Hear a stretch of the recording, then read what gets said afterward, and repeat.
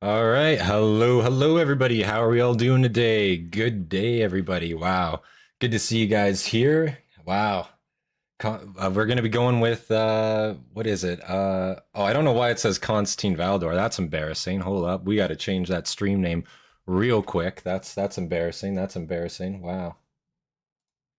Novice here. Wow. Hold up.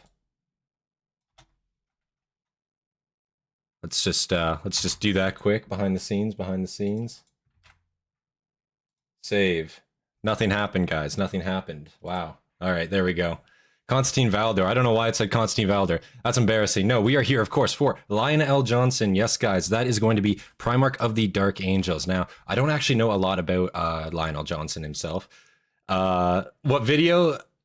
We already did. Listen. Valdor Stream Part 2. It's not Valdor Stream Part 2. Misnamed. We're doing Lionel Jonson. Lionel Jonson, read the description. Of course, guys, you guys have to be more intuitive with these things. You know, I make mistakes. I'm only human, you know what I'm saying? So, of course, no. Most voted on the stream, on the poll last time, it is going to be Lionel Jonson. I apologize for that mix-up, ladies and gentlemen. That is my bad. Lionel Jonson, of course. I don't know why, I must have misclicked, something like that. Streamlabs is kind of funky. It always saves your settings from before. Also, mini painting at 1K. It's, not accurate at the moment because, it's supposed to keep track, but it just doesn't. So, bit of a novice live stream, but here we are. Lionel Jonson, again, Primarch of the Dark Angels. I don't really know much about him outside of that. You guys like to talk back and forth about him a lot. I know that for sure.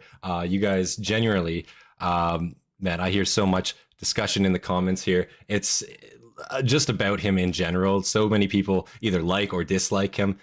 Man, it's really crazy. L streamer, exactly, man. L streamer. Listen, I'm no professional here, okay?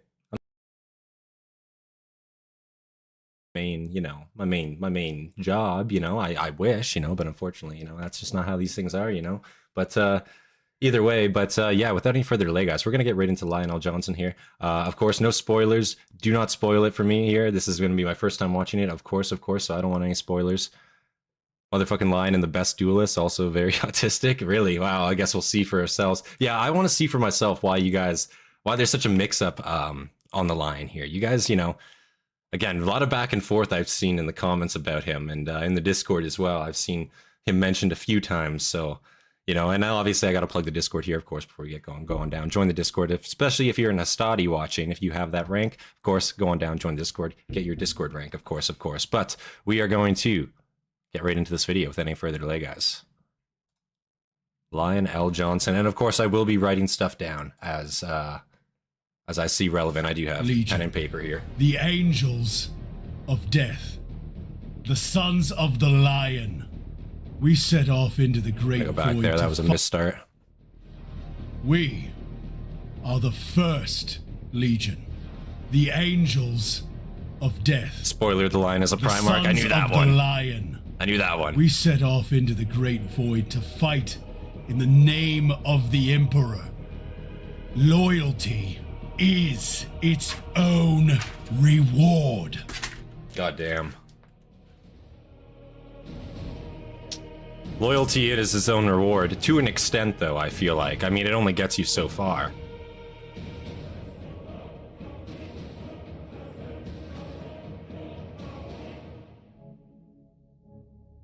Really liking these illustrations already. Wow. Mighty heroes battle for the right to rule the galaxy.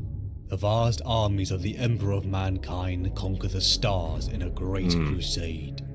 The myriad alien races are too smashed by his elite warriors and wiped from the face of history. The dawn of a new age of supremacy for humanity beckons.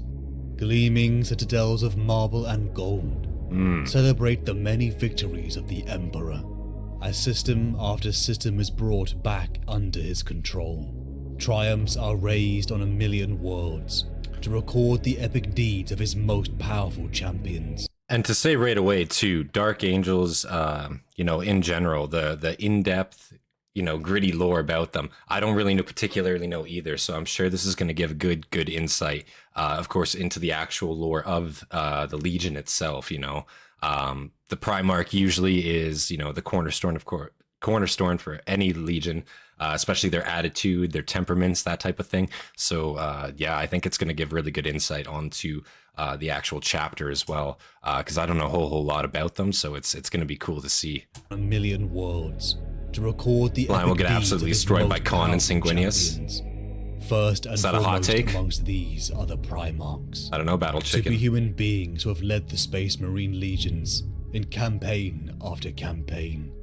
They are unstoppable and magnificent, the pinnacle of the Emperor's genetic experimentation, while the Space Marines themselves are the mightiest human warriors the galaxy has ever known. Each are capable of besting 100 normal men or more in combat. Many are the tales told of these. We've definitely seen that beings, plenty of times. from the halls of the Imperial Palace on Terra to the outermost reaches of the Ultima Segmentum. Their deeds are known to be shaping the very future of the galaxy. But can such souls remain free of doubt and corruption forever? Or will the temptation of greater power prove too much for even these most loyal sons of the Emperor?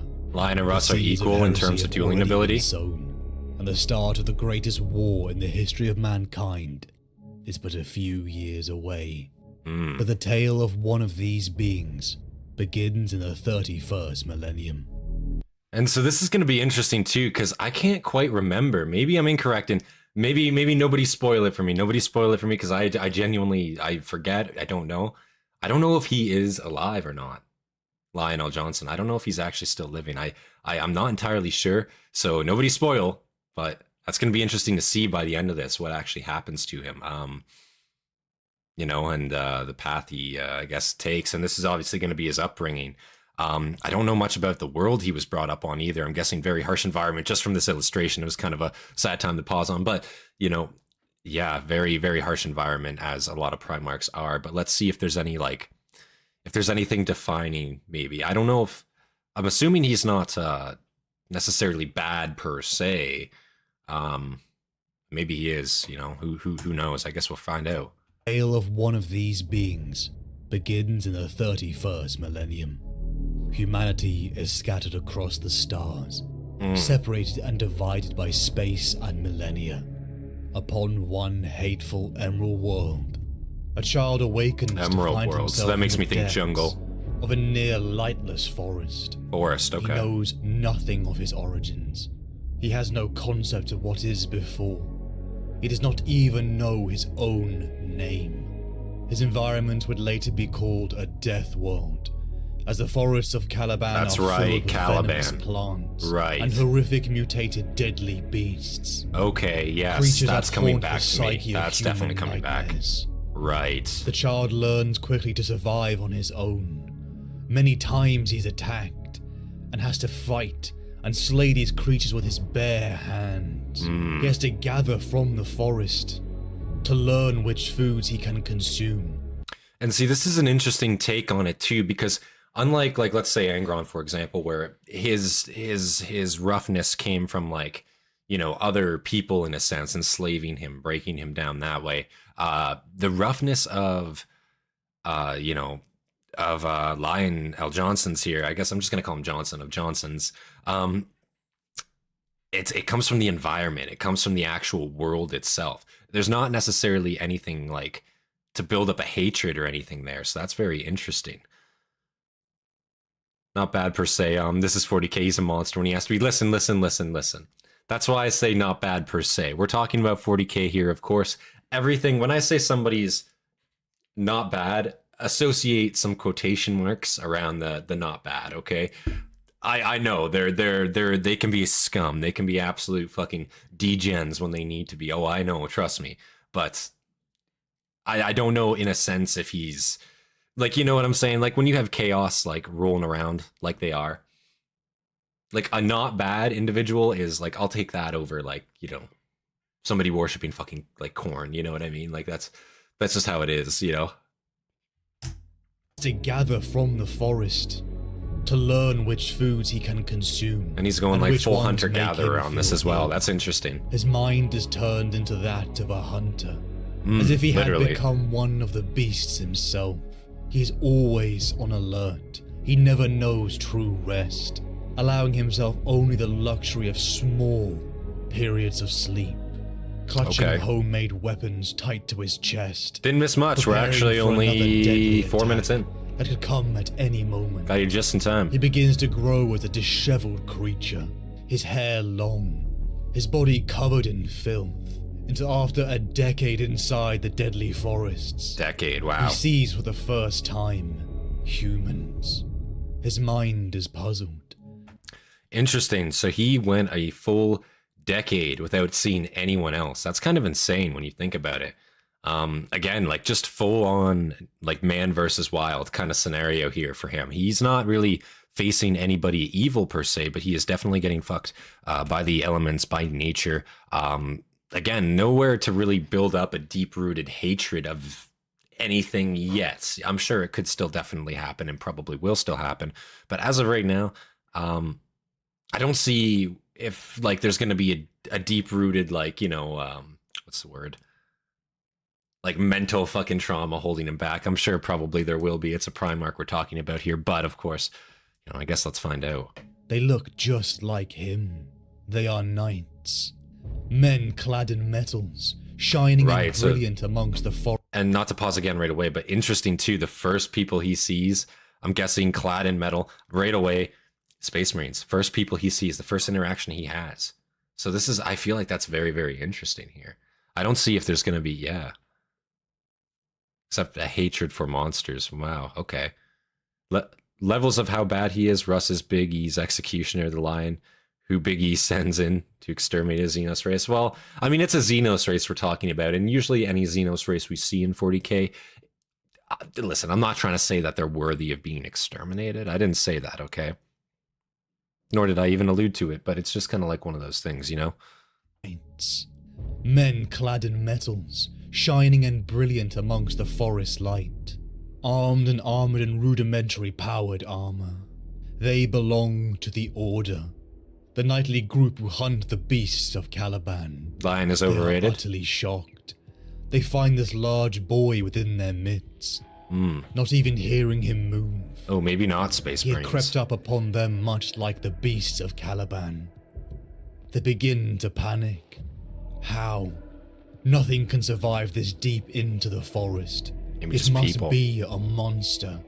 One of the men draws his pistol and laces shots It's not towards Space the Marines. boy, hitting him in his shoulder. Powered Knights, not They Space are Marines. Yeah, terrified. okay. The boy can sense it.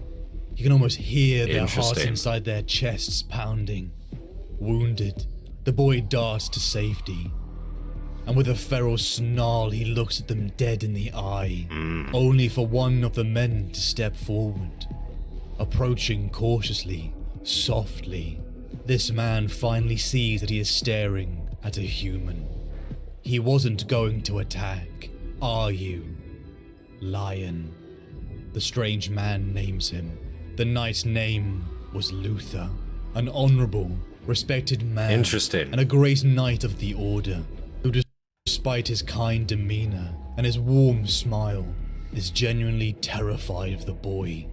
So the Order, I'm just wondering if that's a local planetary thing that they got going on, perhaps, or if maybe that's a like I don't believe that to be anything Big E's got going on right now. And obviously their technology, these are knights in powered armor. It's strange. They definitely reminisce of like medieval knights in a sense. They have swords, but they also got pistols. So they are modern to a degree. I'm just not sure. Knightly Order? Okay. Interesting. Okay. And his warm smile is genuinely terrified of the boy, feeling the hairs rise Archaic on the power back of armor his Knights neck. of Caliban. He almost thinks him to be Okay. a deadly beast of this world, comparing him to the Calibanite lion, the most fearsome creature that stalks these dark forests. Luther would bring the boy back to the Order's fortress monastery of Alderuk, the mountain fortress that has served as a home to the Order for centuries. The boy is lost, confused, taken from a life of nature and placed within the confines of walls. But he is not alone, for the man Luther adopts the boy, and he names him Lion L. Jonson. the lion, son of the forest. Luther finding within his own tragic life the loss of his wife and young child, a replacement within this boy, something to fill the void within his own heart. He will be his son, and he will be his brother, and he will guide him in all the ways of the Order. He will give him everything he can, for even the man Luther can see that this enormous boy is special. So interesting too, it seems like he got lucky in the sense that he got the first people that find him aren't just like assholes. They're actually willing to take him in, to teach him, to actually show him humanity in a sense. They're not just trying to like fuck him over instantly, you know. And I think that's very interesting, at least from what I can tell, from what we're hearing so far. I think that's you know, I think it's going to shape him as a person a lot better than it would, you know, than some of the other Primarchs were shaped by their first experiences with humans, for sure. Plasma pistols, power weapons, old power armor, feudal world with chaos taint, lots of massive forests. Okay, that makes sense. It's a rudimentary power armor that survived the Age of Strife. Okay, that makes sense. He really sucks, but so do all Primarchs when required by plot. It's so true. I feel like that's true in like Warhammer a lot. When plot requires it, the person that you're rooting for just sucks ass, you know? That can see that this enormous boy is special. Surrounded by humans truly for the first time, the Lion finds that he is clearly not just an ordinary man. He is significantly taller, stronger, and smarter than even the most exceptional knights, such as Luther. And the rate of his growth is exceptional. His speed of learning is incredible. Even Luther can see the intelligence behind those deep emerald eyes.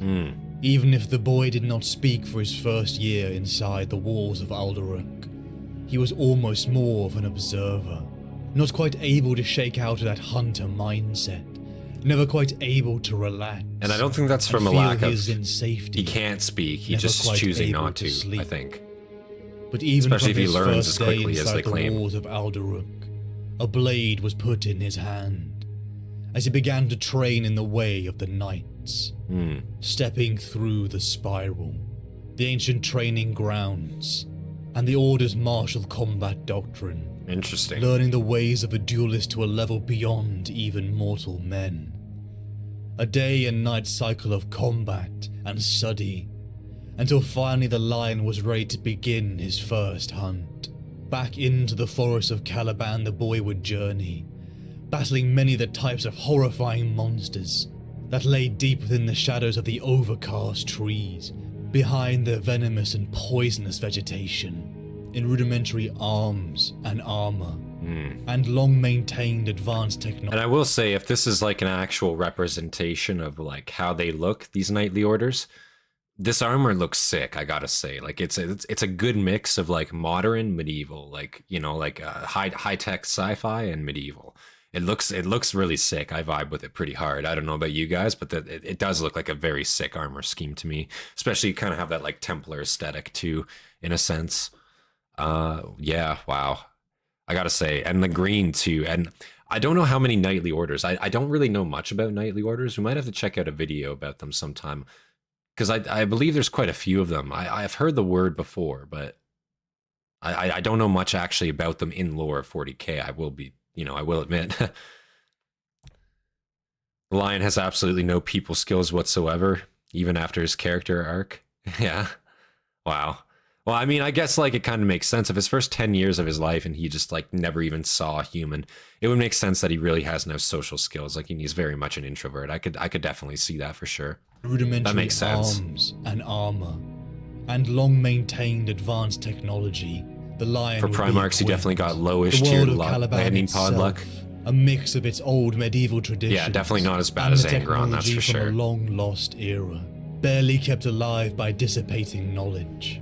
Each generation feeling more and more of that knowledge bleed away. From his auto pistol to his two-handed blade, the Lion's equipment would be slick with blood as he began to purge the beasts of the forest. Hundreds, thousands of horrifying creatures fell to him as he began to ascend the ranks of the Order. His skill and his mind nurtured by legends such as Ramiel, Amadis, and his closest companion of all, Luther. And I wonder if he's getting these promotions out of pure just like combat prowess, or if it's more just a case of, because like, as you guys say, he doesn't have people skills, and that makes sense to me because again, he hasn't been around, like, the first 10 years, the most influential years of his life, he wasn't around people at all.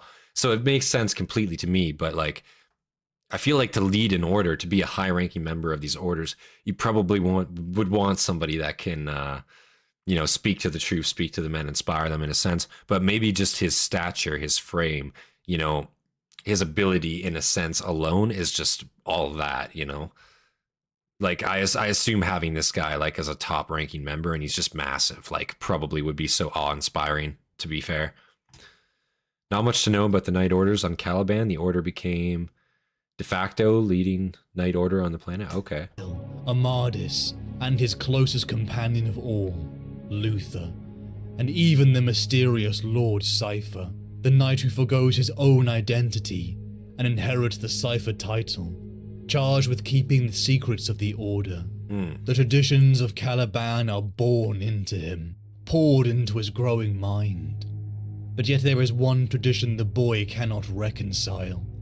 The endless war. His Primarch aura is the strongest out of all the Primarchs. Interesting. Death, the horror and so fear probably that already people see of him as a Caliban leader. live every day. Okay. Fearing that their young and pitiful lives are cut short. Afraid to leave the warmth of their fire and walls. The people of Caliban have looked after him. They have nurtured him, and he wanted to protect them. The Lion declares a crusade. He will purge all the beasts from the forest, communicating with some of the other knightly orders. Across the world of Caliban, the coordinated purge began, relying upon his brother and father Luther to facilitate this coordination. As even as exceptional as the Lion is, he doesn't even come close to matching Luther's oratory skills. Wow. Respect is earned by the Lion, but charisma bleeds from Luther. The decades began to pass. So it very much, put it into perspective there. He really has no charisma at all. He's not a people person. He's not somebody that can, he's not an orator. He can't inspire the men in that way. But it just, again, his frame, his force of will, just his presence in a sense, and his aura, his Primarch aura too. That was very true. Luther cucked, fair enough. Yeah, true. Actually, what am I even saying? From Luther. The bastard Luther. The decades began to pass. The crusade racking up a toll of dead on both sides. Many of the Lion's friends and brothers giving their life in this relentless pursuit of the beasts. Even fighting the creature of his own namesake, the Calibanite Lion. The battle would push him to the edge of his abilities, even with his superhuman skills. The fearsome creature almost cost him his life, but yet the Lion was victorious, removing that creature's taint from the world forever. Now a respected high-ranking member of the Order. So I wonder again if that's like, and if that is actually like an illustration of what it's supposed to look like. These Caliban lions, they look fucking pretty imposing. I'm not gonna lie, they look pretty deadly. And I wonder size-wise too. You're probably looking at that's probably like a 1,500 pound beast, eh? Unless that's like like it's hard to see perspective in this like that compared to like a human, The Lion is a legend. A name whispered with reverence amongst the new recruits and the younger members of the Order. Oh, I imagine all hoping so. to emulate the man. No, the demigod, the Lion. In the victory halls of Alderuk, the knights feast, they chant and they rave, lifting up their successful brothers from hunts, never forgetting to enjoy the life they live. Yet the solitary figure in the corner would catch the eyes of the young Zahariel. Interesting. Following the enormous man, the Lion, to the balconies of Alderun. So everybody is fucking following this guy. Like again, you guys are saying his Primarch aura is strong. Everybody's kind of drawn to him in a sense. They all want a conversation. Point two, this knightly order, it seems to be like largely these guys are very humanitarian in a sense. They don't seem to be bad people, necessarily. I don't know the inner workings per se, but from what we're seeing, they don't seem to be bad people.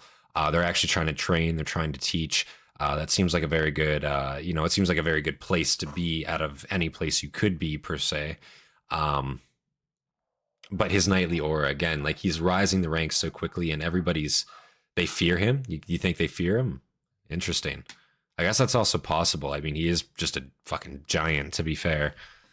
Most man, the lion, to the balconies of Alderunk. Many a times all of the Lion was forged by Big E to be the ultimate warlord. Lion had heard the victories of previous knights, the honors, the laurels. But now the lion wishes to speak of something else. The future. It is good to look up at the stars, said the lion, finally breaking his long silence. At times like this, a man needs to take stock of his life. I find there is no better place to Props take to stock. The narrators on this too. This sounds great. The lion smiled, and Zahariel found the smile dazzling. It was clear that the lion was trying to put him at ease, but Zahariel found it almost impossible to talk to him, as though he was any other man. Jonson was too big, his presence too imposing. A man could no more ignore his extraordinary nature than he could ignore the wind and the rain, or the transition from day to night. There was something similarly elemental about the lion. Lion L. Jonson was the apotheosis of all humanity's dreams for itself. He was the perfection given human form. I wonder size-wise, like on the scale, how big he is. Man. The cleansing of the forest is entering its final stage. They respect him, yeah. Did you know that? I think that's No, true. my lord. They definitely respect I him. thought the campaign was likely to continue for some time. No, not at all, said the lion, his brow furrowing slightly. Though Zahariel could not be sure if it was amusement or contemplation. According to our best estimates, there are perhaps a dozen or so great beasts left in total. Certainly no more than 20. And they are all in the North Wilds. We have scoured every other region of Caliban and cleared out the beasts that were hiding there. Only the North Wilds are left. So they were doing a wipe of That all the would mean the planetary campaign beasts. is nearly over. Interesting. At most, it should take another 3 months. Incidentally, you realize Amodis has asked that you be recorded in the annals of the Order as having assisted in slaying one of the last of them. A fearsome creature as well, from all accounts. Though Amodis killed it, you should be proud of your actions in the fight. You saved the lives of many of your brothers. Not all of them, said Zahariel, remembering Palion's screams as the beast tore him apart. I couldn't save them all. And this is obviously a death world. That's what this is known as in the Imperium. So all manner of beasts. I'm sure what we saw was only a sampling, a taste perhaps, of what is actually on this world and just what they have to actually deal with, of course. So when they say beasts, fuck, I'm imagining some pretty bad shit here from what we've heard. Only 12 feet. He's 12 feet? Goddamn. He's actually among the shorter Primarchs? That's fair. You'd think he would definitely be bigger if he's supposed to be the ideal warlord, but looks can be deceiving, I guess. Middle height, he was the temple after all. It is something every warrior must get used to. No matter how skillfully you lead your warriors, some of them will die. It was only a matter of luck that I didn't die. It's unfortunately The sheerest reality. chance. A good warrior will always take advantage of chance. He should adapt to the changing Shorter than Vulcan, circumstances of Veriss, and battle. Magnus for sure. War is all about opportunities, Zahariel. To be victorious, we must always Vulcan's be ready massive. to take hold of our opportunities as they arise. You showed initiative in fighting that beast. More than that, you demonstrated excellence. Precisely as the verbatim defines these things and sets them out as our ultimate aim. We cannot know what mysteries the universe holds or what challenges we may face in the future. All we can do is live our lives to the fullest extent we can, and cultivate the virtue of trying to achieve excellence in all things. When we go to war, Interesting. it should be as master warriors. we make peace, we should be equally adept. It is not good for human beings to accept second best. Our lives are short. We should make merit of them while we can. Abruptly coming to silence, the lion continued to stare up at the night sky as Zahariel stood beside him. I wonder what is in the stars. The old tales say there are thousands, perhaps millions of planets out there. Interesting. It's like Caliban. They say Terra is one of them. It is strange. Terror Don't you think? or Terra? I just want to hear that again. Perhaps millions of planets out there. Just like Caliban. They say Terra is one of them. Terra. It is strange. Don't you think? That every child born of Caliban knows the name Terra? Interesting. We count it as the source and wellspring of our culture, but if the tales are true, it has been thousands of years since we had contact with that source. But what if the tales are false? What if Terra is a myth? A fable invented by our forefathers to account for our place in the cosmos? Interesting. What if our fathers' tales are lies? It's very interesting. They're like he's comprehending this subject. You know, they know of Terra. Their equipment is that of the Age of Strife. This is a knightly order. I'm sure they've kept records over that time. Very, very interesting that they are. You know, he's referencing Terra. He's actually thinking about it in this way. And he's asking, is it bullshit? Is this just a myth? You know, have we just always been here in this famed, illustrious planet that allegedly we came from is just a myth? Is that just bullshit? It's an interesting idea that he's tossing out there. Obviously, we know Terra is the One Piece, yeah. Obviously, we know Terra, like, Big E is coming for him at this point, but just very, very interesting. Like, you know, they're able to comprehend it on Caliban without any contact with Terra at this point. It would be terrible. There's not many other Primarchs that we've seen comprehend it even at all, He or felt even a know shiver anything and told about it. himself the night was growing colder. People take the existence of Terra for granted. If it had all turned out to be a myth, we might start to doubt everything. We would lose our moorings. We wouldn't know what to believe. True. But in other ways it would free us. We would no longer need to be responsible to the past. The present and the future would be our only boundaries. Take the current campaign against the great beasts as an example. You are young, Zahariel.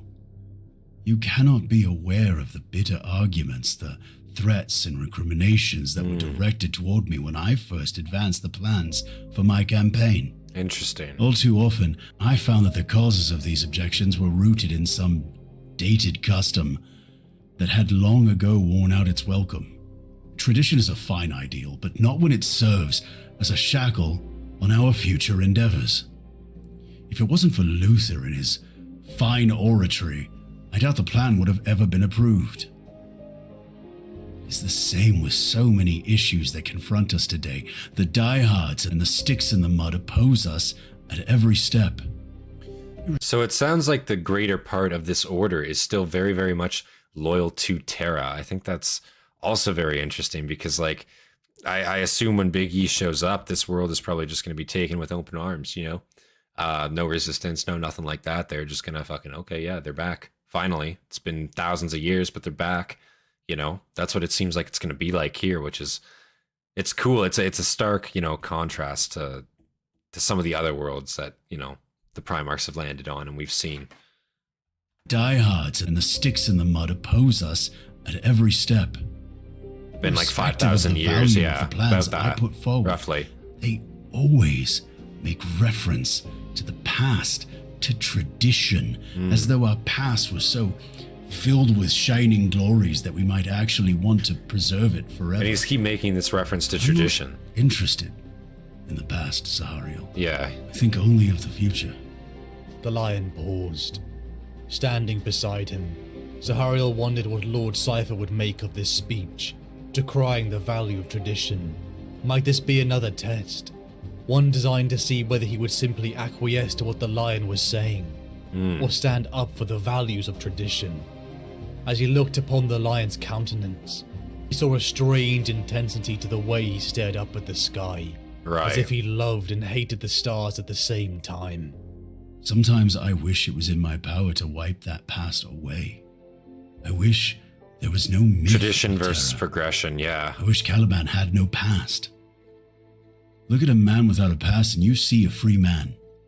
It's always easier to build when you build from scratch. Mm. Then again, I look at the stars and I think I am too hasty. I look to the stars and I wonder what is out there. How many undiscovered lands? How many new challenges? How bright and hopeful might our future be if we could God, make he it has no to idea. the stars? Such a Depressing. thing seems unlikely. For the moment, at least. You are right. And they're talking about like Star Trek, like, because this is just a society that has regressed to the point where it's not possible anymore, but they definitely know it existed at one point. They haven't forgotten. This world has stayed, or at least this order has stayed very closely knit together, and the knowledge sharing has stayed there. It's been passed down for thousands of years at this point. It's still very much developed, even though they've regressed. This is still a very much developed place in a sense. Caliban, very dangerous world, of course, but like the people that are there, I'm talking about this lost human colony from the Age of Strife. They seem to be doing rather well for themselves now. Now, obviously, probably not always, for sure. If you're too busy looking at the future, you never see now. Hey, what's good? Yeah, you're good. Hey, got a guest star here. Do you want to say hi? There, get in frame here. This is Wet 10 again. He's here. Hello, stream. Hello, how What's you guys chat doing? saying? Fear, Pyth, Chat Gala, Andrew Moss. How's everyone doing? Yeah, Hope everybody had a good weekend. yeah. Everybody's Enjoying the good. stream? Yeah, I think so. We're 20 Getting minutes into in. it. 3 hours and 40 minutes. Oh, that's a longer one. Oh, did you hit my shelf? What the hell, man? Oh, Shelf is okay. that's okay. Good. Yeah, no. Cool. What'd you bring me? Bring me There's a beverage. Oh, There's a yeah, beverage that's if you good. wish for a Oh, beverage. thank you. Yeah, you should run me a glass, but I Oh. appreciate that. No. Well, yeah, maybe. Oh, God, and my headset's falling apart. Oh, yeah, you guys want to see some fuck? A little intermission here. Look at this. Look at that right there. Fucking total equipment malfunction that happened like, what, 2 days ago, I think. Right before you got here, you didn't It's have a one thing over with here. those headsets. Yeah, this is I don't know, maybe I'm not talking shit about the brand, okay? I'm not talking shit about the brand. That being said, Razer headsets, you know, this is my second pair, and same break in the same spot, man. I don't know, that's all I'm saying. Like, it's rough shit, you know. It's rough shit for sure. Logitech. Not sponsored, but yes, Logitech will be nice. We're gonna keep going here. I think he's coming on back. 1 second. We're gonna keep going with this. Such a thing seems unlikely. For the moment, at least. You are right. Razer scam, If the yeah. stars Razer is a scam. But to come to us, I don't understand. truthfully, nor do I. But on nights when the See, I used to rock Razer. I'm not gonna get into a fucking. I'm gonna pop back up right here. I'm not gonna get into it right now, man. But like Razer products, listen, I used to buy a lot of them, but recently, man, I've been going Logitech route for a lot of my stuff, a lot of my peripherals, especially. And man, I just find they don't break. They just last longer. I don't know. Maybe that's a hot take. Again, not trying to do an unbiased take here. The only thing I still own that is Razer is this headset, and obviously this will be getting replaced at some point now, very shortly. But yeah, 2 days ago, I just haven't been out to the shop to buy myself a new one. Oh. stars were to come to us, I Logitech, don't exactly. understand. truthfully, nor do I. Oh, thank But you. on nights when the stars are bright, I dream of a golden light, Appreciate it, sire. of all the stars in the heavens coming down to Caliban and changing our world forever. The stars come down to Caliban? Hmm. Do you think it means anything? The lion shrugged. Who knows?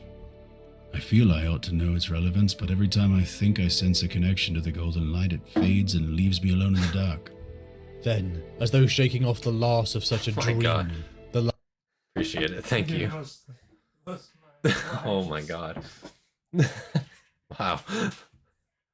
Gracious. Back Alone in in the 5 dark. seconds there.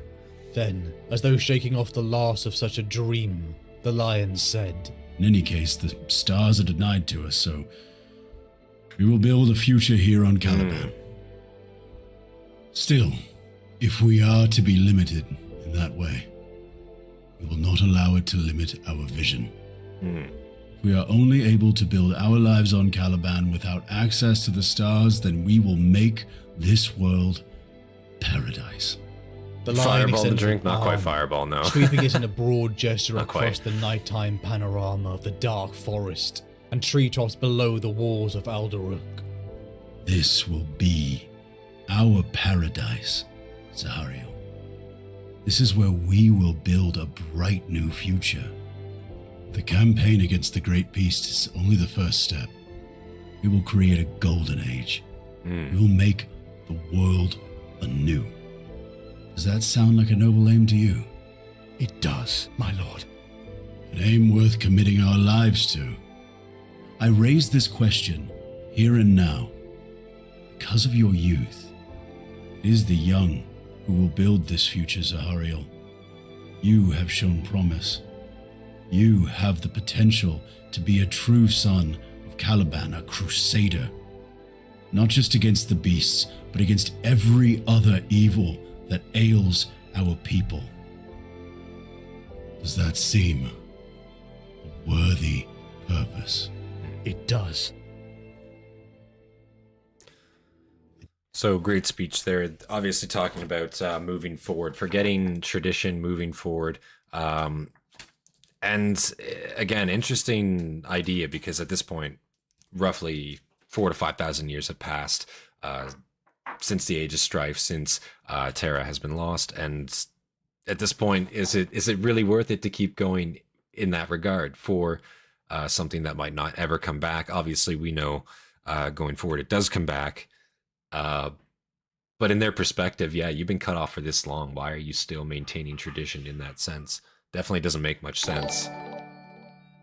Oh, I appreciate that, Tanner. Thank you. I appreciate that, man. Welcome, welcome, Tanner. Yeah, for the Hastati membership. Yeah, I appreciate that, sir. Thank you very much. Let's keep going with this one. It is said by Luther that the lion is the loneliest man in the world. He is exceptional. He can imitate the sound of any animal on Caliban, from the hunting cry of a raptor to the mating call of a Severix. He also has a wonderful singing voice. He knows all the old songs, the folk melodies of Caliban. If you ever heard him sing Forest of My Fathers, it would bring tears to your eyes. His martial prowess, his intellect is so far above the mortal man that even Luther, who would have been exceptional in a life where there was no lion, simply falls short. The lion has no equals, no being for him to converse with fundamental understanding. He is so exceptional that even his brothers of the Order cannot forge a true bond. For who can stand so close to a shining star without being blinded or forgotten? Wow. He is alone. That's a very interesting way to describe him in a sense. Like his pedestal is so high. He's perfect in every way to the sense where nobody actually, nobody can compare to him. So in that sense, he is actually completely alone just because he's the fucking best he could possibly be. And nobody is his equal. Nobody is even his better, and no one will come close to being such. Obviously, we know this is a Primarch. This is, one of Big E's children, of course. So he's, no baseline human is ever going to compare to something this guy is going to be. So I imagine like if the Emperor never came to collect him, I imagine he would rule his world forever. Sober stream when? What do you mean sober stream? When have we ever done a sober stream? What? Being blind. What's funny? What's funny? What's funny? No, tell me. Is alone. Even to Zahariel, one of the youngest members of the Order, Son of a bitch. he's astounded by the vision the lion has for the future of Caliban. They stand upon a nexus. The beasts are dead. They discuss the Caliban that has been, and the Caliban that will become. The forests are clear. The lingering fear of an early grave that haunted all Calibanites will be gone, and they will make a paradise. A world without fear, but the lion looks to the stars and wonders where this drive within comes from. He is so different from everyone else. He feels a calling when he looks to the sky. Is it innate within him to act this way, as a world shaper? Or did someone put that there? Is he more weapon than man? And the leadership, does he even desire it? The responsibility to be the torch holder for Cool, he's Caliban's already guiding having these future? thoughts. Or is it simply a responsibility he must take upon his He's already having these thoughts that he must ascend to something greater. He looks to the stars. He feels that calling. He already knows. He doesn't know, but he feels something calling him to that. I think that's very... Is that Mr. Moist Tent off screen? Yes, that is. Moist Who Tent. says this? Yeah, who said this is Tanner? I think he's over on the Discord there, yeah. But yeah, he's building a martyr over in the corner there, like a gremlin. Progress must be made. My cat's just chilling out beside him there, enjoying life. future? Or is it simply a responsibility Started he early. must Started at take 6. upon Well, we his started at shoulders? 6. The Order has always held one tenet above all else: secrecy. Oh. Trust is implicit, and yet strained within the Order, as the layers of knowledge hidden throughout the ranks stems to the traditions held since the Order's inception. And the Lion too holds secrets he keeps even from Luther, of his Interesting. interactions with the mysterious Watchers in the dark. Robed creatures, small in stature, but yet possessing immense power tied to Caliban itself. Only the Lion knows what has been said between them, the secrets they whisper, and the past they speak of the warnings meant only for him. Caliban's people will have a bright future, and who could the Lion trust the responsibility and vision to, other than himself? It was simply a matter of fact. Only he was capable of this. Caliban, after decades, has purged thousands of Cat beasts just had 2 across the kittens. planet, Goddamn. leaving the last Yeah, I got pocket 2 of boys, resistance so that's within not the possible, infamous thankfully. North Wilds region, the domain and territory of the Knights of Lupus Order. Conflict between these two orders is inevitable, as the Knights of Lupus seem hesitant to fully purge the rest of the beasts, their own hesitancy sending warnings and frustration within the Lion. Even some of the Lion's very own scouts, who ventured too far within the North Wilds region, were slain by the Knights of Lupus. A dishonor that was clearly the beginning of more to come. The elderly Grand Master Sartana of the Knights of Lupus made his way towards Alderac, greeted by the Lion and the growing ranks of the Order, a display of power and a way for the Lion to show off, showing how the Order is filled with many recruits, drawn in by the legends such as him, Luther, and many others. Master Sartana chastises the Lion, declaring that he has gone against previous promises, and that he has clearly laid down the foundations for this conflict. Right. And perhaps this is true, for the Lion sees them as an obstacle for peace. Their hesitancy to not purge the rest of the beasts makes Jesus their Christ. intentions clear, and makes them obstructions for the future of Caliban. War is declared, as the Order prepares to siege Start the time is Knights of 12 p.m. Lupus' for you. fortress. Goddamn. As rare as it is, I always start once at 6 again, p.m. humans will EST. battle That's upon when the I've always fields of started. Caliban. Usually. The Order sets off to the North Wilds, and in this culmination of their last obstacle, the Lion is declared the Grand Master of the Order, something many had seen coming.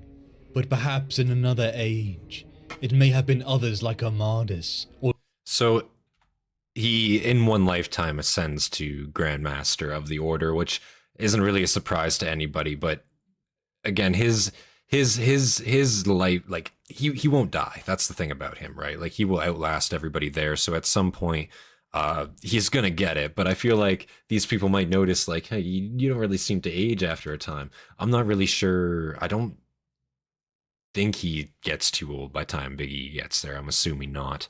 Because he's definitely needed for the Great Crusade in a sense, but Atlantic Standard Time, ugh, gross. No, I'm joking. but perhaps in another age, It may have been others like Amadis or Luther, but the demigod figure that was It's a little early for you. Yeah. It left no one unsure that he was worthy. He, the architect of the crusade to purge the beasts. It was clear they were all following this man's will, and they followed it with zealotry. The Order and its knights, such as Zahariel and his cousin Nemiel, and thousands of others prepared to kill men. Many within the ranks of the Order had only ever hunted the beasts, and now they hunted their own species for the first time. Outside the walls of the Knights of Lupus's fortress, the mud is thick, the rain is heavy, and in their council meeting the Lion prepares his plan. He knows he will be a target, and uses himself as a distraction, so that Luther may take the main force to charge the gate. Luther protests, stating that if he was to fight and die, that it would be by his brother's side. No matter if they had lost everything, the brothers would always have each other. They had fought the beast together, and Luther would be remiss if he was not there to protect his brother, even as superhuman as he was. The siege began in flame and smoke. The Knights of the Order began their assault. So is this a rebellion? I just want to make sure that I'm not misunderstanding this in a sense. I'm pretty sure this is a rebellion in a sense. Oh god, it's gonna happen again. Headset's gonna snap in half, bro. All right, I'm pretty sure this is like a insurrection in a sense, but I could be incorrect. They're not content with his rule, not content with his way forward, what he thinks. They don't want to break tradition, and he very much is for breaking tradition. That's my thoughts on this. But yeah, wow, they're definitely going. They're fighting each other here for sure. This is, I don't imagine this ending well. Siege towers were pushed with a heavy between another order, not a rebellion. Okay, so usually these orders would kind of. There can potentially be more than one order on a planet, and those orders could potentially work together, potentially fight each other. Is that correct then? New Zealand time, goddamn, that makes sense. Siege towers were pushed with a heavy heave. 12:08 p.m. Monday. Whilst the catapult rained down fire. Upon the walls and the gates, they began to cut down the Knights of Lupus. In brutal hand-to-hand combat, the sensation of fighting they refused to kill beasts because they were one trying that to tame seemed them. To even horrify the men of the Order, such as Zahariel and Nemiel. Definitely can't the have Lion's that. men began to overwhelm their enemy, until the dark truth was revealed upon the field of battle. The Knights of Lupus unleashed tamed beasts from their own armory. I see. The act itself a heretical betrayal of the knightly order vows that many had taken. But see, they're only doing this as kind of a last resort. So did they even know that that they had these beasts tamed, or is this just kind of like, oh, they went there under the suspicion? Because this seems a lot like a there's a weapons ran kind of situation, but there definitely isn't like anything there. But in this case, there is, so they're not wrong. But they could have been. The lion felt his blood sing with heat. The very beasts who had attacked the people of Caliban, now within the ranks of those who were meant to cut them down, those who were meant to protect the people. The lion pushed on from his distraction force, charging at the beasts, and for the first time many within the Order saw the lion fight up close. Many now truly taking in the size of him, how deadly he was, his skill with the blade. How far beyond human he truly was. It had cost many lives, but the Lion, Luther, Zahariel and Nemiel, and the Knights of the Order annihilated the Knights of Lupus. Wow. And in the ashes of their Knights victory, of Lupus, the Lion demanded the fealty of the other orders, uniting them into one, a knightly force that would cover the entire planet. But to the shock of many, he did not order the destruction of the Knights of Lupus's hold. Orders came from the Lion to keep their library intact, one that brought a questioning look from many of them, others believing the knowledge within to be heretical. But as the Order had taught him, the Lion did not destroy secrets.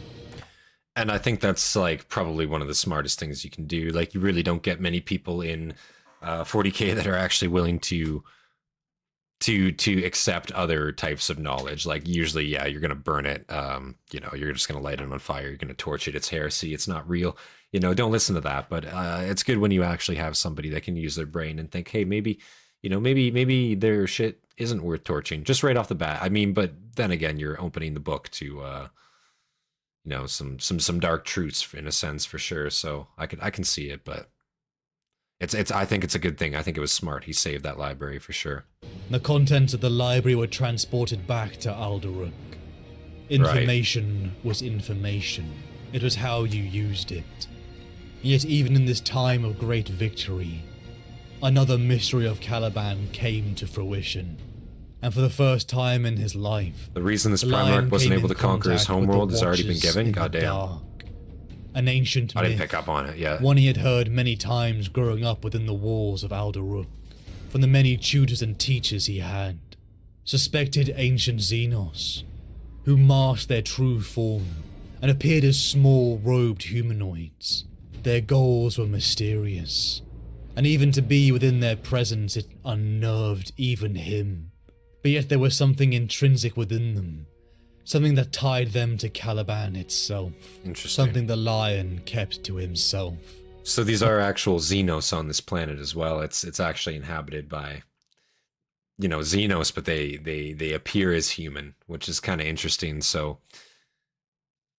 are they trying to actually like influence what's going on here? I'm assuming that was probably what their intent was, or at least so they didn't just get slaughtered immediately. One of the two. Not even telling his own father Luther of their interactions. The Lion and the Order had finally purged the beasts on Caliban. It was a time for celebration. The people felt relief. They could leave their homes, leave the safety of their walls. They lived in a time of peace.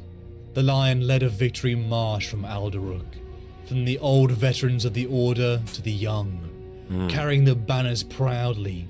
It is an honouring of a legacy of thousands upon thousands of years of conflict. A war finally won, until like a vision he had seen in a dream, the Lion saw a Calibanite eagle. Rare creatures, not dangerous, but they were regarded as birds of omen by the superstitious of Caliban. The Lion paused. He had seen it. He had seen it in his dreams. This moment. Jonson looked to the sky to see a bird of metal and large warriors in powered armor descend around the panicking knights. They drew their blades and pistols, only for the Lion to order them to stand down. Luther barking the orders down the ranks as his warriors clad in powered armor stepped forward. They declared that they were members of the First Legion.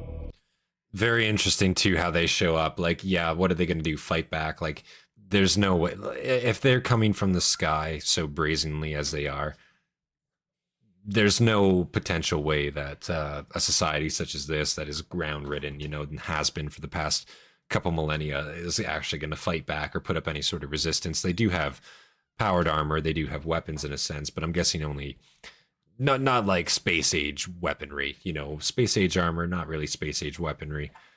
In a sense, I'm assuming.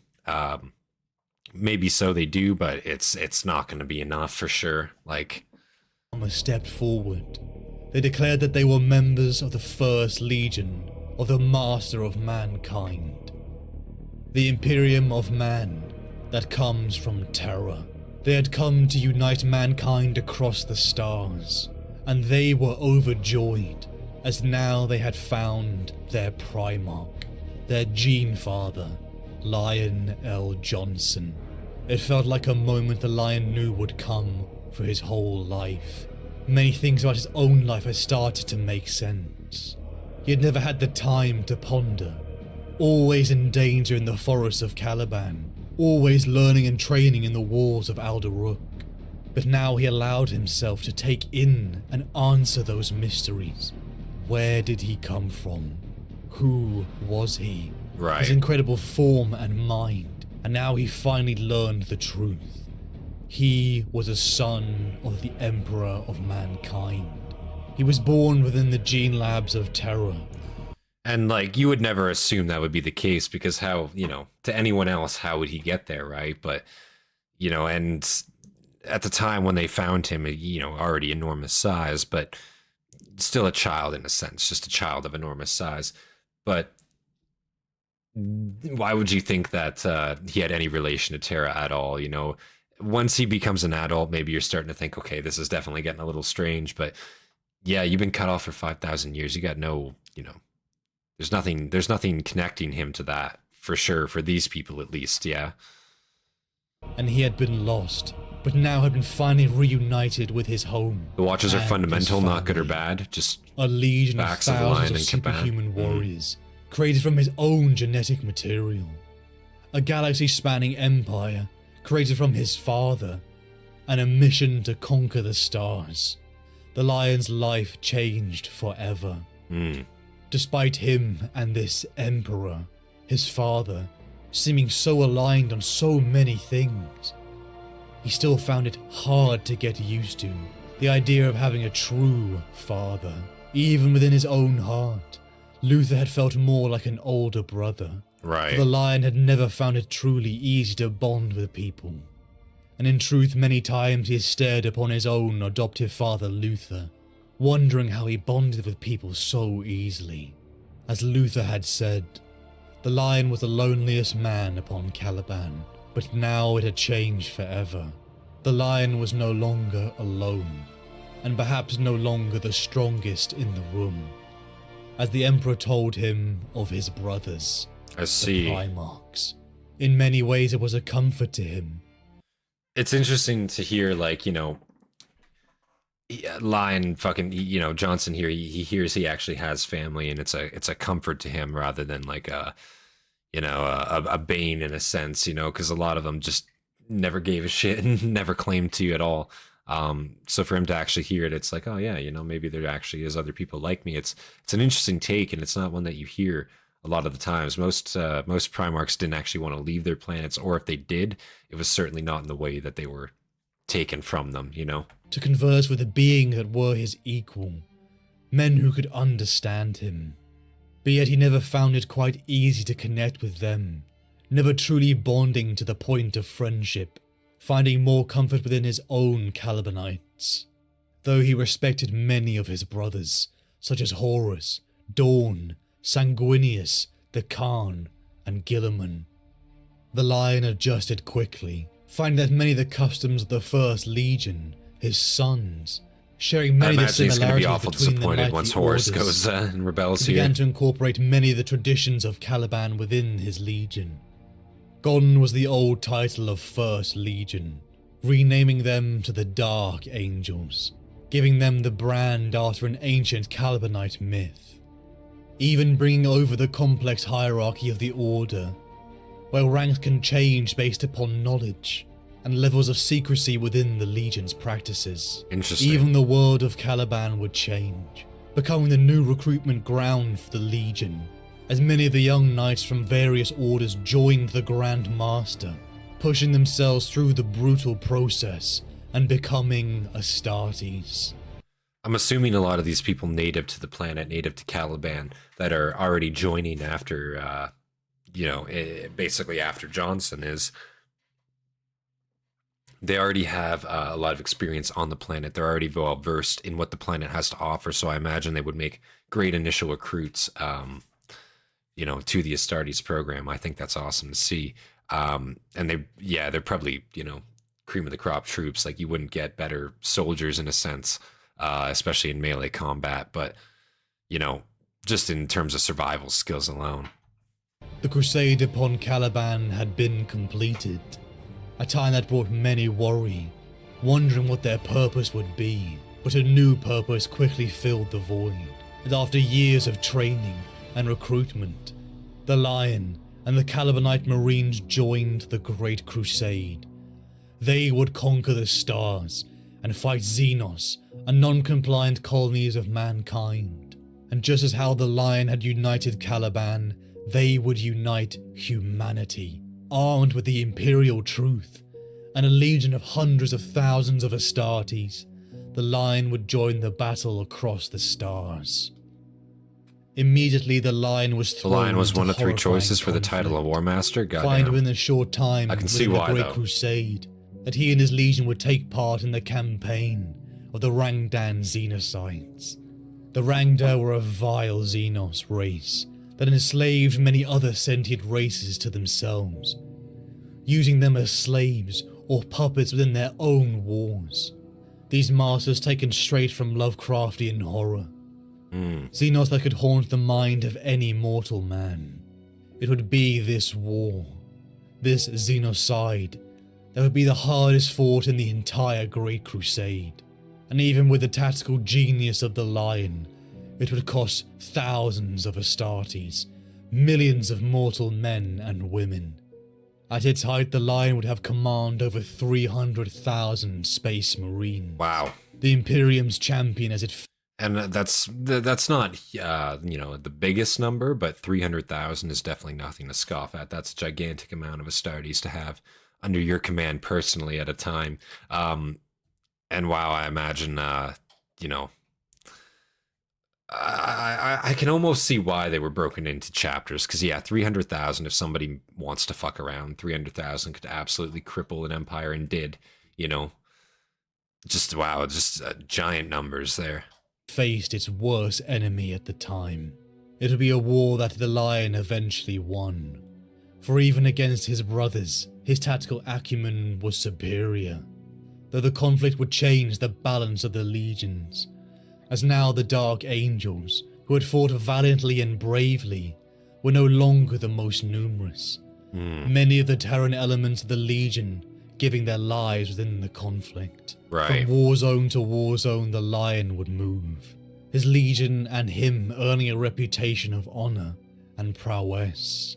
But the Great Crusade would change for the Lion upon the planet of Sarosh. The negotiation with the governors of Sarosh broke down after months of talks, leading to a confrontation and a suicidal assassination attempt upon his own life. The leaders of the world hiding a nucleonic warhead within their own ship, hoping to take themselves and the Lion out together. A plan which almost succeeded, if not for the last-minute intervention of Zahariel and Luther. Wow. The warhead was blasted into space, the Legion only taking minor casualties. So Luther really came in clutch there at the end of the day for him. Like, even still to that day, coming in clutch for him. Wow. But yeah, I mean, if you're gonna, like, you know, assassinate somebody, you know, planting a warhead on your ship and blowing yourself up with them, that's a pretty, you know, convincing way to do it, I'll be honest. But much to the Lion's shock, he found that his father, his brother, Luther, had faltered. The older Knight of Caliban hadn't reported his suspicions earlier. He had waited, almost allowing the assassination to succeed. Really? And when the truth was finally revealed, the Lion felt it cut deeply. From a man who said he would have died by his side, to almost allowing him to be killed. He was let down by the man who had saved him from the forests.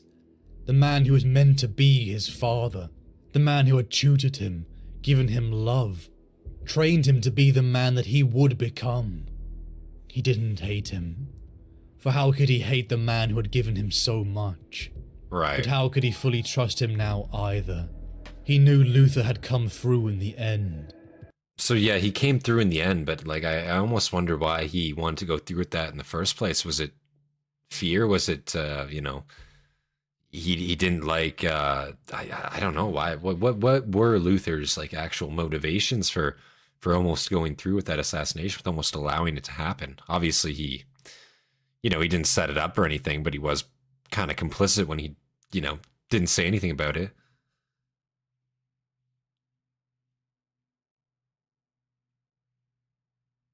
Oh, I see. So they basically just, I see. So this was after their civilizations basically got genocided. I see. That makes sense. Okay. It's a pretty, like, apt response, honestly. Back? How could he trust many of the other Calibanites? Perhaps Jealousy. they too shared in the feelings. Complicated. Okay. And yet even upon the Right. face of Luther, the Lion couldn't read it. He couldn't perceive the truth behind the shame.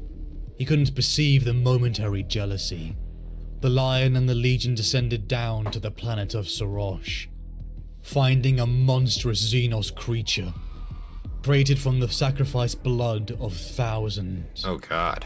A creature that had been mind-controlling the population of Sarosh. Ooh.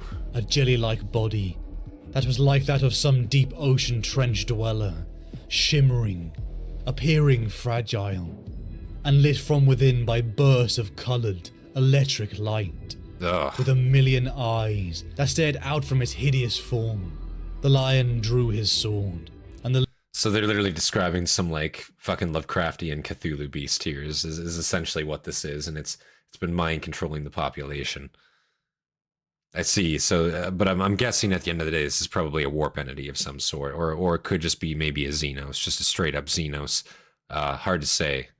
I guess at this point they don't really know what as warp writhing entities would tentacles be, launched right? forth, attacking the Dark Angels at many Or different warp entities, they would points. know what they are, but The not Primarch chaos per se. roared, That's how launching it into goes. the My battle bad. with fury, and despite taking many casualties, and with the Lion and his sons buying time, Zahariel detonated a psychic device, eviscerating the Xenos creature. But it didn't feel like victory, as in the wake of this conflict the Lion had been shaken. Never before had he felt like he couldn't rely upon his brothers. When one had descended into the forest for the hunt, he had to trust in those around him. To have no trust was death, and his trust in Luther, Zahariel, and many of the Caliban Knights had waned. Right. Back to Caliban he would send them. If they could no longer be trusted upon the field of battle, then the best use for their abilities, and a path for redemption, for those that had erred or faltered, would be in recruitment. Right. And even in his own heart of hearts. And I feel like at the end of the day, that's probably the safest choice for it. Like if you're gonna, you know, if you're gonna still like keep them alive, keep them in the order, you don't want them close to you. You're gonna send them back to the home planet, prove yourself, you know, recruit more soldiers for us, you know, but don't fucking come near me again. Like that seems fair, I think.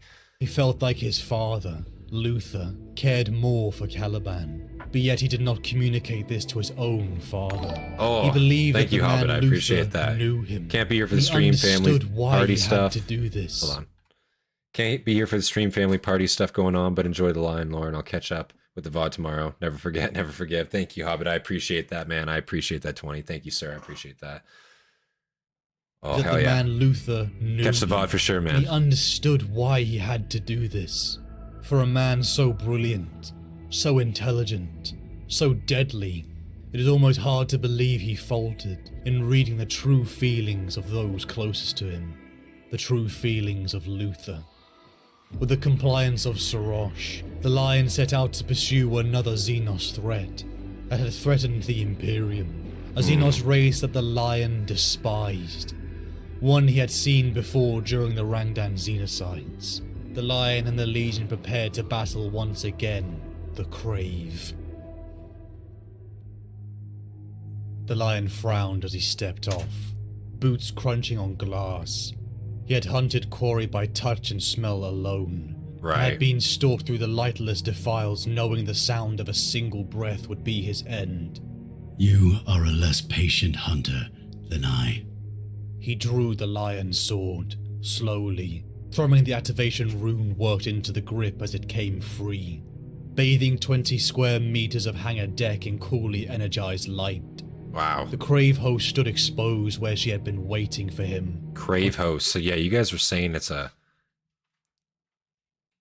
Xeno. There were a lot of Xeno species. A lot of them got exterminated by Lion and Rus mainly. Okay, yeah. So most of the Xenos races we see, they're just the ones too big that they couldn't get eradicated, essentially. I see. So this is one of the smaller sub-Xenos factions that existed, but no longer do, very clearly.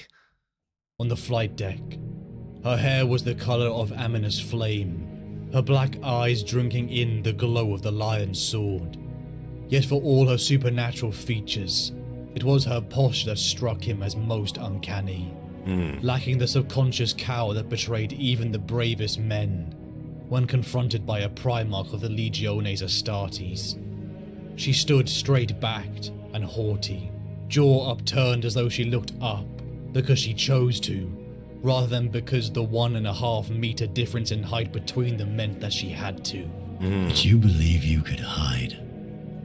I am the Angel of Darkness.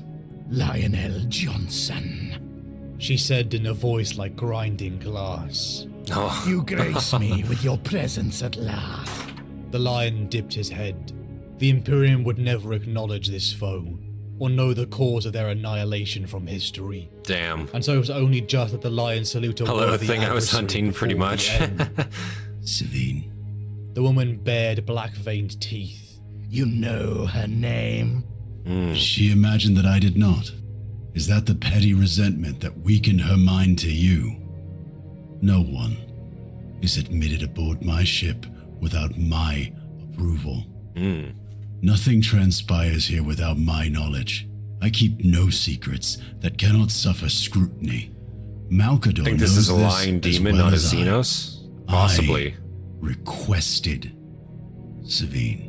The Crave host swayed as though struck. Savine has suffered for her shortcomings. As soon will you. I have already slain one of your kind. Your arrogance in facing me is deeply misjudged. He Wow. was young, barely 6 times older than your race. You speak to me of arrogance while failing to recognize the strength in front of you. Tell me your true name, Xenos. I alone will recognize it after your demise. It is beyond your ability to pronounce or comprehend. So yeah, I definitely think Crave are a special Xenos. So yeah, either a special Xenos or it is just a Chaos Demon. And it's hard to say which, because it does have arrogance for sure. It is clearly bold what it's doing, but it's just funny how like Jonson's just like, yeah, you're not going to be fucking acknowledged after I kill your ass. Maybe I'll do it personally. I'll give you that like kindness here now. But that's literally all he's doing. Like, and it's just kind of funny how he's just like shit talking still at this point. Savine will suffice. She would have enjoyed this moment if she were still here. The lion looked up. The Crave host hovered a meter above him. She dropped with a laugh, sinking her claws It's a into his Xenos. scalp. Crave Xenos for The sure. docking bay Okay. disappeared. It was still there, after a fashion. A reflection glimpsed through the smoke, vanishing with every shift of the wind. The fire gutted to embers. Pretty well The documented in shadows other stretching books. up Okay. like tall trees. There's quite a bit of like lore on them. bars. The hard bangs of Tregaine's bolts were echoes through the vastness of a forest at dawn. This is Caliban. This is your mind. Said Savine. She looked around, feigning interest of the remembrances whose skin she wore. In this place of the mind, her appearance was almost human. Dark veins withdrawn, pupils shrunken, only a faint luminosity of the skin that was in tune with the unreality of her surroundings. What a drab and flavorless place it is, too. A mind like Okay, this she's stabbing has back a no little bit. right to exist. Wow. You, your brothers, your sons, you sicken me. The lion struck with his sword, only to find his hand empty. Fingers uncurled from their grip as Savine laughed. Oh. All your prowess, all your gene-wrought strength, it is worth nothing here. In here, I am... The words became an airless choke as the lion lifted her by the throat. Her eyes bulged, her feet kicking futilely as she scratched at his forearms. The leaves of the shadow forest rustling and wavering as she did so. Interesting. As no relief or rescue broke through. The reality that the Primarch had constructed. The lion was the master of all his domains. Right. Dived willingly into a Primarch's mind, and for that hubris alone, you deserve this failure. He squeezed That's such a like crazy like revelation, like going into a Primarch's mind, and it's just like this alien thinks that it actually has like power there, but it's just still small fry. It's still very neophyte in the grand scheme of things, and it has literally no power there, even though it claims to. That's fucking awesome. Yeah, don't go in a lion's head. He'll fuck you up pretty much. Yeah, that's exactly right. Like, holy shit. Wow. deserve this fate. I thought she was stabbing back there a little bit, but no, Squeezed she's got tighter. nothing. The hands around her throat were metaphorical, the assault mental, the psychological equivalent of a covering of a candle with a jar. Wow. Only his flame fed off the energies of the ether rather than air. The air was thick with smoke, tainted with the harsh odors of burnt metal and solder. Hundreds of fires of various sizes and severity burned over the familiar. It grievously mauled the topography of the docking bay. The lion shifted position, his body telling him he had been immobile for longer than his recollection of the events could account for. I see. Savine's body limply fell from his shoulder. Oh, She landed with the grace of a corpse. Tregain approached, and he looked at Savine. Then he looked up at his Primarch. The lion gave a nod. She is dead. May I be the first? that was pretty to easy, I'm not gonna congratulate lie. you on your recent Wasn't much of a victory. challenge for him. Once again, the Emperor received the lion within the staterooms aboard his flagship. The glorious suit of golden chambers elevated his imperial majesties to the point of inconsequentiality. So rich were they, so sumptuously appointed that, like the Emperor himself, it was difficult to form a distinct impression beyond a sense of humbling and of awe. Once again, the lion recalled little of the antechamber and the grand processionals that had preceded his passage. It was as if part of him had always been here, in these They don't rooms call with his the father, and Emperor's that part exterminator could for never nothing. leave. Yeah, apparently. Thank you, Father. You were not the first of my sons to reclaim a place at my side. Yet a Chaos But Space your Marine is tally able to of beat the lion with victories Psyker is powers, second to but a no several other. million-year-old Xenos Even can't. Yeah. Horus looks upon them with Seems a bit envy. plot holy, eh, doesn't it? Horus inspires. Just a little bit, just a little bit. Magnus enlightens. Logar illuminates. Rabute raises an Imperium in miniature that celebrates his name and yours.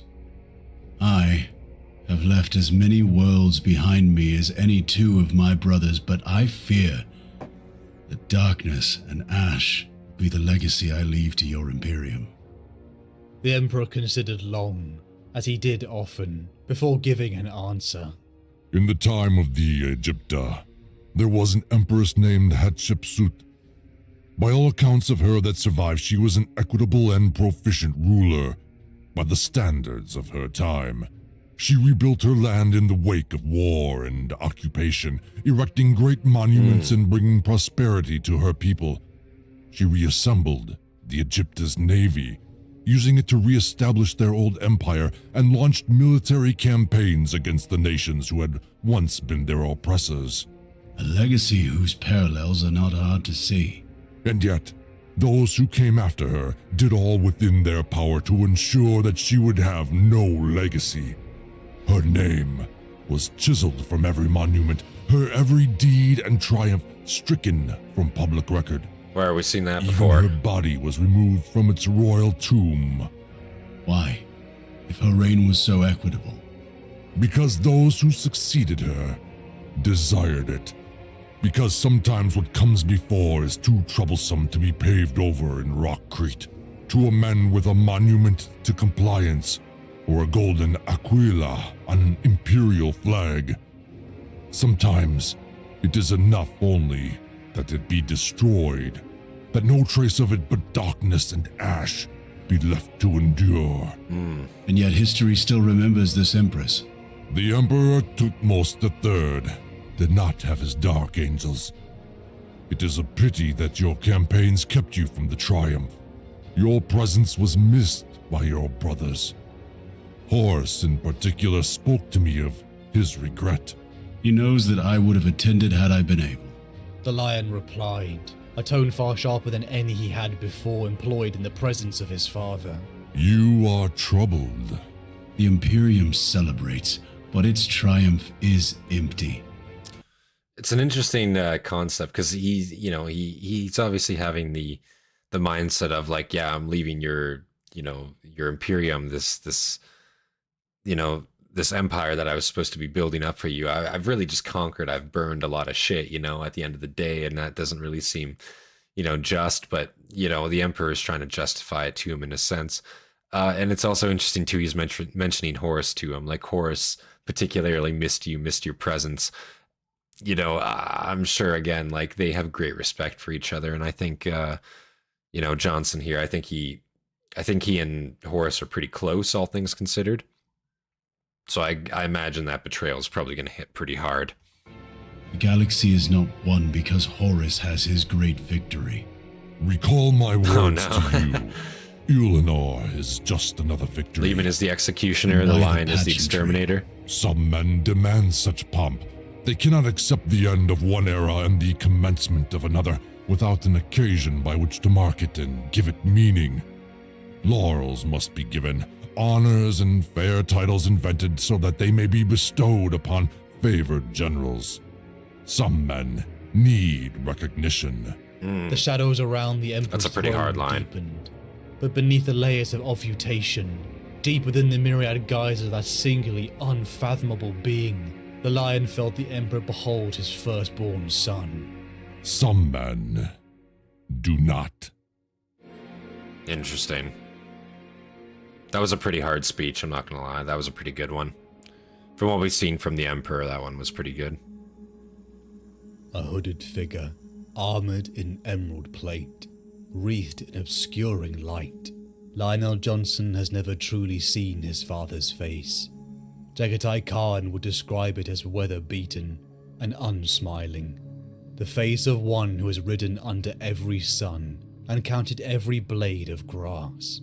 Russ spoke of eyes that masked great depths of black humour as well as wisdom, whereas Vulcan, if moved by victory's bloody wake to melancholia, would tell of a countenance worn past expression by the cares of the galaxy, tanned and darkened by the hard toil of humanity's forge. Theirs were vague descriptions, never beholden to detail. What colour were his eyes? How tall was he? What mark, if any, did he bear upon his skin? Perhaps of all the Emperor's sons, the Lion believed that he comes close to looking upon the Emperor's true face. He spent his early life alone in the forests.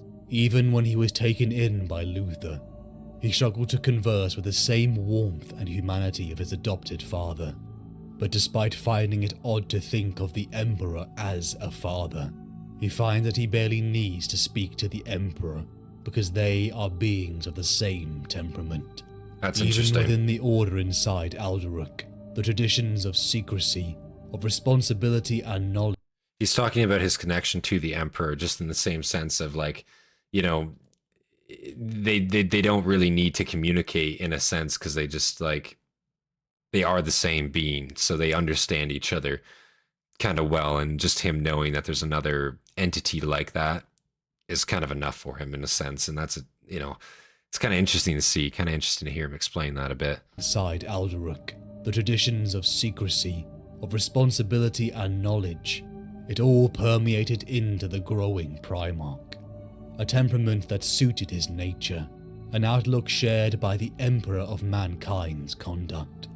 Perhaps it was because the Lion was the first, the template to which all other Primarchs would be made, that the Emperor encoded within him to be the closest to himself. But of all the traits that many of the Lion's brothers inherited, the Lion inherited the Emperor's duty. It was duty that laid the foundation of ambition upon Caliban. Right. A duty to rid the forest of the beasts. A duty to create a better world. The Lion is the All closest to forms Big of E's leadership he personality, aspired to, personally. and the ones Small thrust Emperor in upon ambition him and will, were yeah. about to He seems protect very, him very deeply. similar in a sense, and And even his now he personality, protects the entirety the way he of speaks, like humanity. his Struggling to think anti-socialism, of I the guess, in a Emperor way. as his father, the Lion thinks of him more as a general, whereas others like Horus, Fulgrim and Perturabo are men that desired the pomp and reassurance, the constant attention of their father. But the Lion needed no accolades, Yeah. no triumphs or reassuring words.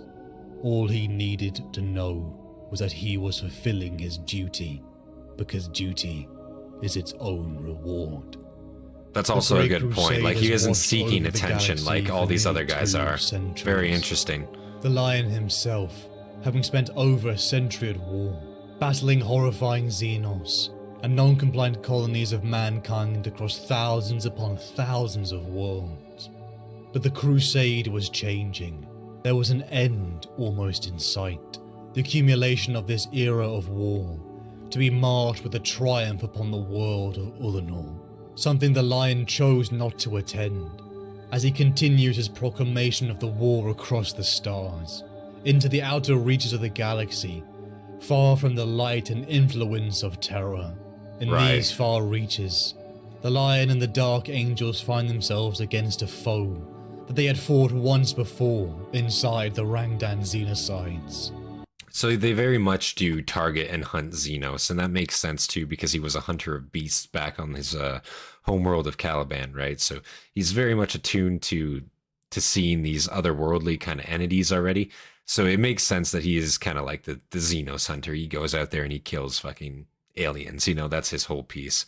I can understand that. Sanguinius is wildly different from Big E, not just the wings, but also sensitivity. I agree with that too. I think Sanguinius, from what I've seen, their temperament, he doesn't have the same temperament at all as Big E does. Like, definitely Lionel Jonson, I'm getting more of a midi Emperor vibe from him, but with Sanguinius, I don't really feel that at all. At least from the speeches and stuff I've seen. I've not seen like an in-depth lore video on him before, but from the speeches, from when I've seen him speak, I personally don't get that either. No. Sanguinius is way too personal, emotional to be like Big E. I agree with that. That they had fought once before inside the Rangdan Xenocides. The Crave. Xenos whose true form resembled winged humanoid monstrosities. Creatures that remind the Lion of those he fought upon the forests of Caliban. The Lion finds his fleet infiltrated by a force of these Xenos who possess the ability to possess and infiltrate and control the minds of other life forms. Jeez. And they begin to sow havoc. But it's something they find almost ineffectual, as through the secrecy of the Lion's definitely fuck you Legion, up a little bit. they struggle to rip the secrets and knowledge from those who serve within these great fleets. The Lion... Yeah, possession would be kind of fucked because you're already infiltrated in a sense, so yeah, I could imagine that being quite the problem for these guys. Yeah, like I imagine Astartes don't have the same mental resilience as a Primarch would. Lion gathered his men to him and leads a purge throughout the vessel, able to find the Crave and the possessed humans because he, a master of secrets, knows every person permitted upon his ship, leaving him to deduce who the infiltrators were. One even tries to enter his own mind, placing him within a vision upon Caliban. But this Crave underestimates a Primarch. One who is a master of such discipline in the material is also a master of his own mind, allowing him to overpower and then throttle the Crave to death. But in its attempts to scour secrets from the Lion's mind, it in turn has allowed the Lion to see its own. And now he knows where to find the creature's nest. The Ghoul Stars. Really turn that one around on a him, didn't he? region of space whose reputation is of madness and death. The Lion genuinely loves his sons. He calls them his little brothers, to show that he believes them to be his equals. Wow. But because he loves them, he also maintains high expectations of them. And in his heart he understands that sometimes he must order them to their deaths, to conflicts he knows they will not return from. So again, another interesting, viewpoint from Jonson here. Like, he actually does care about his Legion. He respects them. He actually sees them as family in a sense.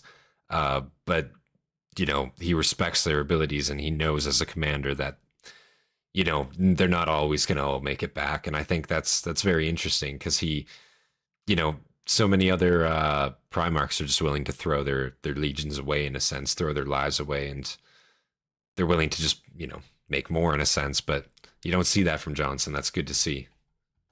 His sons too feel that bond, sensing within their Primarch true trust, something he values above all else, something that led to the compromise of Luther. Xenos hated the Dark Angels because the Dark Angel doesn't know he trusts them to the degree training. He allows them to make their own decisions. but he knows they will make the right choices even in his absence. Many are the Terrans he had earned the loyalty of since those early days, but yet many of them are Calibanites, who had followed him from the knightly orders to the stars. Many of them feeling that bond with him, or wishing to return to Caliban, or feeling uncomfortable in these claustrophobic Ceramite halls, wishing again to hear the sound and the smells of the Calibanite forests. But many will never return to Caliban, as their duty is to the Great Secrecy Crusade, and obfuscation finding were themselves S in tier the counters to hellish, the Crave. True. unstable region named the Ghouls. If they mind control you and they mind read you and you know absolutely nothing, like that's extremely useful. Yeah, true. Secrecy ultimately is, you know, if you don't need to know, you don't need to know. That's the big thing there. Wow. Finding themselves in the hellish, unstable region named the Ghoul Stars, the Lion leads his men towards the heart of the Crave's nest, finding the Autarch Thonar, a psychic weapon created in a war lost to time, the origin and creator of the Crave.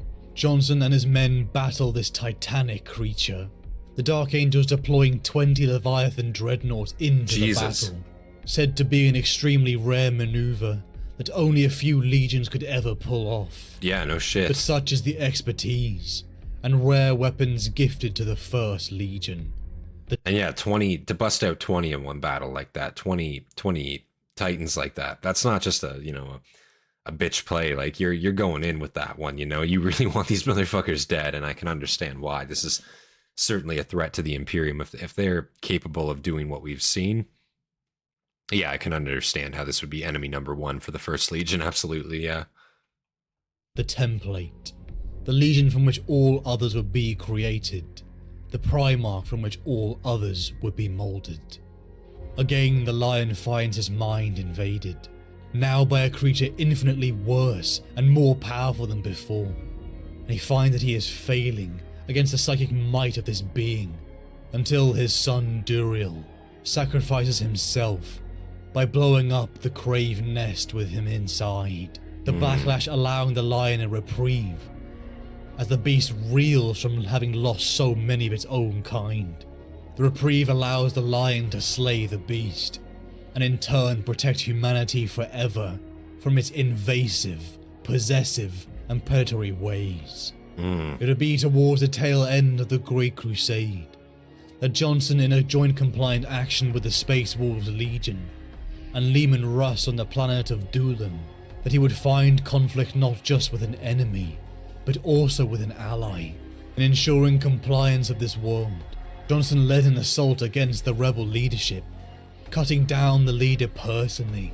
It was then that Russ stormed into the Citadel, furious, as he had previously declared an oath to slay the leader himself. Right. After the leader Of course had he given did. a slight to his honor. Sounds like Russ. Russ, the ever hot-tempered, leapt at the Lion, beginning days of a duel between the two Primarchs that spanned across the Citadel grounds.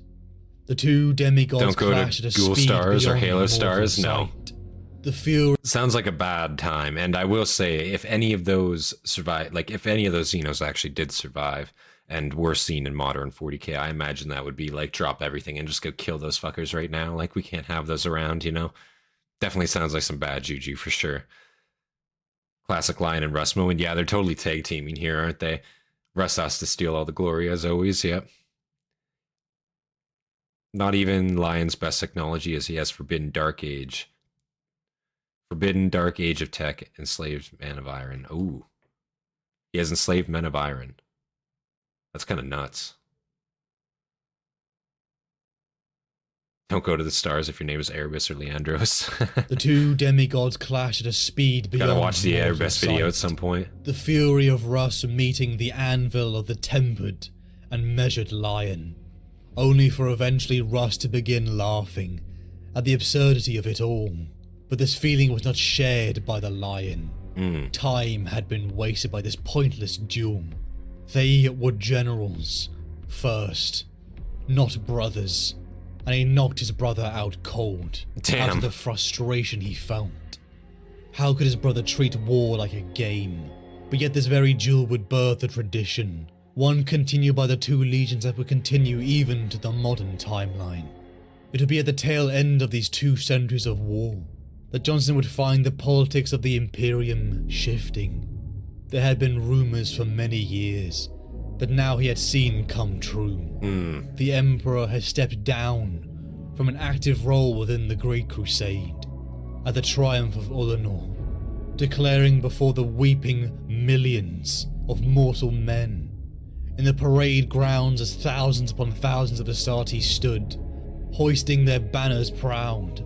The Emperor would leave the Great Crusade, declaring a new War Master to lead in his stead, one he had chosen to be Horus, the first found son. Many of the Primarchs felt a sense of anguish at the Emperor keeping secret his reason for returning to Terra. And I feel like before he even goes on about this, I feel like Jonson's not going to give a shit about this. Like, I feel like it's just like, yeah, like we kind of already talked about this. I can understand the Emperor's reason. We already have like pretty in-depth talks, not even really, but we understand each other. We're on a one-to-one. So I feel like he's not even really going to, I don't feel like he's really going to take much conflict with this in a sense. Maybe I'm wrong. Maybe I'm completely wrong, but we'll see. Anguish at the Emperor keeping secret his reason for returning to Terra. But for the Lion he understands, he felt no slight, for he in turn kept his own secrets. He alone understood the Emperor, and had no need for answers. Right. Yet he disagreed with the Emperor, for the one chosen for the role of War Master. That's fair. Not because it was a reward you can disagree of the who it service is, the but Lion had given, he doesn't disagree with not like because he deserved it more than any the of fact his that he brothers, did it. but because he simply believed he was the best choice. His tactical acumen surpassed even the mighty Horus Lupercal, and his temperament, being that the closest to the Emperor, would he not be the best to honour the Emperor's will? But he didn't begrudge his brother Horus, for he believed he too was still a worthy pick for the role of War Master, and the Lion in his heart of hearts understood that he did not have a close bond with any of his brothers. They were his equals. They were generals in the Emperor's armies, and perhaps Horus was better at rallying in all these conflicting personalities. Right. It would only be a decade later that Lionel Jonson and the Dark Angels would hear the news that would shock them to the core. And again, I have to respect that he doesn't care. He's actually taking that very well. You know, he understands that the Emperor wanted to put someone else in charge while he did his own things. That's reasonable. Maybe he doesn't agree with who he picked to do it, but at the end of the day, he doesn't need, you know, he's not looking for a ball-busting reason or like, you know, a shoulder to cry on. He just, you know, it is what it is, you know? I mean, still have a job to do, and I can respect that so far, you know?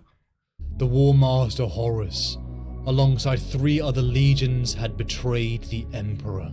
Oh, we're getting right into it. Open Okay. rebellion. The news shook the Imperium to its core. Even the Dark Angels didn't understand, and were even daunted at the prospect of fighting other Astartes. A concept I'd seen so alien before, but Jonson didn't allow himself to feel this shock, and immediately devised a strategy to aid in the downfall of these traitors. It left him uneasy.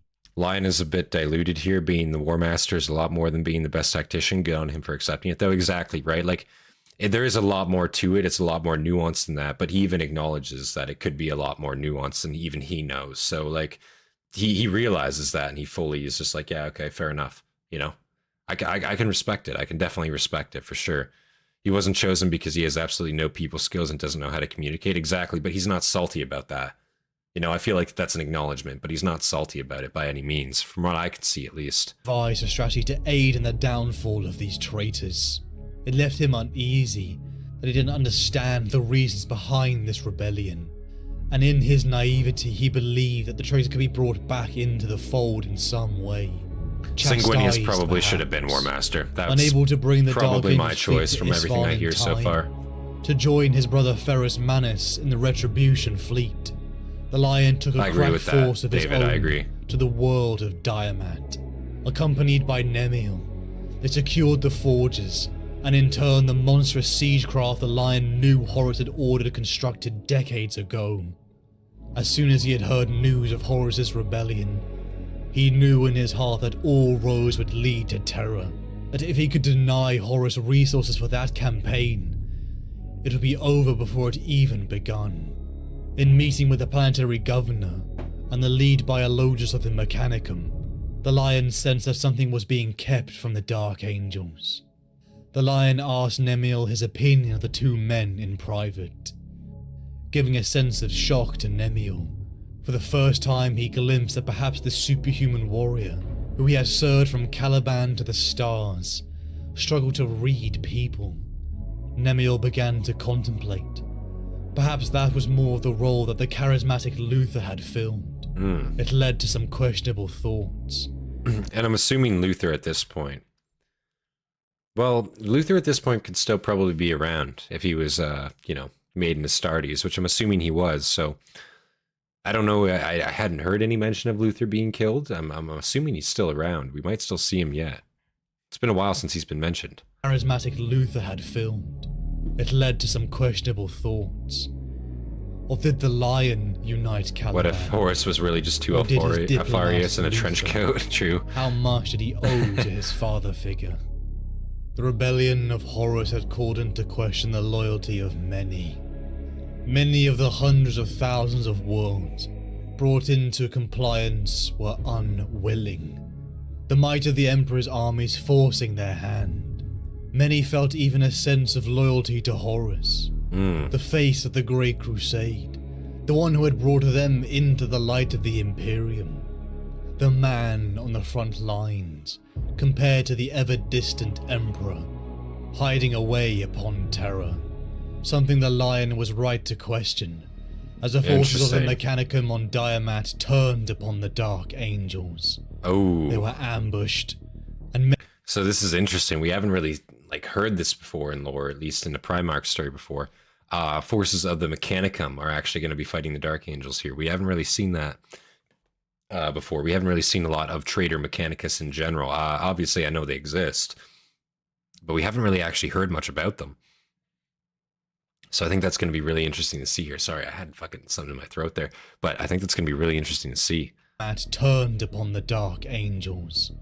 They were ambushed, and many of the Lion's little brothers, his sons, died with knives in their back. A quiet fury burned within the Lion, but the Dark Angels managed to fend off the Mechanicum's forces, and prepared to face against the sons of Horus that had come back into the system to secure the siege engines. Fortifying the great forges, the Lion and the Angels met their enemy head on. Men who had once been their friends, their brothers, they now had to hack down in an Astartes versus Astartes conflict. Goddamn. The Dark Angels were fighting their equal, but were outnumbered. They were almost overrun many times, but the Lion launched himself from conflict to conflict, a blazing demigod with his double-handed sword, cleaving apart the sons of Horus, and saving his sons who were on the brink. Each day they survived, denied the enemy, until the Dark Angels even managed to partially activate the siege engines, obliterating the enemy's encampment and ending the siege. Goddamn. It would be in the wake of this conflict that the fleets of Perturabo, Primarch of the 4th Legion, found his way in the journey towards the Isfahan system. The Lion met his brother and began to converse. So I imagine most of the Dark Angels probably got wiped out on Isfahan in general. They're speaking of Isfahan. But also great work holding those Forge Worlds, or that Forge World in general there. I imagine if they didn't deny that time the way they did, probably we would have seen on the ground battles of Terra, it probably would have gone a lot differently than it did, and it already went pretty poorly from what we saw. So that's pretty fucked to see. Too old to become a proper Astartes. Actually, that's true, isn't it? That's true. So he's just a baseline human. He probably just died after X amount of time. That's true. Lion wasn't on Isfahan. Lion wasn't on Isfahan? I don't think the Lion was, but Dark Angels in general. Were Dark Angels not on Isfahan? I thought they were. Perhaps not. Maybe I'm misrecalling there. Luther received augmentations and wore power armor, but couldn't undergo the proper Astartes procedure. Hence, he became a proto or pseudo Astartes, and you can see that other times during this time period. So does that increase their lifespan at all, or is he still just like got the lifespan of like a baseline human with those augmentations? I assume they might be slightly augmented, but probably not terribly, terribly long. We see here the great people reading skills of the lion. Yeah. Dark Angels did not get wiped out at all. Okay. Dark Angels weren't on Isfan. That's fair. That's fair. Okay. That's fair. So I guess they still, in terms of like numbers, they obviously fought the heresy, but or they fought the heretic forces, but 300,000, that's definitely a lot of them still. Like they definitely still had one of the biggest legions for sure. Wow. Speaking of how Horus had clearly been the wrong pick for War Master, the Lion offered Perturabu the siege engines, to in turn be used against Horus, and to secure Perturabu's support in the role of the new War Master. Whilst in many ways the Lion felt this act of negotiation was beneath him, he knew that he was the best for the role of War Master. It had been his duty now to secure that position for the good of the Imperium, so he compromised in order to achieve that goal, something he would come to regret. In the wake of Diamat, the Lion regrouped with his legion, but quickly after, warp storms began to ravage the galaxy, making travel across the warp incredibly difficult and dangerous. The Lion's line to information too was cut off. Something was becoming clear, that the nature of this war was different. It was as if the warp itself answered to the will of Horus. Conflicting reports began to arrive in constantly, adding to Jonson's distrustful nature, as he had no means to verify the truth. No way to decide which legion had chosen to be loyal and which had betrayed the Emperor. And as we see, we've seen this with quite a few Primarchs at this time. Nobody knows what the fuck is going on. Everyone's receiving mixed messages. Nobody knows who's telling the truth. What is the traitor forces? Do they even exist? Is it just one legion? Is it multiple? Everyone's receiving mixed reports and nobody knows what the hell is going on at this time. It's just so crazy to see and hear about from all these different perspectives.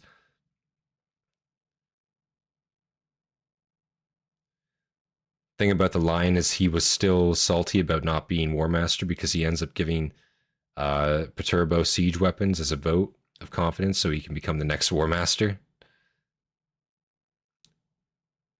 Was he still salty or was he not salty? Because, I mean, if he gave him up, I mean, he just gave up War Master easily. So I feel like that makes him not salty, if anything. Iron Hands, Salamanders, and Raven Guard was at the drop site. Okay. Okay, that makes sense. Or which had chosen to take no sides. Perturbo breaking his back, carrying the traitor team again. And what he could verify. The Night Lord's Legion, the 8th, and Conrad Curze had begun attacking Imperial worlds throughout the Thramas sector. The Lion ordered the Dark Angels salty as fuck, fair enough. To confront the 8th Legion. I don't know though, because it's just like the Thramas Crusade. My brother, hissed Conrad Curze. Oh, Conrad's here? Great. Legion. His was a viper's smile, just as predatory, just as brazen in its hunger. I have missed you. The Lion hesitated. He raised his hands to his... Yeah. It's not that he was salty. He even expressed that he thought he would be better. But he understood why it was Horus. Yeah, that's what I understand. Everything I've heard so far, it doesn't scream to me that Lionel Jonson was salty. Like, I'm not really getting that sentiment. Maybe I'm misinterpreting, mishearing, perhaps. But I don't get the. Yeah, I have to agree with Pyth there. I don't think he was salty. I'm not getting the impression he was salty. Maybe there's some lore, some literature where maybe it explains it better. But to me, it's just kind of like, you know, he's willingly gave it up. Like he gave it up just now, but he, even when he wasn't picked, he disagreed with the choice, but he respected it. He wasn't angry about it. I don't think. Yeah, maybe I'm wrong, but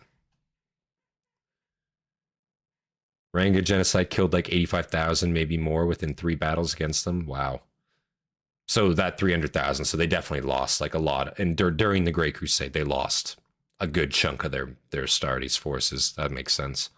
So they're probably sitting around like what, 100, 150 at the time of the or at the time of the Horus Heresy, something like that. 150 maybe at the most, if I had to assume. I have missed you.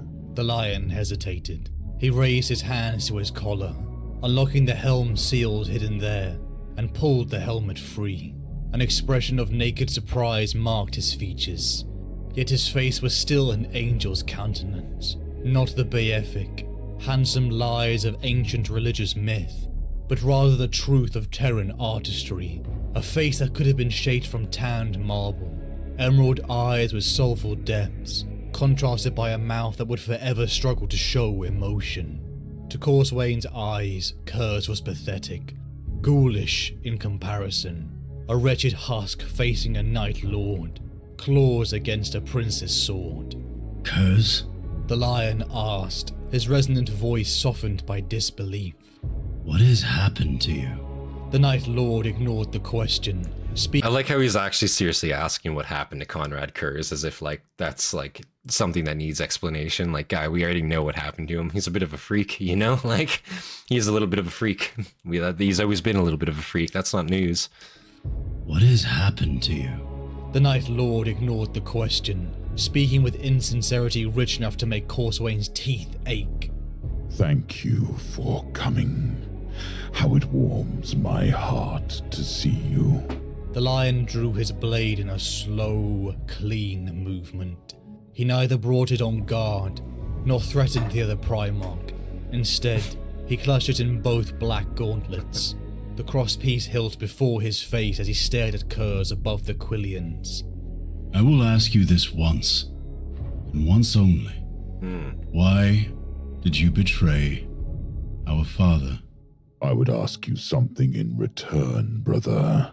Curze answered with a grin. He's just simply not going to answer. His filed teeth on display. The clawed Primarch's eyes were an unhealthy What flavor is your vape? This flavor right here. I'll show it to the camera right here. I'm gonna cover the brand though, you know, because I ain't sponsored. I ain't getting this for free. It's I don't know if you can see it. It's an orange fizz is what it's called. It's kind of like a pop. It's kind of like an orange like soda pop kind of. It's a little weird, but it's not bad. It's not bad at all. I kind of like it. It's a little fruity, but not too overly fruity. You know, it's not bad. bright, rich with a secret sickness. Why did you not? The lion lowered his blade to end the salute. Knightly respects now paid. Our father has charged me to take your head back to Terra. Our father said nothing, for he hides within his dungeons, collecting the secrets of the universe and sharing them with no one. Well, he can definitely still send a Morgar message. and Magnus have seen everything our father sought to hide, so do not carry a precious little lie as your shield, lion. You are Dawn's hound, running here to the eastern fringe. And I assume they because must he have met ordered before. you. As well. Curze licked his filed teeth. Come, brother. Let us at least do one another the service of being honest. I know Dawn. Here, the Night Lord gave his cadaverous smile again. He sent you to do that which he feared to try himself. I did not come to duel with words, Conrad. I came to end this crusade. The Night Lord shook his head, his pallid face grey in the weak moonlight. He's keeping it His to the lips were point. only He the doesn't colour want of to his talk to him. visage, He's just and here to even do his they were a job. bloodless bloom. Speak with me, brother. Listen. Reply in kind, and then decide if we must continue this war. You will not sway me with your traitor's tongue. Curze nodded, utterly unsurprised. His vile facade cracked for a moment, revealing the warrior he'd once been, perhaps never pure, never free of torment, but capable of emotion beyond the condescending bitterness. The strained lines of pain faded from his brow, and the serpent's son of a sneer bitch. left his lips. You son of a His bitch. voice was still raw, still ruined, but now carried an edge of sorrow. Let's thank Wet Tent for the beer, the free beer. Yeah, I mean, fuck, is that are you calling for an intermission? Is that what you're asking for right now? that what you want right now? Or are we gonna have to take an intermission halfway through this? Tell you what, give me 10 minutes. I'll do an intermission. 10 minutes, we'll do an intermission real quick. Gotta get myself my own beer, apparently. Apparently that's how it works nowadays, you know? I fucking, fuck, you know? Where you gonna get good labor nowadays, you know? I know. Oh, So what harm son is of a there in bitch. speaking together this one last time? The lion nodded. Wait here. He ordered his sons. I will return soon. The warriors fell silent as their lords returned. Still distant, but close enough Straight to be fentanyl heard. here? Oh god. The lion acknowledged his warriors with a curt nod.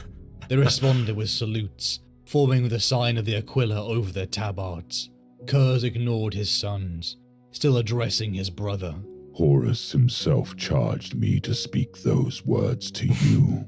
He said that the Night Lord had seemed cadaverous before. Now he was practically exhumed. The Primarch's eyes, with what little white actually showed around the pupils, were inhumanely bloodshot. His gaunt features were dusted with a faint sheen of cold sweat, and a trickle of dark blood ran from his nose. He wiped it away in the back of his gauntlet. Savage weapons, one and all, too dangerous to be wielded without cost. Oh. That is all history will see of us. Even you, Lion. Even you. The lion shook his crowned head. You underestimate our father's empire. And you overestimate humanity. Look at us. See how we've jeweled for the last 2 years out here in the void. A crusade between two While you're up, you can do me a regions cuppa. and countless worlds Get right that on is that. still only just beginning. You have chased me for 2 years across 100 battlefields. And why do we meet now? Because I allow it. The lion conceded to that with a slight nod. You Damn. hide like vermin fleeing the coming of dawn. Curze shrugged, the barest rise of one shoulder guard. And true with that, like Conrad Curze, if you're not gonna, like, if you don't want to find him, or you don't want to find him, if he doesn't want to be found, you're not going to find him. He is, you know, the Night Stalker. He's the Night Haunter. He's not an easy man to find. He's not an easy man to track down. So yeah, you really only see him when he wants to be seen. He's taking this battle, if he's taking it at all. Maybe not even, you know. Oh, Iced Blue Dragon. It's supposed to be a raspberry menthol. That fucking sounds great. Anthrax Crab. Yeah, this, again, I'm not going to say the brand because I'm not sponsored, but the vape I use, it's fucking, it's got a bunch of flavors that you can buy with it. And, you know, the good thing about it is it's a separate battery pack and disposable. So, and the disposables last a long time too. That's the cool thing about them. 25,000 puffs usually is about what you get. So they last a good amount of time for sure, for sure. You will never But yeah, reach best two Terra hunters in v hunters time to here, for defend sure. it, brother. The warp will not let you. The crusade will not let you. I will not Conrad, let the most you. rational and mentally stable of Do you Primarchs. I don't know think about that. The archives of future generations will look upon you kindly for your absence. Curze paused in his diatribe, wiping away a fresh trickle of blood. Or will the human descendants of this Imperium look to your legend and whisper of doubt? Will they ask why you were not present to defend the throne world, and speak likely lies that perhaps the lion was not as loyal and true as the mighty, perfect Rogel Dawn? Perhaps the lion and his dark angels waited in the deepest reaches of space, watching, listening, and deciding to join the fight only when an obvious victor emerged. The Night Lord's eyes glinted again, with both amusement and sorrow. That is your fate, lion. Oof. That is your future. Forgive me, brother. Conrad is talking some mad shit here, and that's the thing. Like, it's like he's almost trying to goad him into a fight, it feels like, but he's already here to kill him, so it's kind of strange. So maybe he's just trying to convince him that, like, his way is wrong, that he's following the Emperor, and the Emperor doesn't give a shit about him. But Conrad, or not Conrad, fucking Lionel Johnson, he doesn't give a shit. He's just here for duty. He's here for honor. He swore an oath. He's there to complete it, you know? He doesn't give a shit. I think that's really interesting. I can respect it a lot, you know? again, so far I'm really not understanding the hatred for Jonson here. Maybe we'll get to it, but I'm not feeling it right now. I don't really get it. Lion, that is your future. Forgive me, brother. Curze tilted his head. Curze trying to play on the lion's pride. Yeah, Course exactly. Wayne was watching both Primarchs, yet still he never saw what happened. Such was the speed of the lion's movement. One moment the two brothers were speaking, the lion's features cast down in contemplation. Curze's eyes fever bright as he promised an ignoble fate. The next, Curze's features twisted into a taut rictus of pain, blood rushing between his clenched teeth. Ooh. The lion held tight to the grip of his blade, buried to the hilt in his brother's stomach. More than a meter of shining, blood-stained steel thrust through the back of Curze's armor. For such a dishonorable blow, The lion whispered into Curze's pale, bleeding face. I do not care. Who knows the truth now, tomorrow, or in 10,000 years? Loyalty is its own reward. The lion pulled his sword free. Wow. And the Night Lord fell back. So I think that's where, you know, at the end of Conrad Curze, we saw that. We saw him be finished off there by the lion. That's, yeah, wow. What the fuck, you know, but we kind of knew that was coming in a sense. I just didn't know if it was happening right now. But yeah, Conrad totally just lets it happen in a sense. Wow. The Primarchs doomed, healers of their sons hurt. We never sparred, did we? The lion Like how they sounded incorporated the old almost lore that bored. stated the His lion was just words waiting to still see carrying how the over heresy the played vox. out. Every few seconds they would see a new cut ripped open in Curze's armor, or slashed across his face. He was fast enough to avoid death at the lion's hands, but not skillful enough to flawlessly defend against every attack. I never cared for swords. Curze weaved under the carving blade, thrusting out with both claws. The lion tilted back, his balance executed to preternatural perfection. They do like 3 Curze's times, not claws yet. shredded Not the now. ivory Okay. tabard, barely This is just one scratching of the the layered battles. ceramite beneath. There exists nothing of elegance inside you. The lion turned the blade in his hand, parrying another dual claw strike with a single blade. And nothing of loyalty. For a time, I considered you my truest brother. And I will say Conrad's fucking weapon of choice, those Wolverine blades he fucking has, those are sick, I will say. You know, and they do fit his aesthetic really well, the Night Haunter. They you know, his whole serial killer fucking aesthetic that he's got going on there does really fit that pretty well, I will say. No others grew untouched by civilization, only you and I. Curze licked his sharpened teeth, eyes narrowed with effort. You should be with us, brother. Even your own legion senses The it. line finished on The Conrad. First Oh Legion god. strife is not unknown to the War Master. There is no strife. Their blades locked in that moment, Curze catching the lion's sword in the net of his linked claws. No, The Night Lord spat the word as a curse. Excuse me. no risk of the fair angels falling. When did you last walk upon the soil of Caliban, O proud one? The lion smiled, for the first time Curze had ever seen it. But the movement of his brother's lips still did nothing to warm his statuesque visage. Stone gave off more warmth than that smirk. He gave no answer beyond the smile.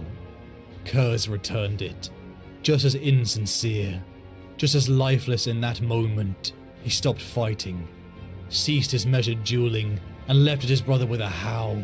But the warring Primarchs had presented the pinnacle of human possibility in warfare. Now the lion's poise, skill and grace counted for nothing. They bawled as brothers, rolling across the ground, hands at each other's throats. When the tumbling ended, Curze knelt atop the lion. Pinkish saliva sprayed from his pale lips as he bore down on his brother. Claws gasped to strangle, to inflict that most slow and intimate of murders. When Slayer and Slain stare into It's a each very, other's very eyes, intimate Die. thing that's going on here. Curze breathed. Desperation ruined his voice, rasping it from bleeding lips. You should never have survived that tainted world you call home. The lion's armored hands grasped his brother's Technically, throat neither in should have mirror he. response, but the Night Lord's advantage was crystal clear. Curze shook the lion's neck in his fists, cracking his brother's head against the rocky ground again and again and again. Die now, brother. History will be kinder to you this way. Two Primarchs stand upon a dry, uninhabited world. We're going to pause it there. That's the end of that speech. We're going to pause it there. We're going to have a little short intermission here. Probably, I'm thinking, let's see here. What time is it now?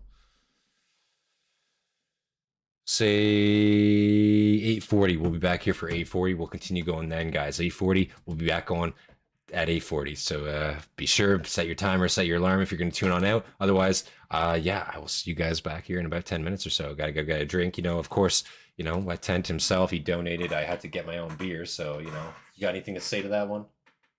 Get it. Go get it? Yeah, motherfucker. Motherfucker. No. But yeah, guys, we'll be back. Don't forget my cuppa, bro. I'll get right on that, 100%. You'll be remembered. Yeah, of course. But yeah, we'll be back in about 10 minutes or so, guys. 8:40. We'll be back. Okay. So yeah, see you guys soon.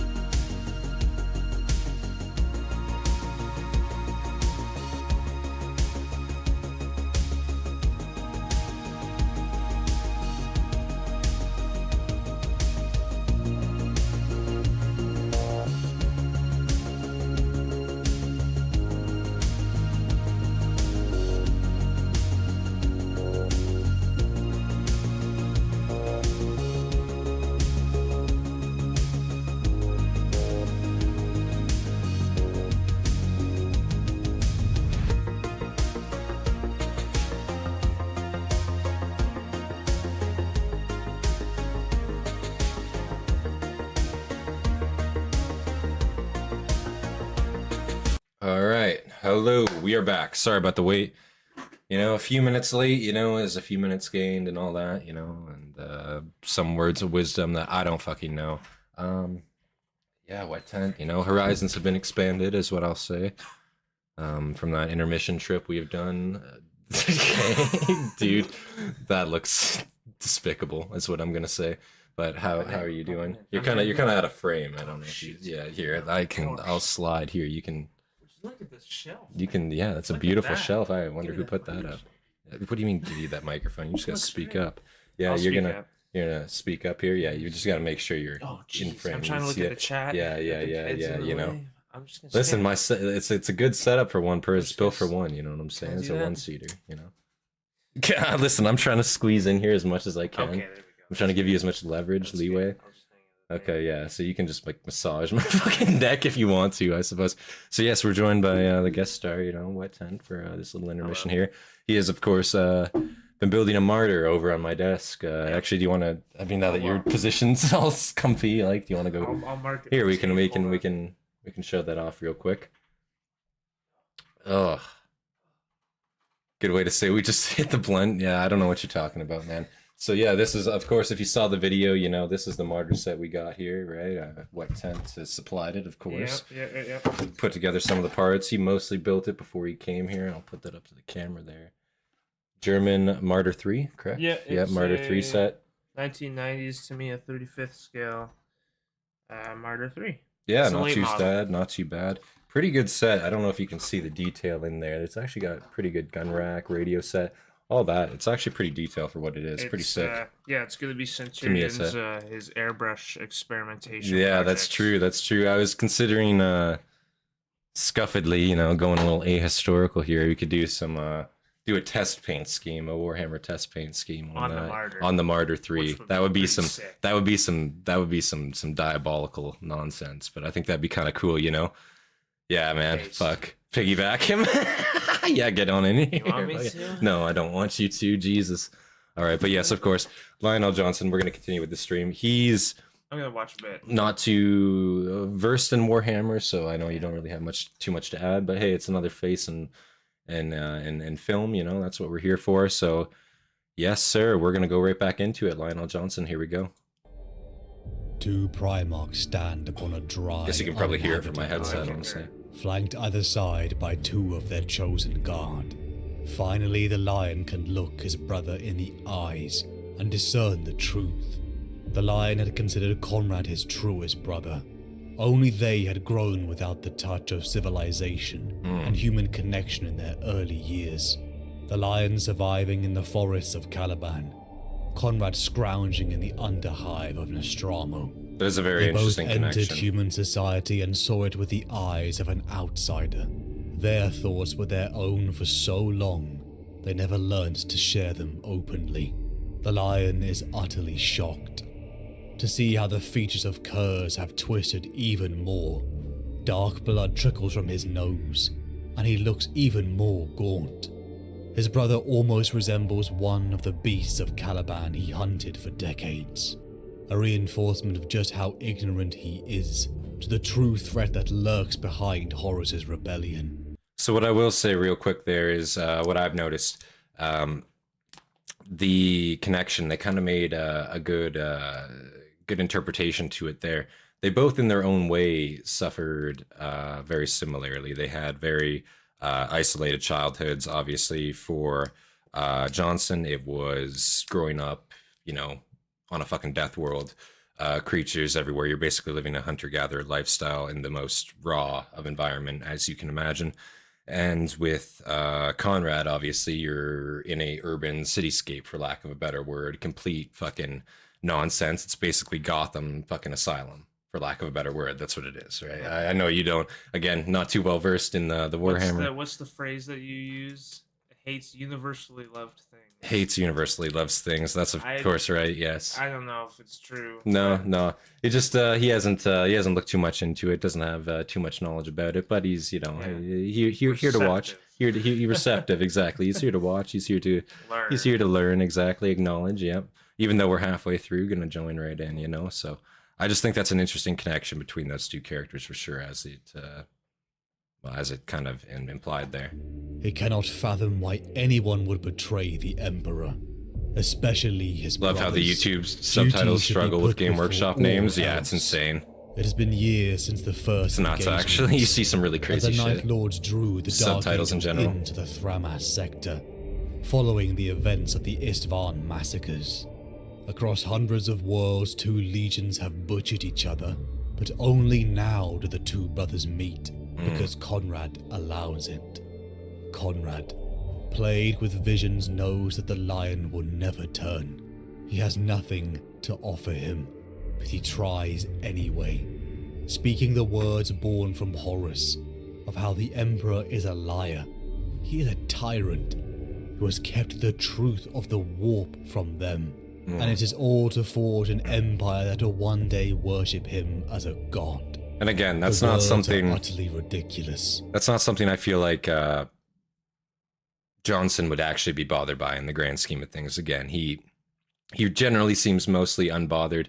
The Emperor's allowed to have secrets. He's literally stated that before. I don't feel like he would have any sort of issue with.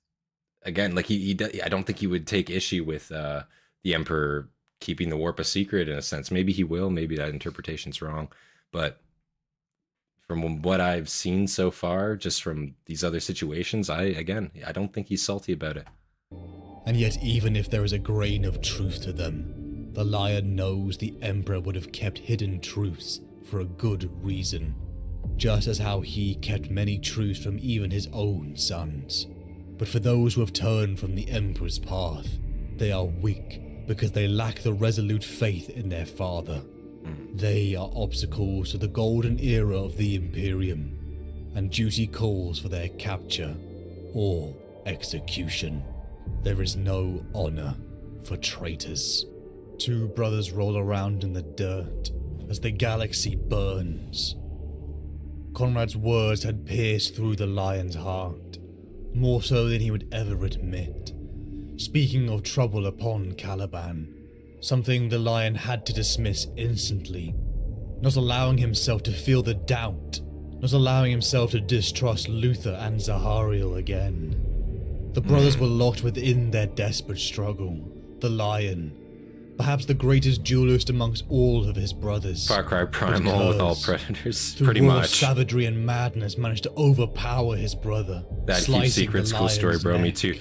Yeah, Almost- like again, as I say, I don't think, just from everything we've seen, the character that Jonson actually seems to be, he doesn't seem like the kind of guy that's actually going to hold a grudge over something as trivial as that. Like, he has literally admitted, I keep my own secrets. He'd be a massive hypocrite if suddenly he went back on that word, you know, because he's kind of stood by it all of his life up till now. I say up till now, at least if he were to be thrown by it, you know. But obviously they're still kind of fighting it out here to the death. It hasn't really gotten to the end here. Has managed to overpower his brother, slicing the lion's neck, almost throttling the life from him. But before the lion could be slain, he was saved by the intervention of Corswain, his loyal son. Each of the Primarchs is dragged back by their own sons, their bodies in ruin and cursing at each other as the drop pods like tears of fire began to fall to Sogwalsa. Once again, the 8th and 1st Legion would try to rip each other apart. The Thramas Crusade raged on, though neither side could seem to pin down the other. Each attempt to battle, ambush or counter-offense was slowed down due to the tides of the war.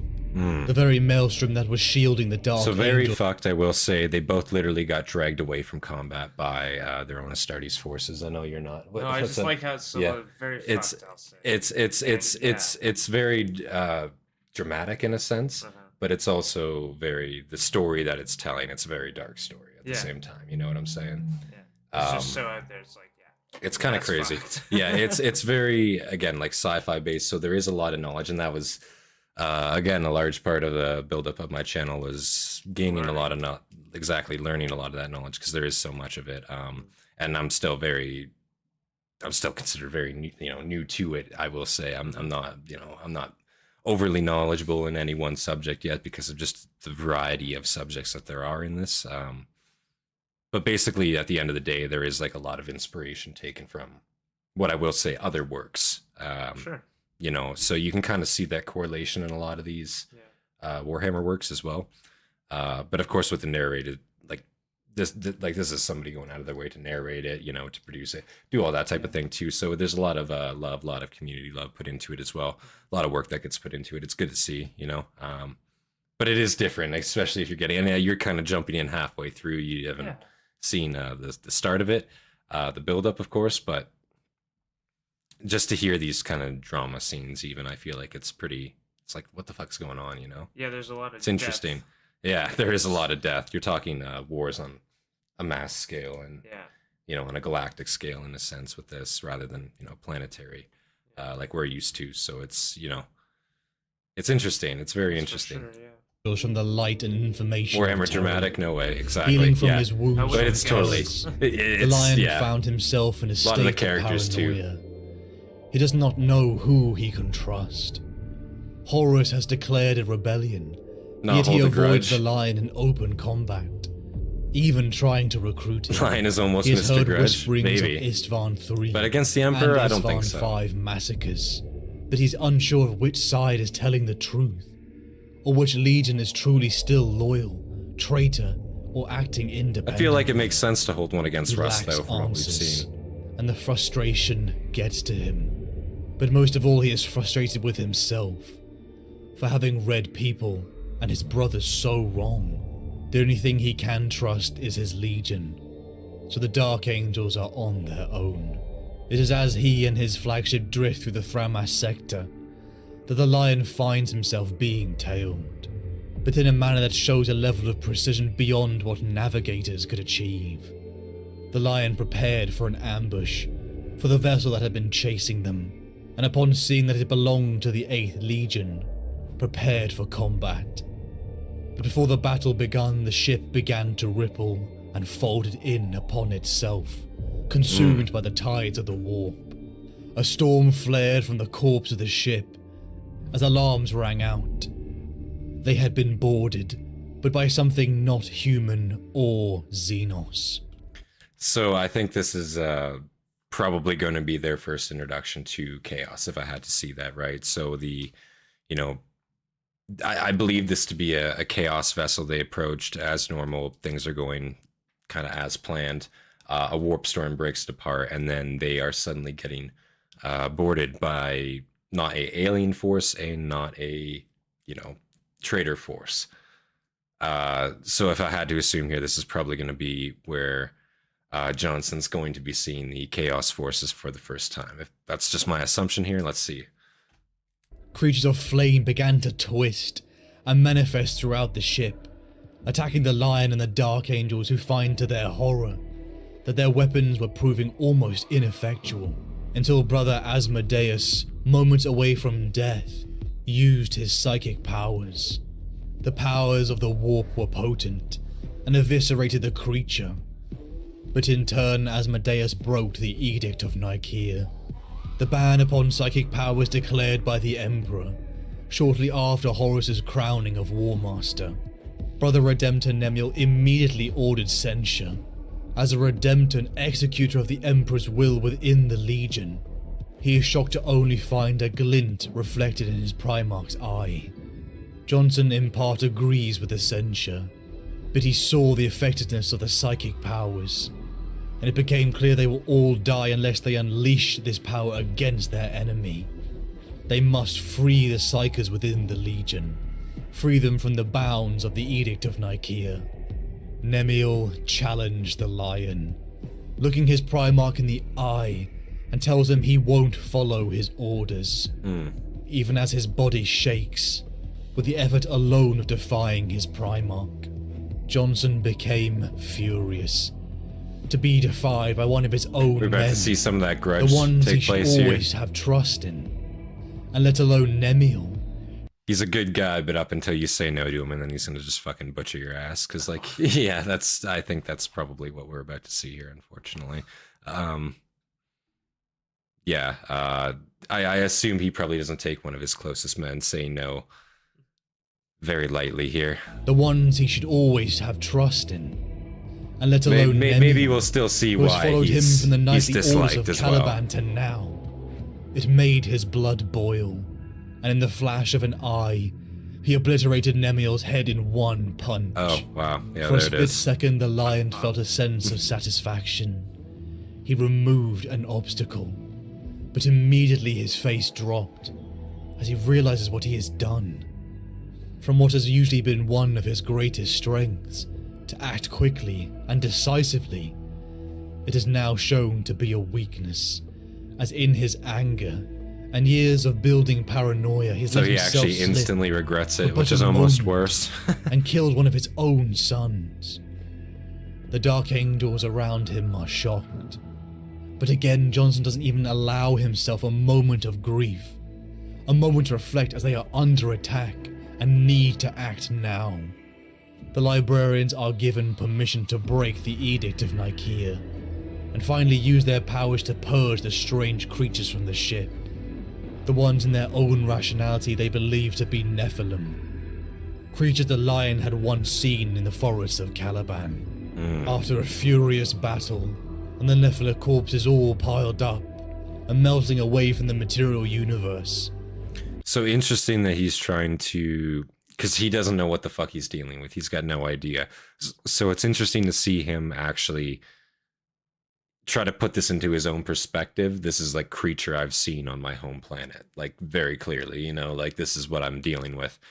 It can't be, you know, anything more than that, but it came from the warp. I don't know if he was knowledgeable of warp entities at this time. I'm assuming not, and I'm assuming he had no idea that the warp would exist or had any influence on him or his planet, you know, in a sense like that. Or chaos, I should say, in a sense. Not the warp, but chaos. I should be clear on that. Yeah, it was an awkward time because it was emergence of chaos. The edict was resented, but not officially until much later. Okay. It just seems like he doesn't particularly care about anyone and their feelings. I mean, I don't think he does. That's the thing. He's kind of like, he has a purpose and he fulfills it. That's kind of his job. And he acknowledges that, you know, and I think at times he has struggled with it, but I think at the end of the day, he's fine with it. Like, he's fine just being a tool. Like, well, like, honestly, like, honor is kind of like, he basically follows like a knightly code in like the typical sense, like of chivalry in a sense like that, right? Where if you're going to be loyal to somebody, you're going to be loyal to them until you die. Yeah. So again, like that's just kind of the person he is, you know. So the lion 100% knows what demons are. His friends have told him all about the warp. So those entities on his planet actually did teach him things in a sense, right? I'm not mistaken on that. That makes sense. Okay. Something emerged from a swirling maelstrom of all of the corpses. The Watchers, it that's looked right. like a giant, a nightmarish bird. Informed him of At chaos. least Okay, 4 that meters makes tall. sense. It stood upright like a man. Siege demons, But yeah, his thin, yeah. twisted body was supported on legs of those like a hawk or eagle. It held a staff made of solidified flame, ever changing in color. A pair Yeah, of those wings, are iridescent feathers those are basically, trailing from the ground. like It had essentially 2 chaos heads demons. on a Like the hell long does scaled essentially neck. exists. One like alongside. some It's grotesque almost vulture. another dimension. The in a other sense, alongside serpentine. our universe. That's kind of Both how it's crested with perceived as, long multicolored in layman feathers terms. that Kinda. dripped red and blue droplets of fire. To even gaze upon it, it made all of the Dark Angels' head ache, their vision blur, their mind struggling to reconcile the thing they saw before them. From a twisted beak it began to speak to the lion. You do not desire power, that much is plain. Your ambition is woefully stunted for one of your abilities. You are happy to let your brothers dwell in the light of your father's adoration. You even sacrifice your own to stay true to the memory of what once was. I can give you freedom. Its slippery promises began to sicken the lion, but then he heard that word, chaos. Something more than a concept. Something beginning to solidify in his mind, as the nature of this war was becoming clear. The creature looked into his soul and saw that there was nothing he could offer him, for loyalty was its own reward. the lion was incorruptible. Together, the lion and Corswain destroyed the creature they believed to be a Nephilim. The one called Kairos Fateweaver, banishing it away as it melted from the material universe. In the wake of their victory, they continued upon their path, finding the planet of prodigious Ultima. At a minimum, at least they won that. Upon its surface, contingents from the Iron Hands and Death Guard battled. I don't know if it was a hard battle, but they didn't really go into much detail about it, is what I will say. The world of Prodigious Ultima is under the protection of Lionel Jonson, of the First Legion, bringing a halt to both sides. The Lion called a parley, Kairos meeting with Fateweaver, Captain Greater Typhon Demon of of the Death Siege, Guard, Changer and of Captain Ways. Medora of the Iron Hand at the Mechanicum factory that the two forces were fighting What I tend to over. ask about. The Lion trusted neither of them. The somewhat rogue intentions of Typhon, Andrew who Moss has clearly got some defied his words for you there. I Primarch, read those. Yeah, and did you? Medora, I didn't want to interrupt. who perhaps simply wished Got any words for them? Ask those little questions. Yeah. Yeah, you got any? I feel like I'm way too far ahead. You right that's fair. like, You begin to are even understand that is fair. You're kind of just like into it. tuning in a sense, you know what I mean? But you know, to get into some concepts again, when I started, there are like lore videos and stuff. I was showing you those animations in a sense, right? Yeah, we watched those. You know, and I think the animations are great to get people into it because it's almost like, you know, like what's that? You know, it's an easier format. Exactly, Yeah. it's an easier type of media, especially if you're not really into reading, perhaps, or maybe I can't read, so yeah, I'm illiterate. Actually, I just can't do it. No, but you know, if you're not into reading per se, or you're not into audiobooks, I feel like, of course, TV shows, movies, that type of thing are, of course, the easiest type of literature to digest in a sense. These are lore videos at the end of the day. These are lore videos, but they are animated lore videos in a sense too. So you do get that aspect, and it's kind of a deep dive on one specific character. So from the start, it's been pretty in depth, right? And if you don't know, kind of like, there's starter videos out there to get you kind of into it, right? Of course, but and I think that's where, of course, like, you should begin, because it just kind of like gets you into some basic, like, not basic, but some basic concepts within the 40K universe itself, which are distinctly different than most sci-fi universes. Because like in 40K, it is a lot of different concepts kind of just mashed into one, in a sense, you know. And it's just not something you expect overall. But once you kind of get your head wrapped around it a little bit more with those starter videos, it begins to make a lot more sense. And then from there, when you're doing deep dives on characters like this, kind of what you've learned just kind of falls into place, and you just kind of build on the knowledge that you did have, if that makes sense. It's to see what to start down the rabbit hole. It's something. wished to claim whatever was inside the fortress factory for his own revenge, for the Isfahan massacres. Within its chambers, the lion strode alone. I'm back Seeing from the a store boy, with Fireball. Should I aged rewind perhaps this much? no more than 7 or 8. Oh, Anthrax went out and got years. Fireball. He lay Some immobile Fireball. on his side, eyes That's unblinking, good shit. I haven't had that in years. as stiff as a actually. Last corpse. time But the lion could hear the boy's heart beating, ever so slowly, It's been a while. and could smell sweat and urine on the air.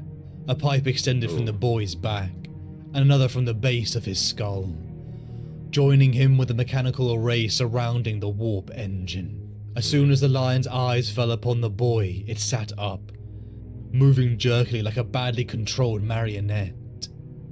From the servitor boy's lips, it uttered the words, "I am T'Challa." The marionette was simply a conversive tool for the enormous engine housed within the facility. The lion sensed immediately this device was dangerous, wondering if he should destroy it.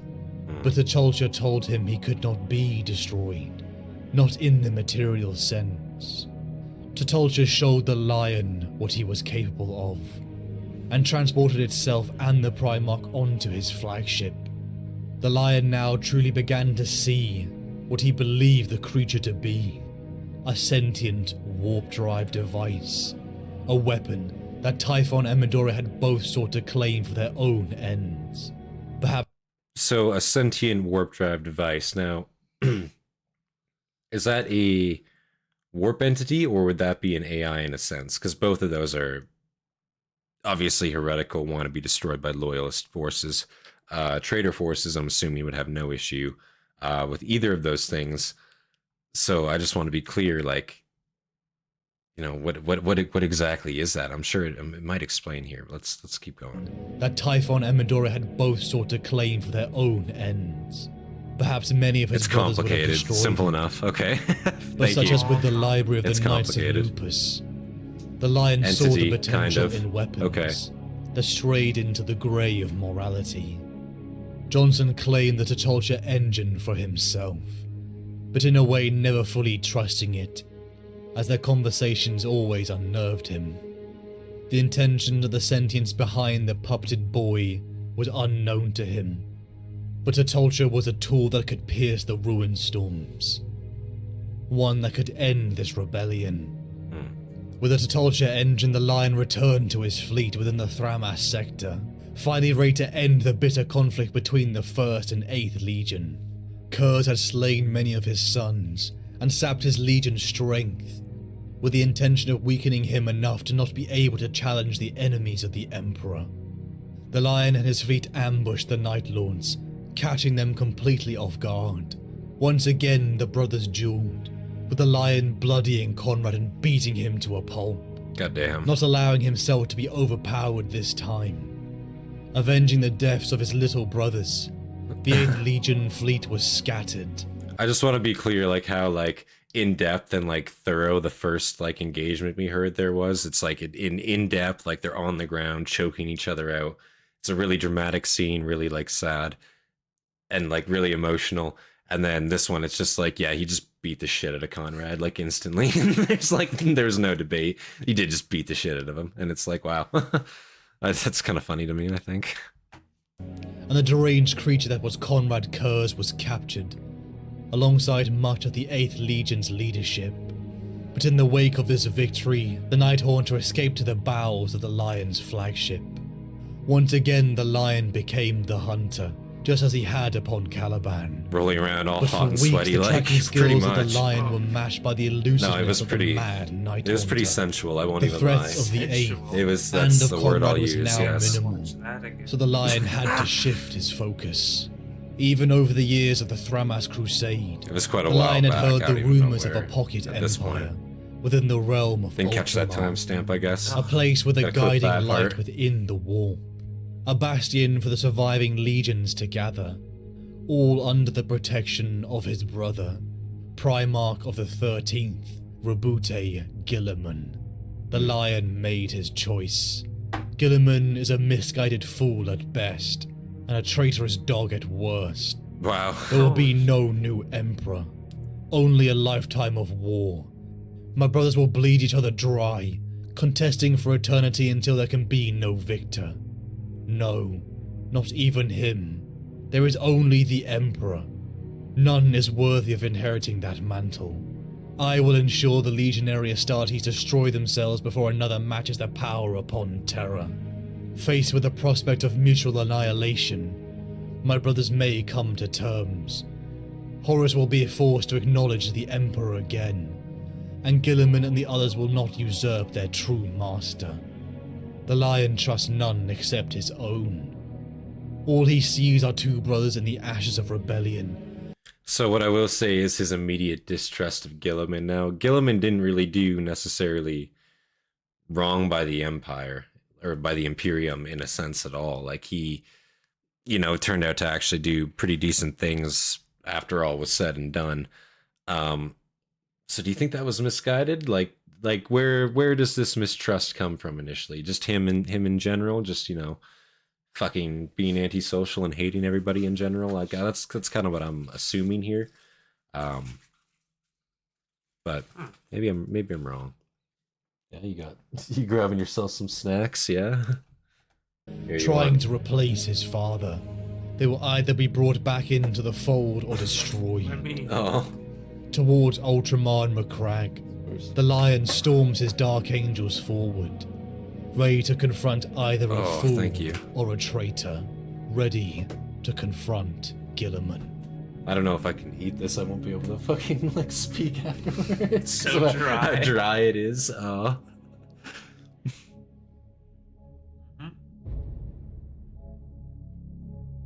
You mistrust me Is it? and my motives. You have told me so, clearly. You suspect me of a treason at least as great as Horus's. No one trusted G-Man. Yeah, I Imperium guess like at the end of the day, like like Guilliman, it was kind of like a big shoes to fill situation. Like at that point, who's up for the task? And he's just kind of like the go-to. He was there, you know what I mean? He was present. And I guess that's at the end of the day why he got it, is because he was like the only one around at the time. Everything was going down on Terra, you know. He was one of the few that were actually there, so just made sense that he assumed power. I mean, but yeah, I could see why they all distrust him. Treason at least as great as Horus's, if not deeper. Imperium Secundus. You do not deny it. You are establishing a second Imperium on the corpse of the first. No. No. No. I am trying to keep the flame alive. This is not about empire building or thrusting for the main prize. I have an empire already. Ultramar. 500 worlds. Brother, I do this only so that we may persist. Terra may have fallen, and our father may already be dead. Whatever the facts, the ruin storm prevents us from knowing the truth. I am not taking this moment to move to my advantage, and I'm not using the crisis as an opportunity to usurp.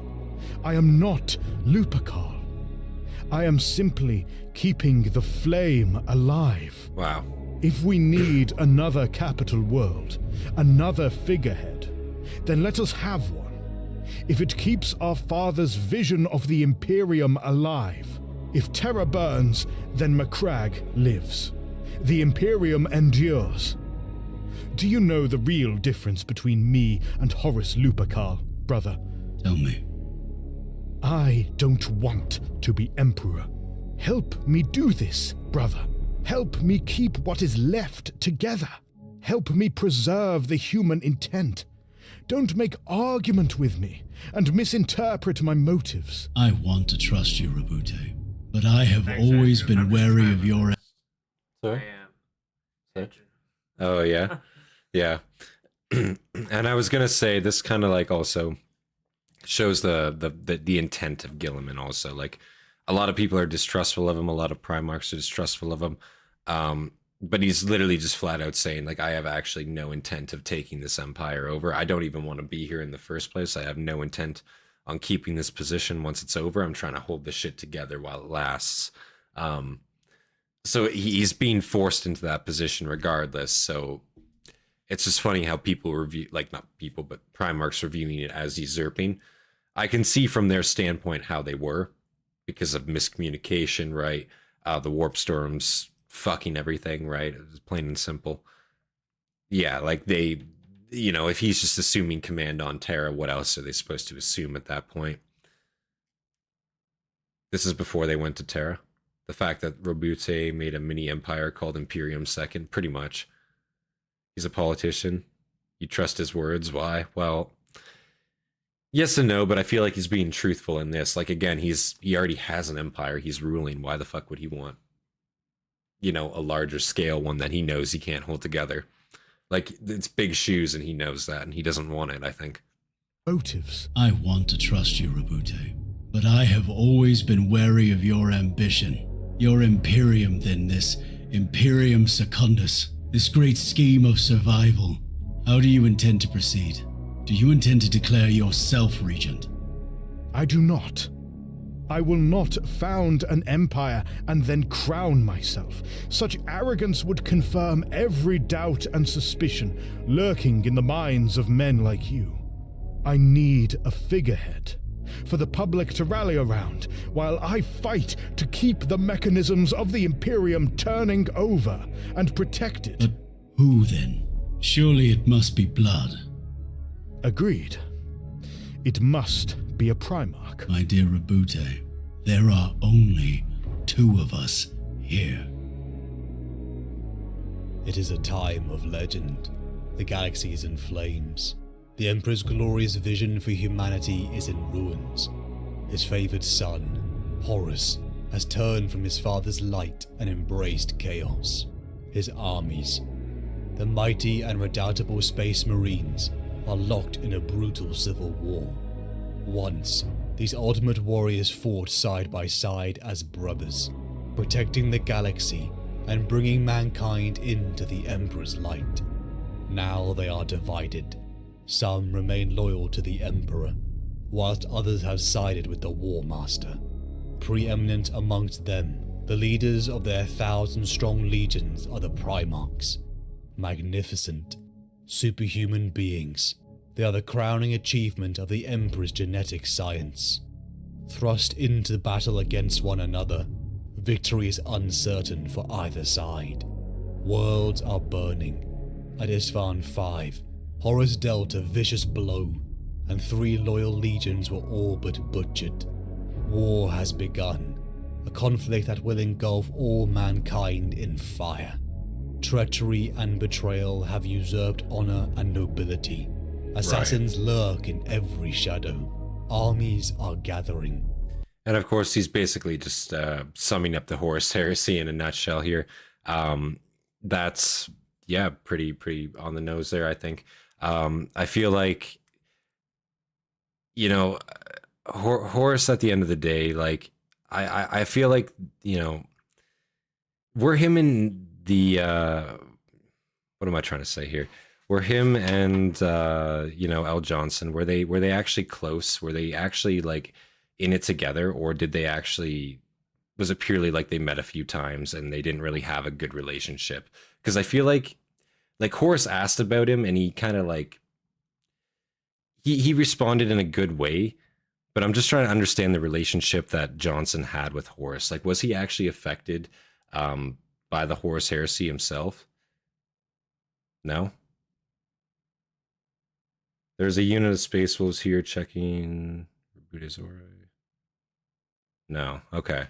So he actually, they weren't close at all. So he really respected each other. That was it. They weren't actually like, they weren't close. It was just like a politics kind of like, we respect each other, but there is actually no like interpersonal kind of relationship there. It's just like, yeah, we're both generals. We're doing our job. That's it. Okay. All must choose a side or die. Horus musters his armada, terror itself the object of his wrath. Seated upon the golden throne, the Emperor waits for his wayward son to return. But his true enemy is chaos, a primordial force that seeks to enslave mankind to its capricious whims. The screams of the innocent, the pleas of the righteous resound to the cruel laughter of dark gods. Suffering and damnation await all should the Emperor fail and the war be lost.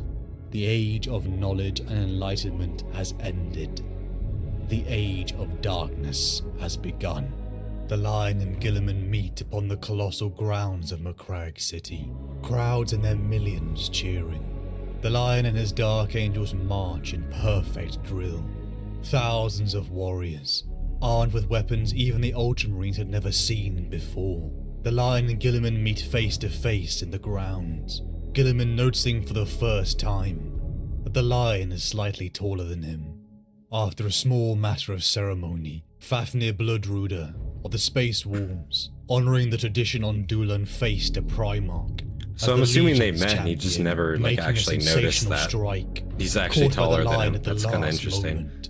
A cut so swift, Guilliman admitted it would have taken it's not him detailed off guard. To throw in there. With a backhand, the Space Wolf was cowed, and honour satisfied. The brothers walked side by side, with their legionaries in step, onwards towards the fortress of Hera. Side by side, the brothers conversed, the Lion prying Guilliman about how he had lit a beacon upon Macragge in the warp, and if he had found the true source of this war that ravaged the Imperium. The warp, Guilliman replied, both Primarchs dwelling on the ordeals their legions had faced in the years since the Horus Heresy had begun.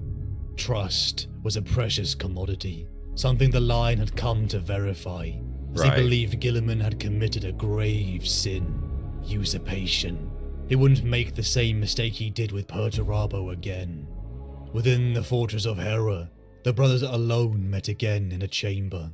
The lion... Yeah, I guess because he did actually arm Perturabo. He kind of set him up to, like, go traitor in a sense, didn't he?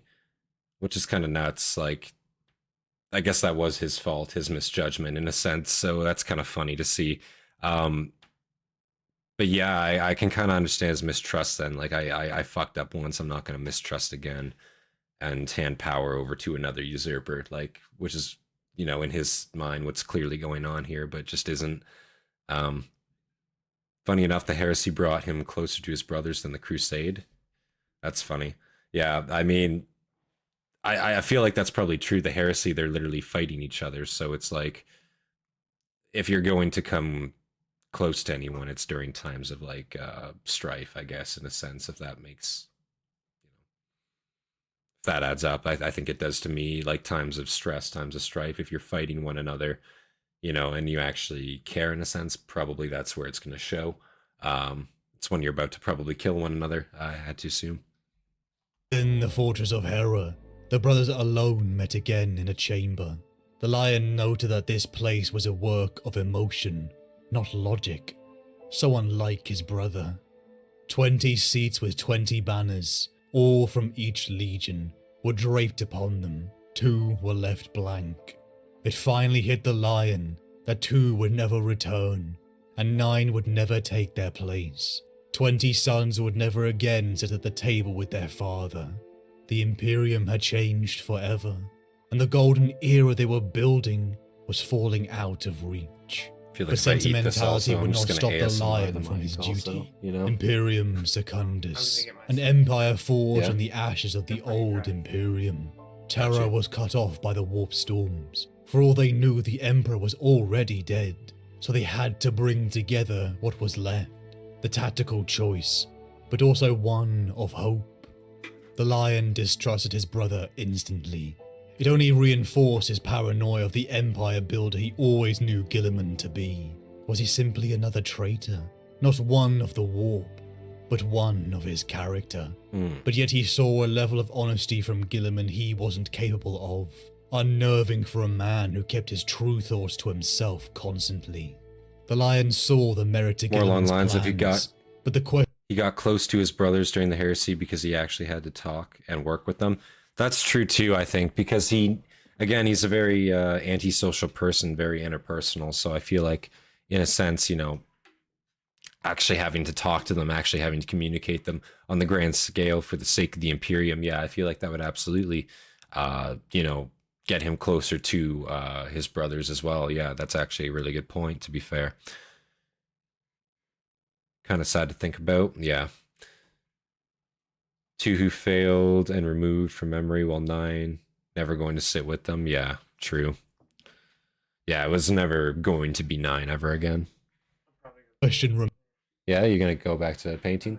Yeah, all right. Well, Wet Tent is going to... Yeah, he's got to stretch his spine out on that stool for fucking too long, and he's gonna go back to painting that martyr. Well, not painting, but putting together that martyr, like the good boy he is. So Okay.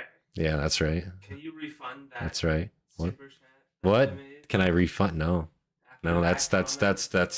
That's in there now. Fortunately, cha-ching. No, I'm joking. I'm joking. Remained. Who would become the symbol? Who would become the one to bend the knee? Who would become Emperor Regent? Who would become the new Emperor? In a banquet celebration for the arrival of the Dark Angels, the Lion and Guilliman sat with their men until the klaxons boomed across Macragge City. Andrew's telling you to have Mass fun. orbital launch. 400 drop pods Says rocketed thank you. towards Guess you Guilliman's didn't catch home. that. The Dark Angels had begun their assault. The lion Couldn't immediately handle the felt a wash of testosterone, shock so rush true. over him. He had not authorized That's right, this. shaking. Guilliman and his men drew their weapons. Furious at the impending assault upon their world, Guilliman looked into his brother's eyes and read the shock on his face. Even if this had been unplanned, the Dark Angels were in waiting. They had put plans in motion to destroy the Ultramarines. Please, the lion said, holding his brother's gaze. The shields of Macragge would incinerate his men. The lion swore to his brother he didn't order the assault. The time ticked away, until the furious Guilliman relented, and allowed the safe landing of the First Legion. Even now it was difficult for Jonson to break that wall he had built so long ago, to be honest with the brother he had so many doubts about. Wow. But Guilliman had been honest. Jonson believed him, even if that belief didn't come with the Lion's full trust. He True. finally explained the source of the unsanctioned drop assault. A previous prisoner who had been running rampant upon his ship. Conrad Curze, the Night Haunter. Guilliman grabbed his brother by the throat and slammed him into a marble wall, shattering the stone behind. It's going The right lion in kept here. his hands by his side, as his face finally showed emotion by contorting to a snarl. "You brought that monster to my world," Guilliman roared. The Primarch of the Ultramarines' anger was obvious, in contrast to the repressed fury of the lion. But his anger, and Guilliman's handling of him, was nothing in comparison for his failure to capture Curze since Thramas. Yeah, I can kind of understand that. Yeah, like he did kind of like fail to capture him time and time again. He had multiple battles with him where Curze did show himself and he just was incapable of getting him in a sense. And also, yeah, he brought him to Macragge, so it's like it's not a bad sentiment to have in a sense. God damn. The two secrets between the two Primarchs was breaking their bond. They were at each other's throats, just as the Night Haunter wanted. The Lion and Guilliman swallowed their anger.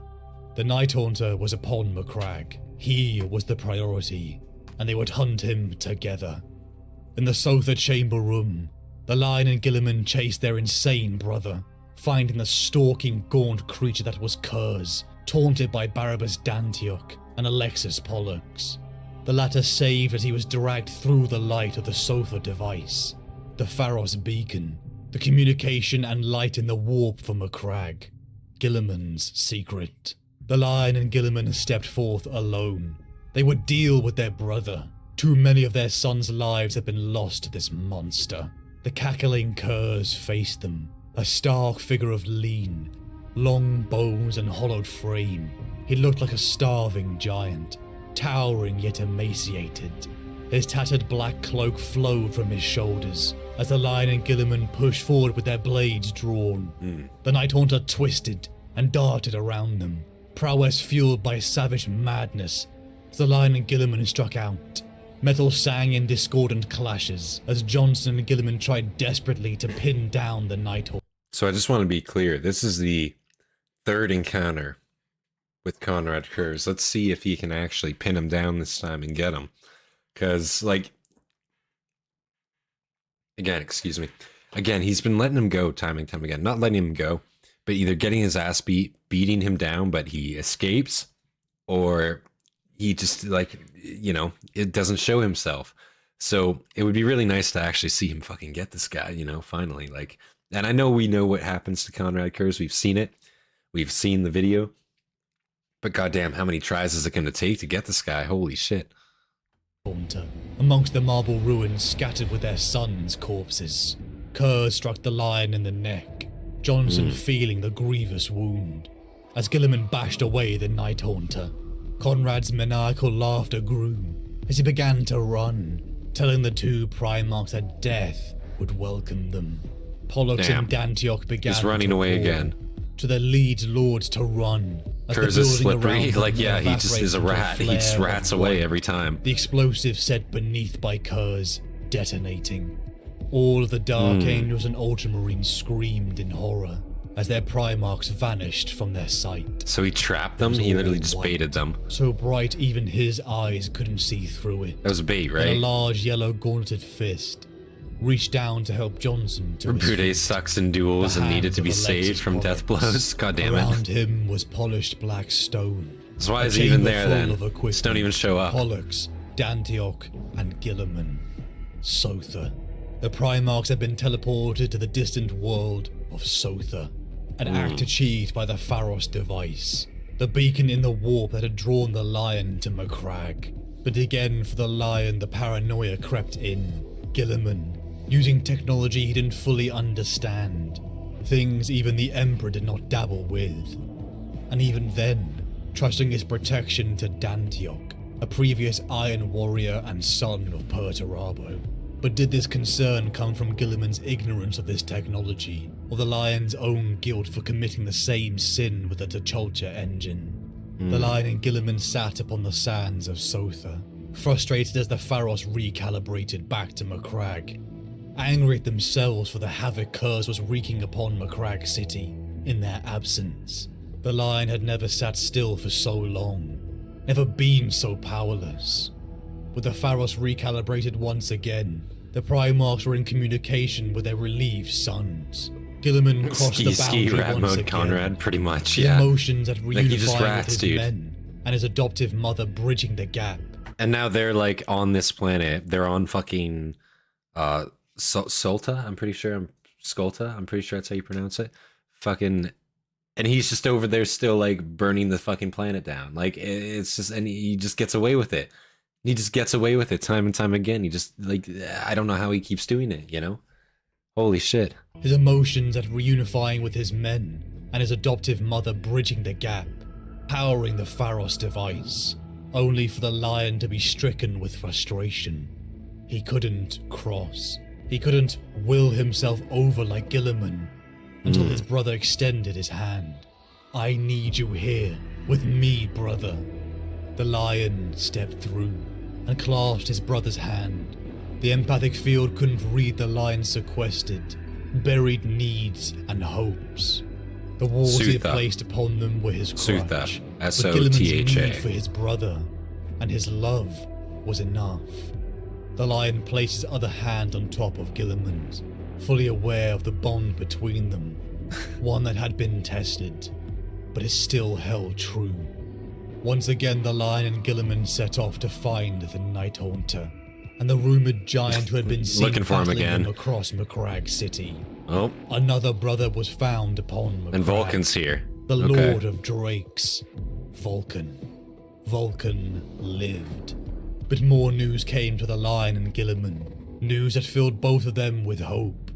From the edge of ultramarin space, another fleet crested the heart of the gathering Imperial forces. Ships of gold and scarlet red burst forth. The Blood Angels and Sanguinius okay. had arrived. The three brothers stood vigil over the body of the Lord of Drakes, Vulcan. An unmovable spear of fulgurite lodged in his chest, pierced there by Curze and forces that aided him. Their brother did not rise from this death, and the sight of it broke their hearts. The Lion, Guilliman and Sanguinius sat down together. Now, obviously, we know that Vulcan's fucking just, you know, an immortal, allegedly, so fucking, you know, I think he does, in fact, come back from this, does he not? I'm not mistaken, but, you know, I'm sure this would have been fucked to see, like, finally a Primarch, not even finally, but a Primarch being killed, and it's just like, you know, them seeing this for the first time. It would be pretty radical to see the actual leader of a legion, like the Emperor's child himself. Correct, he is a perpetual. Yeah, he just exists forever. Yeah, he's there. The Lion, Guilliman and Sanguinius sat down together. The events of last night alone have made me value life and kinship more than ever. We have lost another brother, and Macragge, great hearthstone of the 500 worlds, was almost brought low by the deeds and machinations of just one determined traitor. I have witnessed the venom of our enemy. I have seen the sad fragility of those assets and lives that remain to us. Rubuti and I do not think alike on many subjects. By this time in the story, Vulcan has But we died so many also times, he has stand lost together. count. So it's like, you know, it's funny how it's just like, oh, from this spear he does not rise, but like he's you know, he's literally done it before. So are they just kind of like, you know, are they just kind of like tear jerking here a little bit? Is that what's happening? Are they just like tear jerking us a little bit? You know, they've literally seen him rise from the dead, and they're just like, yeah, he's dead this time. No, like simply. Objects. We disagree, but we also stand together. Loyal, we fight for the Imperium. This was supposed to kill him, but the assassin meant to do so killed his The madness so Emperor may he be can come dead, back sane. But the Imperium had to continue. Jonson saw that now. Guilliman was right. They needed Curze to keep killed him the nearly flame every single alive, time. It was always and they Curze just needed a ratting him public down. figure to rally around. It must be blood. It must be a Primarch. To crowds of millions upon millions, a sky swarmed with ships and banners waving in the wind. Legionaries of black, blue and red stood in parade and saluted. The crowd's cheers were deafening as they looked to the 3 Primarchs. On the right stood Lionel Jonson. They are Lord jerking us, Protector. yeah, apparently. On the left, Guilliman. Don't look at me like Lord that. Warden. And in the Or center, do. Wait a second. Emperor Regent Sanguinius. Imperium Pause. Secundus was born.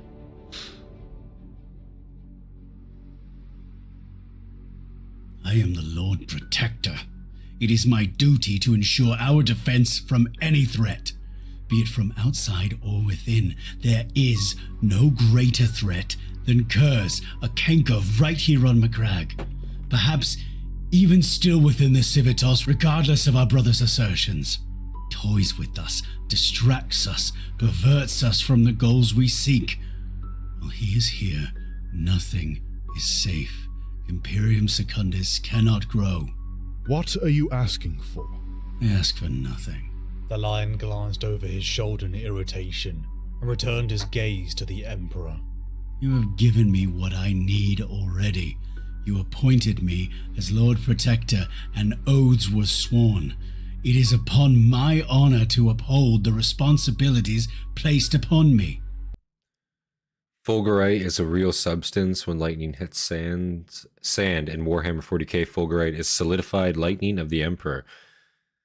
The spear tip is made from the Emperor's psychic might, so it can kill immortals. Oh shit! So it was meant to kill him. So they actually thought this was gonna do it. Like this was the one that was gonna, you know, finally put the nail in the coffin, but it just didn't. Is that it? I think Games Workshop's gonna bring back the triumvirate with the Holy Ghost Sanguinius. Yeah, that's possible. I mean, it would not surprise me if Sanguinius did make a return, to be honest, from what I've heard. I don't think that would be shocking. I think I could see that. And also think about how fucking sick that mini would be. Think about how many people would buy that shit. Oh. And it is upon yours to let me do so. There can only be one Emperor. The lion whirled about, stopping himself an instant from striking the Primarch of the Ultramarines. Guilliman stepped back, startled. And I will protect him. The Primarch of the Dark Angels roared. He threw out an imploring hand to Sanguinius. Brother, stand by your oaths. Free my hand. It would be from the shocking as he's dead bondage and his soul is of shattered. Listen, when has that ever stopped? The forces that be, you know. Listen, from what I hear, you know, it just feels like supposedly Dante plus Mephose plus Sanguinior equals Sanguinius. Assassin betrayed the guys who sent him to kill Vulcan and save Vulcan from his madness caused by Curze. Unfortunately, probably not as far as the recent lore is concerned. When Sanguini died, his soul was ripped apart. Okay. So his soul's not even necessarily in the warp. It's actually just non-existent. Is that correct? Is that more true, I guess? He became the Trinity of Souls. Okay, fair enough. His aspects, the angel of darkness and light, are battling in the warp. Okay. Interesting. Free my hand from the bondage of personal niceties. You entrusted your life to me. Now it is time to prove that trust. What would you do? Asked Sanguinius. He looked at Guilliman for a second, and then back at the lion. What has our brother not done that you will? Crag has been a fortress from without, but it must be fortified from within. Martial law, a total suspension of contact with any ships that have not been thoroughly inspected, quarantine, if you will, curfew, searches, surveillance and investigation without limit. There will be no shadows to hide Curze, no cracks for him to move along, no gaps to fall through.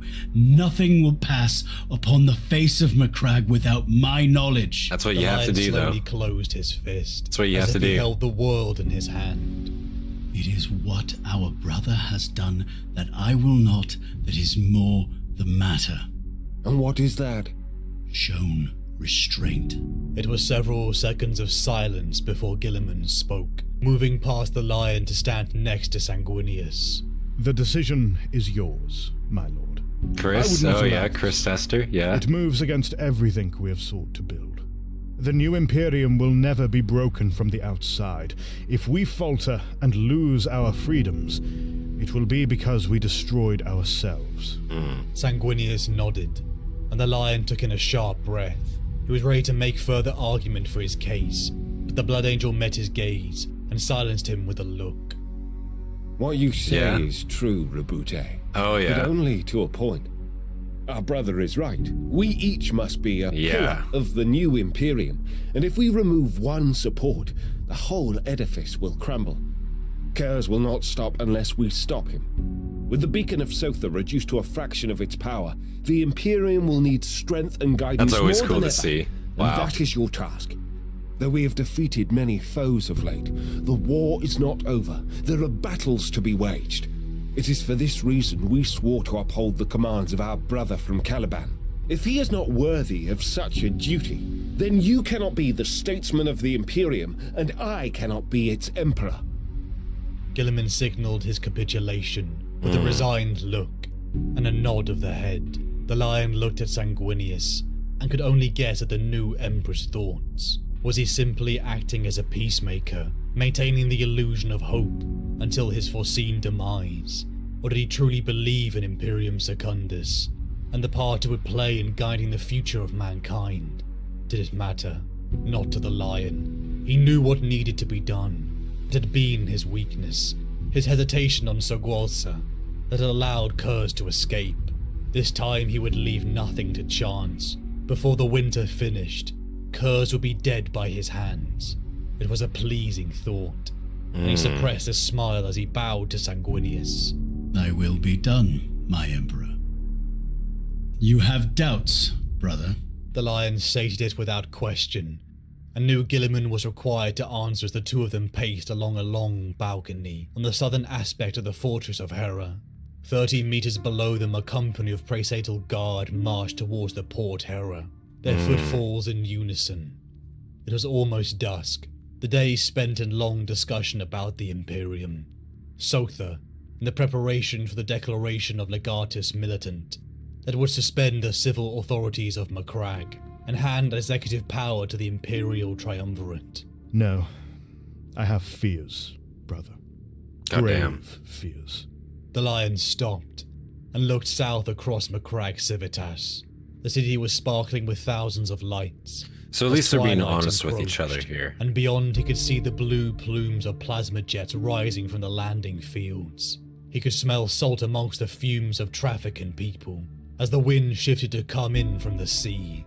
His silence invited Guilliman to continue. Every action begets a reaction.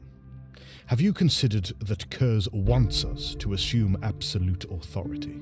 Yeah. He wages a different war from us, for That's objectives true. we cannot guess at. He is insane, lashing out blindly at any target. That's also true. Wounded, maddened animal trying to protect itself. You heard Lord Sanguinius's account as well as I did, brother. So that's an interesting take on it. He thinks it's as simple as Jonson thinks it's as simple as it's a wounded animal lashing out. You got to just fucking put it down like the sick dog it is. And honestly, that's not a bad take on it. But Guilliman, more thoughtful on the situation, of course, sees the ulterior motives of Conrad, sees how complicated of a character he could potentially be. You're trying to break down authority itself. You're trying to get people to question authority. And in a sense, when you're imposing martial law, you're cracking down in the way that you are. That's kind of exactly, you're getting people to be unruly in a sense. And that is a goal, I guess. Yeah, that's also not a bad take on it. It's interesting they're discussing this. That's not bad. Protect itself. You heard Lord Sanguinius's account as well as I did, brother. Curze's madness has an end game. He seeks justification, affirmation, retaliation. You are giving him that. The Lion thought about this, knowing that he owed his brother the courtesy of proper consideration. The alternative is to let him wreak havoc across Macragge, across the Imperium. Our new Emperor said it. He must be stopped. That Reverse is not psychology, what he yeah, said. exactly. Guilliman argued. The other Primarch sighed and turned away, leaning his back against the pale stone of the bastulate. The practical application of more security brings about consequences that theory cannot predict. Such as? We are asking my legion to stand against their own. This is Macragge, the world of the Ultramarine. Yeah, Many exactly. of my warriors have connections here, family ties. Literally. We were never meant to rule directly. You must understand the potential now they're martial conflict lawing this it. generates. Yeah. Unforeseen consequences are just that, brother. What ruin will Curze bring about if we do not curtail him now?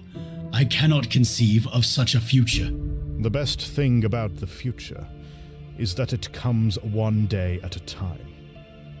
Tomorrow will bring protest. How will we deal with that? You will deal with it, brother. As Lord Warden, it remains your duty.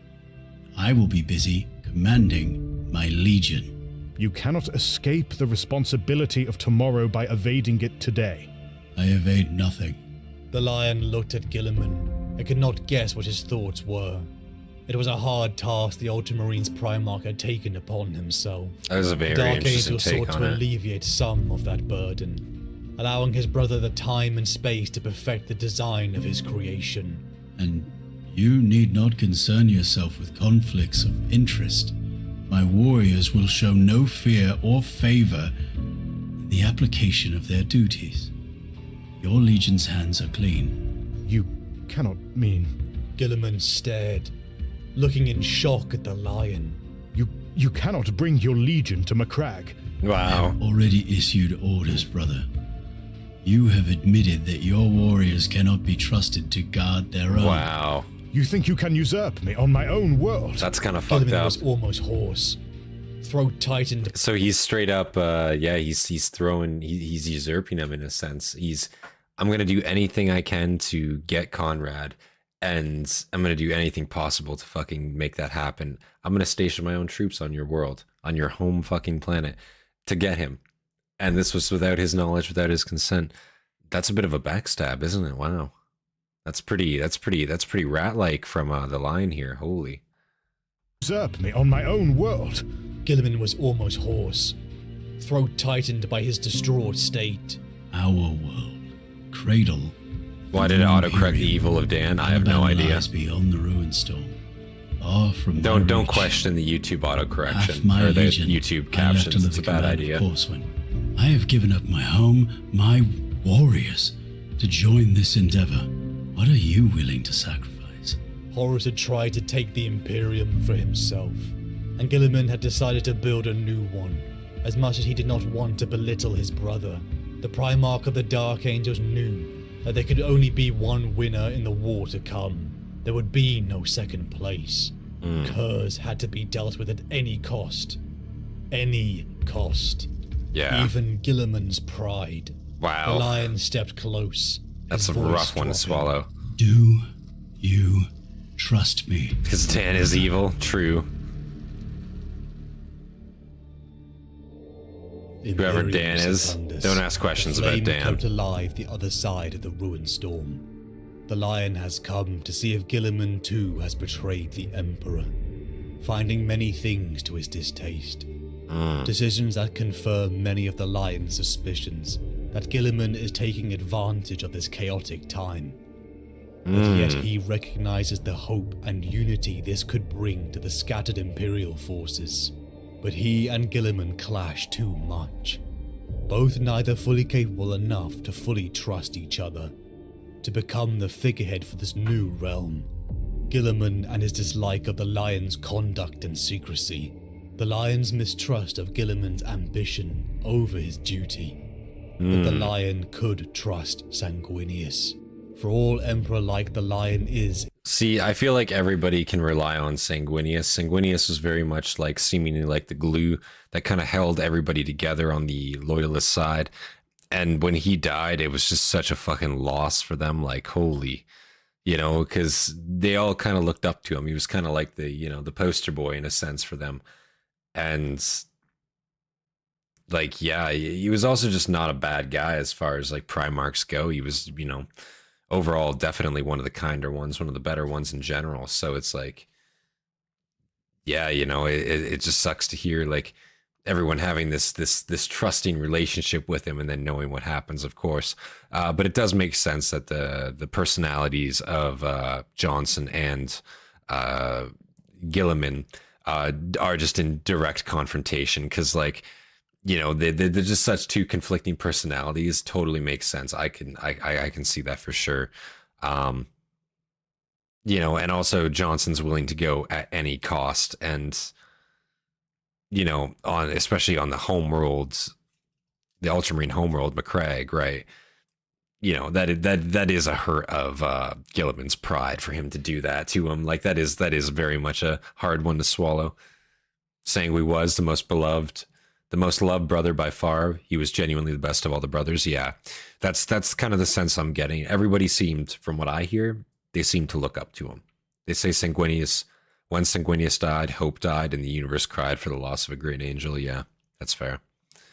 Lion could trust Sanguinius. I could totally see that, though. Like the Lion is in his demeanor and personal convictions, Sanguinius can be the symbol he could never be, though a part of him desires the authority in order to push through decisions.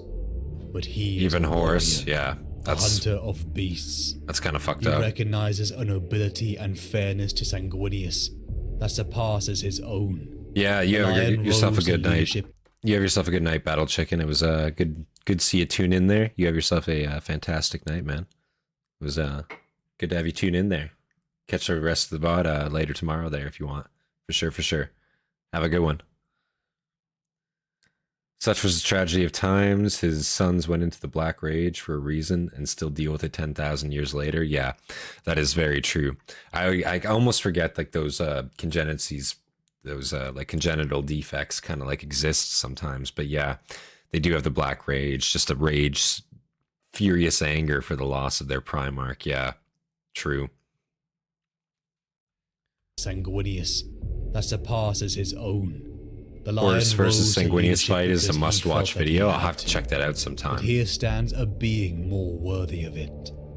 With the birth of Imperium Secundus, the Lion understands that this is the best course of action, but yet he is concerned for the true Emperor, and for distant Caliban whose fate he has put on hold for Imperium Secundus, because he believes this is the best choice for humanity. Curze has taunted him with news of Caliban before, but he holds to his trust in Luther, that his adoptive father has held true, but also for the first time the Lion genital has defects, so true. Emperor Regent Guess they all technically have that, don't they? Who doesn't know his heart to the level the Emperor does. The Emperor and the Lion barely needed to converse on decisions, as their minds were nearly one. But to Sanguinius and Guilliman he has to explain and justify himself. Something incredibly difficult for a man who keeps secrets and actions often to Dan himself. really didn't skimp on the details, even when I wish he had. Trusted him completely. Yeah. Enough to let him off the leash. The Lion knows his duty, but do his brothers understand the way he sees this universe? Imperium Secundus, the beacon of hope for the Imperial forces on the far side of the ruined storm, had met with adversity. The Pharos beacon upon distant Sotha had been broken by an attack from the Night Lords, dimming the light in the warp that had called the survivors to Macragge. The Lion had travelled to dozens of worlds within the realm of Ultramar, using the Tatolcha engine, hunting down the rumours of the Night Haunter. Upon many planets, the Lion found warbands of traitor forces, such as the Word Bearers, seeing now truly the disgusting rituals enacted by those who worshipped this chaos. Yeah, and by this point, the physical changes have very much taken place in the traitor forces too, I'm sure, so the word bearers, especially bearing eyes on them, would be fucking horrific if you hadn't seen them to that point. Yeah, that would be like, what the fuck happened to you guys? Holy shit. I'm gonna post a short on Castor the Mad. He's funny. Yeah, you should. Definitely should. Abnett is a good writer for sure. Yeah, actually, I fucking right here, if you guys haven't seen, look at that. You guys see that? Yeah. Posted that on my channel a little bit ago. Yeah. Fuck yeah, it's in the display now. Oh yeah, we got this nice shelf. Oh. One nice. It was all me though, right? Yeah, no, I'm joking. Wet Tent here, of course, helped out a lot with that shelf. I want to, give praise. Do you want to show your face for that or no? No. My memory's in the Your memory's in the shelf. We should etch his name into it, honestly. It would be a good memorial. Paint my name on your wall. Paint your name, yeah. You know what? I'll put a little @ symbol at you. Thanks for the shelf in my description. How about that? I'll do it just for you. Just for you. Desecration, even entire monuments of bone, made from the populations of planets. We have come. We are death. We have come. We are death was chanted through the helmet grills of the First Legion, as they faced these traitors upon every world, scouring for traces of Conrad Curze. Only for upon Jonson's return to Macragge, he discovered that Curze had never left. The news sent shivers of shock down his spine. Imagine him being such a rat. He never actually left the capital. The first planet he fucking checked, he was just there still. He's just chilling out. He saw a hint of a soul-grinding rage. But just as quickly the lion's thoughts turned to the Emperor Regent Sanguinius. He was unharmed, but had been visited by their treacherous brother Curze. To the library of Ptolemy the Protector, Warden and Emperor Regent went, discussing how they would deal with their traitorous brother, who haunted Imperium Secundus' progress. The Night Haunter was insane, vengeful against the Emperor who he believed had by fate made him a monster. Yet underneath all this was a brother seeking, in a way, forgiveness, permission. The Lion saw a deep melancholy within his brother Sanguinius' words, the source of it something he would not share, but the Lion even now kept his own secrets. He was not one to pry. The brotherhood between the three Primarchs was showing its cracks. The Lion felt a fury take over him. Guilliman, how could he allow Curze to get so close to their Emperor? Something Guilliman retorted with, where was he, the Lion? True. He is the Lord Protector, yet he was off in the stars hunting rumors on his own, and keeping his own movements secret from them. His own Warden and Emperor Regent. The Lion warned. That's a fair point. What's your guys' take on that one? Those are both fair points. I feel like, if he's like, Conrad is a fucking rat. He's a slippery bastard. So I feel like, again, and to his own acknowledgement, you're only gonna fucking find him when he wants you to find him, right? At the end of the day, like, this is again Conrad Curze we're talking about. This is a Night Haunter. He's not gonna be fucking just out in the open. Again, he was hiding on the capital planet. I'm sure first planet they checked, still just fucking there, and feet up, waiting for them to come back. Oh, hey guys. So I feel like, yeah, kind of a waste of time, honestly, in hindsight, but at least he's doing something. At least he's doing something, I guess, at the end of the day. It's better than nothing, but damn, and keeping your movements hidden, especially, that one's a rough. And he is Lord Protector too. That's a big title, big shoes to fill, and you're not present. So yeah, it's kind of rough. Personally, the Lion was baited hard in this movement. Yeah, I mean, that's a fair take, I think. I believe that's fair. Side with G-Man? Yeah, that's fair. Yeah, I think Guilliman has a pretty good point here on this one, I will say. I think he's probably right. Chasing rumors out in the middle of nowhere, it's not going to get you anywhere. His own Warden and Emperor Regent. The Lion warned, insult me again, brother, and theoretically I will punch you in your practical face. The Lion and Guilliman almost came to blows, until Sanguinius stopped them. The The Lion began to speak up. This triumvirate was holding the Imperial forces together, but never before had the Lion felt such chains around him. For years now they had tried it Guilliman's way, of negotiation and stability, but now they needed to try it his way. Guilliman was incredible. The Lion knew he could give dozens of things his attention, a multitasker and administrator beyond even his capabilities, but he had never given anything his full concentration, like the Lion had. That was why he was not the warrior the Lion was, and why Guilliman couldn't be trusted to catch Curze, another Primarch, for he could not give that task his full attention. Sanguinius gave the Lion his permission to do what was necessary. The Lion had fought Curze for years. He hated him. He had murdered so many of his sons, and he had brought that monster to Macragge. He would hunt him down just as he'd done to the beasts of Caliban. So But just true. as the Lion gave his declaration to Imperium Secundus, Macragge City began to suffer attacks from within.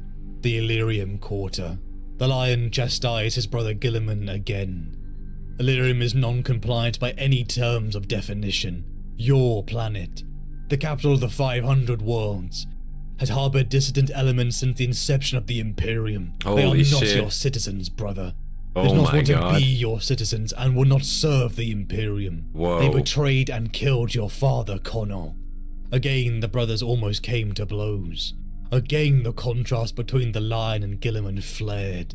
Okay, I'll be real here. Yeah, Jonson's talking fucking nuts here. He's actually just going off the rails on this one. I respected his honesty previously, but this is a little unfounded. This isn't even like, this isn't even. He's not wrong here. He's not necessarily wrong. Like, I'm sure that did happen.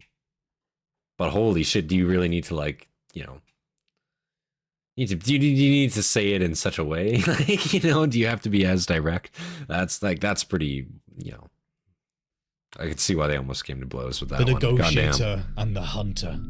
The Emperor had sent the Ultramarines like diplomats across the expanse of the lost colonies of mankind, bringing them into the fold. But the Dark Angels were destroyers. The Emperor sending them to eliminate Xenos and all other threats. True. But in Guilliman's diplomatic means, he had made peace with the Illyriums of the past. The ones who had once rebelled, Crash out, yeah. and now again were rife with the resentment the Night Elder had used against Imperium Secundus. The Lion wanted to eradicate This is why the them Lion from wasn't made orbit. War Master, not a Wipe politician. the Yeah, he slate has no. clean. Secure He's so brash. Imperium He's got no Secundus, so they could focus sympathy on getting to him at all. Terra.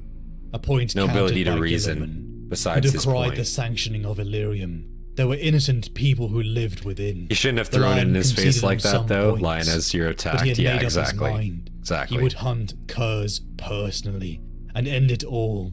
He would accept the enormous risk, because only one brother would survive this encounter. Standing inside the streets of Martial Lord Illyrium, the Lion let himself be seen. From orbit he went against his assurances to Sanguinius and Guilliman. He launched radioactive munitions at the rebelling Illyrium forces, hiding in the mountains, and when the dust settled he set off for the tunnels that ran beneath. It's a Likely small walking micro into country the Guilliman Nightwalker's has sanctioned trap. for years. No need to He blow was so it up. close. Diplomacy An like end this. to Wink Curze wink. in sight. Diplomatically He began like to this. think Yeah, of the true. future. A new War Master. Such was the prize he called to mind. Sanguinius' vision of death would not come to pass while the Lion wielded such terrible might. The triumvirate would be the match of the Emperor lost, the power and majesty of mankind's saviour renewed. He would take the fight to Horus at the forefront of the legions, the finest augmented warriors dedicated to the most beloved of the Primarchs, recruited, organized, trained, and armed by the greatest logistician in the galaxy, commanded by its paramount general. I will just say I want to pause on that illustration real quick. That's a fucking sick illustration. I will say, props to whoever fucking came up with that one. That looks awesome. Straight up, looks awesome. Technically, the Lion didn't launch nuclear missiles. There's always a technicality there, and there's always a but, which is what he was forbidden to do. Yeah, well, Horus and his ragtag entourage of misfits and dissidents would be shown the true strength of the Imperium.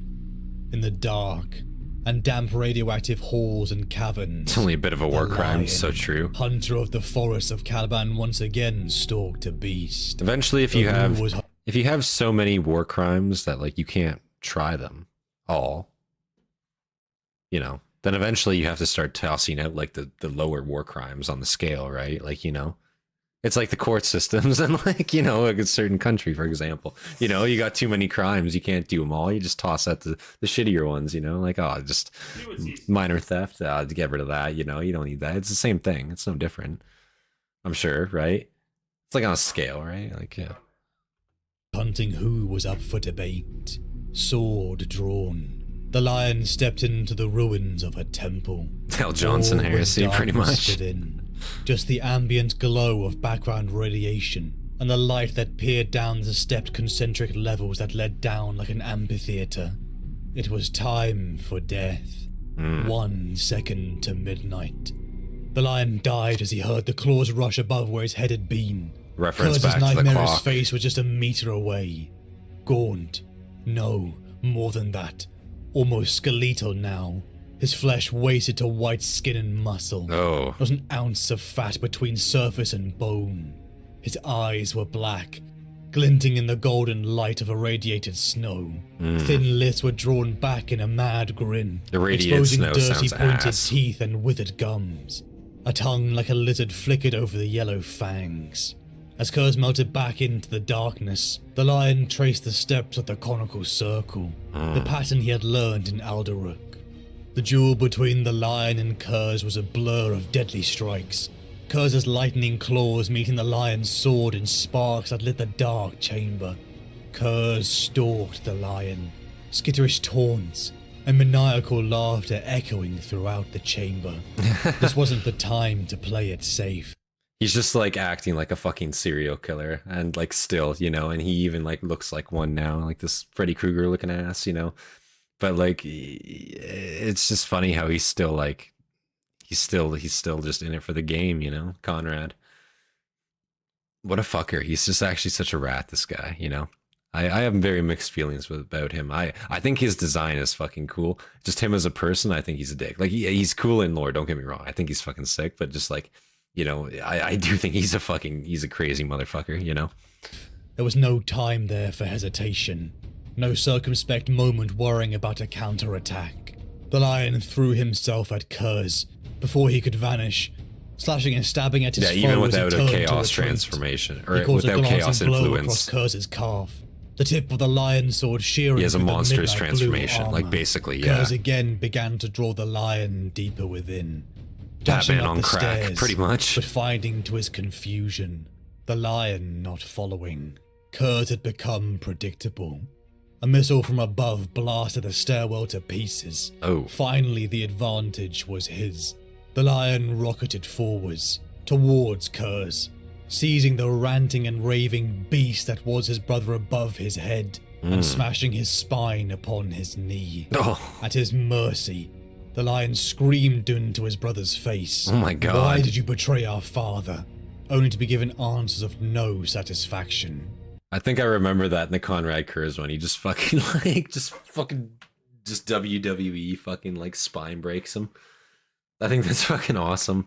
There has to be like some illustration of like, you know, just Curse getting fucking spine busted on fucking Jonson's knee. Like, please tell me that's a thing. Has to be something. Like, there has to be something out there like that. If not, why hasn't somebody made it? Like, I'm sure, like, you know, fuck. I'd love to see that. At his mercy, the lion had wanted him dead for so long. He could do it, end it all here, but he stopped himself. He was no longer the lost boy in the forest. He was a knight of Caliban. I am no murderer. You will be executed, but not for my vengeance. Ooh. For justice. I will not make you a martyr, nor vindicate your twisted ideals. Goddamn. In chains, the lion dragged Curse before Emperor Regent Sanguinius and Lord Warden Gilliman. The trial of Curse had begun. The list of crimes against the Night Haunter was vast. But Curze protested, with venom in his eyes. You think they walked up to him and they like, you know, and they read out his crimes and it's just a scroll that's like comedically fucking long that they unravel like in front of him? Like that's how I imagine it to be, like just a comedically fucking gigantic scroll that just keeps going, like, you know, there's too many to list. And with a voice like scraped glass, Curze exclaimed how could he be tried as a criminal by a criminal, revealing to all assembled how the lion had broken his vow to his brothers, and had struck the Illyrium quarter from orbit, something he swore to Guilliman and his emperor. That is exactly what happens, that's awesome. The fury of Guilliman was like nothing the lion had seen before. His brother that's so marched up unironic to him, too. tearing away his sword from his I had grip no and idea. snapping it in two across his knee.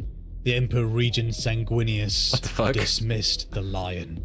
The triumvirate ended, and the lion left, Curze's laugh echoing behind him. Aboard his flagship, the lion sat in shame. He had Hashtag free gone too Conrad. far. Oh, His God. need to complete the Yeah, come on, guys. You got to do the hashtag free Conrad in the chat right now. You know, if you're a believer, you know, hashtag free Conrad. mission had blinded him. Last week you His ate mistake 600 with the babies. siege engines with Unfortunately, yeah. Perturabo. Again, he had let the end That's just a goal Tuesday, cloud man. him. Nemiel, his son who had questioned him, too, fell to that singular mindset. A new war master. Was How Conrad could he read have his been rights? so No. foolish? Had the Emperor not warned? Actually, that's true. Was not to cut off, but was Conrad read his rights when he was taken in? When Jonson took him in, did he actually, was he like, you know, you have the right to speak? I mean, I guess he asked him a direct question and it was like not a satisfactory answer. But like, you know, like you gotta give a man his rights, you know, like you might still be in chains, but like you're still a Primarch, you still get this honor, you know, so I feel like he broke his spine rather uncourtly like, let's say. New war master. How could he have been so foolish? Had the Emperor not warned He is him a traitor long and ago has not no to rights? seek Well, recognition? Was this how Horus had fallen? it's all a matter Within of his heart perspective. of hearts, had he been so singularly focused because he never truly processed? No, it's not. his He is a brother's traitor. You guys are betrayals? right. Like he's totally just Does a any of it shithead. I'm not matter? gonna lie. He Yeah, said to you're right. himself. He is a shithead. A I'm taking the diminutive figure piss. stepped out of the darkness of the throne. I don't believe he should be chamber, read his a rights. child's Don't take height. that seriously, It please. wore an ebon robe, its hands concealed with gloves as black as the shadows, but underneath the mantle of two eyes burned like embers, a watcher in the dark. Ooh. The ones who had advised him at times over the years So these watchers had are coming nothing back. to offer him now, only more questions. The lion had been banished. To Caliban the dark angels would return. Maybe there can be some resistance there to the madness that gripped the galaxy. But You on have the no edge of rights departure, to something exist nor overtook the breathe. lion. True. Conrad's words. His fate to die as an assassin not born yet, sent by the Emperor. Immediately the lion ordered the Totolcha engine to teleport him back towards Macragge. In the throne room a white light emanated, as Sanguinius' sword almost fell upon Curze's neck. Jonson and his son Holguin teleported into the chamber, all weapons drawn upon them. Curze and Sanguinius' visions were true. The lion exclaimed. Curze would die at an assassin's hand sent by the Emperor in the future. Therefore, the Emperor lived. Terror still stood. The Dark Angels, Ultramarines and Blood Angels assembled. Hundreds of thousands of Astartes, millions of mortal men and 3 Primarchs launched to the stars. Wow. Their destination, Terror. They would find a way That'd probably be a crazy to break scene the to see. ruined storm. Like, I imagine that'd be nuts to see. You're literally talking about, like, in total, what, like, I'm assuming around 10 million ground assets taking flight at that point. That must be insane to see. I don't even know how logistically you'd get that off the ground in good time, and then be able to still make way to Terra. I assume, like, getting your assets into space alone would probably take you a month, like, if that, in this time period, you know. I wonder if Khorne would accept Mad Bat Skull to allow me to send Demonhood. Maybe. You should ask him. Although I will admit it would have been hilarious if Curze asked for a lawyer. I think Curze really should have, like, taken more what's the word? Respect to his legal counseling. That's what I'll say. I think he should have really taken that seriously, and I believe he probably would have gotten further. You know, and obviously, like, I'm just saying, the way he was taken in, that was very clear. Abuse of force, is what I will say. So, you know, like, I think Jonson's in for a big lawsuit, is what I'm going to say here. I think he needs to watch his ass on that one.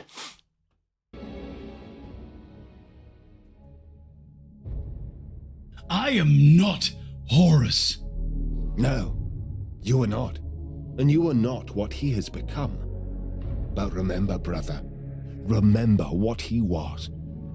I remember how wise I thought our father was to make him War Master. I remember Horus's doubts, how he wondered if he was worthy of the task. How could this brother turn on us? Great Remember narration, that none of of us course, saw his treachery coming. Our father didn't see it coming. Remember all of this, and remember that here is where Horus fell. Now tell me you are certain there is nothing below. He's right. I would like to know what happened to Horus. You think I don't? And if Sanguinius is correct, what then? Is our strategy to replicate Horus's error? Yeah, G-Man, he's good at organizing, that's true. An eyebrow G-Man could raised. probably make it happen. Where do you stand, Rabute? Why won't you tell us? I wanted to hear you both out. He plays Imperial We have a lot Against the of data, Triumvirate. but it does I'd not love to see point it. in a clear direction. Somebody should make some We have skit just about that come shit. through- Honestly, great idea for like a skit, you know. You know, kind of the same as what we've seen, like with if the Emperor had a text-to-speech device. Somebody should make like if Conrad Curse had a lawyer, you know. I think that would be a fucking hilarious fucking series. That would be awesome to see animated. Yeah, fucking that'd be fucking pretty pog, I won't lie. A lot of data, but it does not point in a clear direction. We have just come through unambiguous evidence of the importance of Davin. But the necrosphere tells us nothing about how we should deal with the problem this world presents. He drummed his fingers on the table. On balance, I agree with the lion. Our enemy isn't here. It is somewhere in the necrosphere. You saw it, Sanguinius. You've done battle with it already. We can't fight it until it declares itself. I agree. Destroying Davin may bring it out. In any event, I think a landing here will be a distraction. It will not be. We have to know what is down there. We have to go. He stared at the center of the map. No, they could not understand. There was someone who would, though. I must speak with Conrad. I am the law. Yeah. You think he would convince me? No. Nevertheless, I would speak with him. As Sanguinius reached the stratagem's door, the lion said, I will take action without delay. You will be wrong to do so. Sanguinius said, and left. The klaxons boomed through the corridors. Another amazing The illustration, Invincible Reason goddamn. was maneuvering into position for the bombardment. I have no authority over you. Nevertheless, I am giving this command. I will not be opposed in this. Sanguinius placed his hand on the hilt of the blade in carmine. He did not draw it. The act was less a threat than a reminder. He had no intention of harming the legionaries. Physically opposing him, though, was more than they could do. He spread his wings, lifting them high. He filled the corridor and towered over the Dark Angels. Do what your honor demands. Know that the responsibility for what happens now is mine, not yours. These events are beyond your ability to control. The legionaries did not move, but they did not raise their guns. Know this, too. What I do for the Imperium. So does the Lion. Nothing that happens now changes this fact. Sanguinius drew the blade in carmine and smashed Very the blade loyal. against the helm of one guard, splitting it open and staggering the Dark Angel. He whirled and seized the other guard before he could fire. He raised the Dark Angel and slammed him against the wall, his breath hissing with anger at the necessity of what he did. He struck both guards with the flat of his blade, hammering them into unconsciousness. Forgive me. Lucky He only turned from them into a unconsciousness. small chamber a few paces further up the hall. It was the guard post. He entered it, yanked open a plasteel vault, and took the chains and Nurim manacles he found inside. He returned to Curze and worked in silence, as he transferred the Night Haunter from the wall shackles to the new restraints. The beats of the klaxons continued, counting away the time before Davin's annihilation. No threats. No warnings that I will die if I try to escape. Escape to where, Conrad? Well said. There is no escape for any of us, is there? He took Curze down from the wall. He shackled the Night Haunter's hands behind his back, but left his legs free. Curze cocked his head at the His sound back of the is broken. klaxons. I hear the blaring of your time running out. That's hilarious. Time enough. Curze laughed as they ran past the fallen guards. You do your very best to bring me joy, brother. Sanguinius! The lion shouted through the angel's vox bead. I wonder, is he just like dragging him on the floor while like they're moving here? Is he just like like fucking just grabbing him by like the scruff of his neck and just sprinting with him? Like, is that what's happening here? Because his legs are busted. Like, not his legs, but his back is fucking broken. He can't use his legs, surely, right? Man doesn't have a spine no more, you know? He might be a Primarch, but I think you still need that. I don't think your extra organs account for your spine being in two pieces, you know, unfortunately. It's kind of fucking funny, though. A funny scene. What are you doing? What I must, as a you. But you were wrong. Already healed it? That's fair. They probably healed it. But then again, why would you, like, do you think he naturally healed it, or would they... He's healed it by this point? That's fair. That's fair. Do you think he would naturally be able to heal it? Because I don't think they would. They obviously wouldn't go out of their way to heal him. Like, you definitely want to keep his fucking back broken. Because like that motherfucker, he's a rat. He's gonna slip away. Like if you know, it's better if his back is broken. Naturally, he could heal it off. Okay. Built different, yeah. He did get the lion's sword smashed straight through him and survived. True, that's true. But you were wrong. You are setting us against each other. This is madness. No, it is necessary and it is fated. He shut down the channel, cutting the lion off mid-roar. Sanguinius opened a 100% vox naturally channel healed. to He his healed chapter before he even got to masters. court. Damn. Launch drop Wow. pods. Immediate landing in the vicinity of the temple. All forces away. Now. The lion gripped the arms of his throne. He took a You gotta breath, put him in like a perma forcing backbreaker himself to see machine where it clearly just through the red snaps haze it of continuously, anger. you know? Damn, it Auspex, sounds brutal, give but me like, a fuck. trajectory. What are your orders? Steadius asked. Do we shoot my brother down, you mean? The lion thought. Wood creaked beneath his grip. Damn you, Sanguinius. Rat, Damn you exactly. for forcing that choice on me.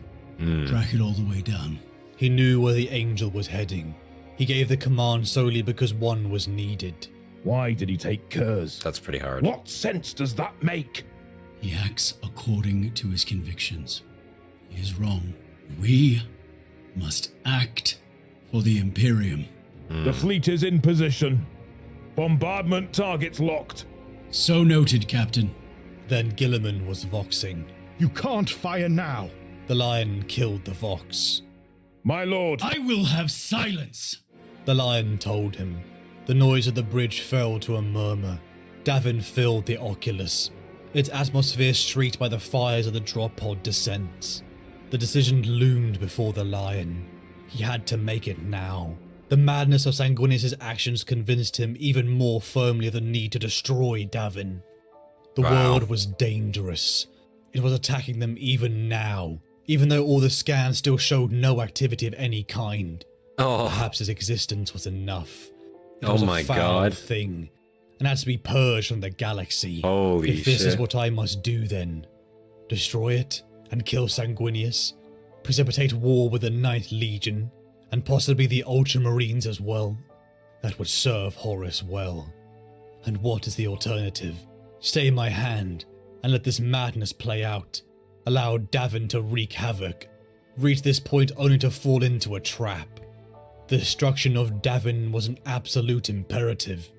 I feel like the latter is definitely the better choice here. You just have to stay your hand. Like, what he's suggesting is absolute fucking anarchy for, you know, the Imperium. Now, I think I know what he picks here, but holy shit. SCP containment. Yeah, dude, literally, like, you gotta put him, like, you know, the femur breaker from SCP? I remember that from the fucking original game. Yeah, you gotta put him in, like, a machine like that, you know what I'm saying? Like, you just fucking... That's what you got to do. That's like the perfect containment for him. Put him in a fucking box. Or actually, you know what you could do? Just for the extra, like, you know, rubbing it in factor. You get a statue of Al Jonson in the kneeling position. You stretch this motherfucker on like a rope or like some chains or something like that. And then you just fucking drop him on the fucking knee every so often, you know? Like a 20-foot drop just on like this fucking like marble statue knee. That'd be the way to do it. That'd be some shit right there. I'm just saying. No, that's creative, right? Like that's very creative. That's the way you do it. That would rub salt in the fucking wound right there. If he had any doubts left after Epimos, they would have been burned away by Sanguinius's actions. The corrupted worlds must die, and Davin was the source of the corruption. Give the order, said the inner voice of brutal necessity. You know what must be done. The lion nodded to himself. Captain, prepare to... He stopped. His blood froze at the enormity of what he was about to say. Cancel the bombardment.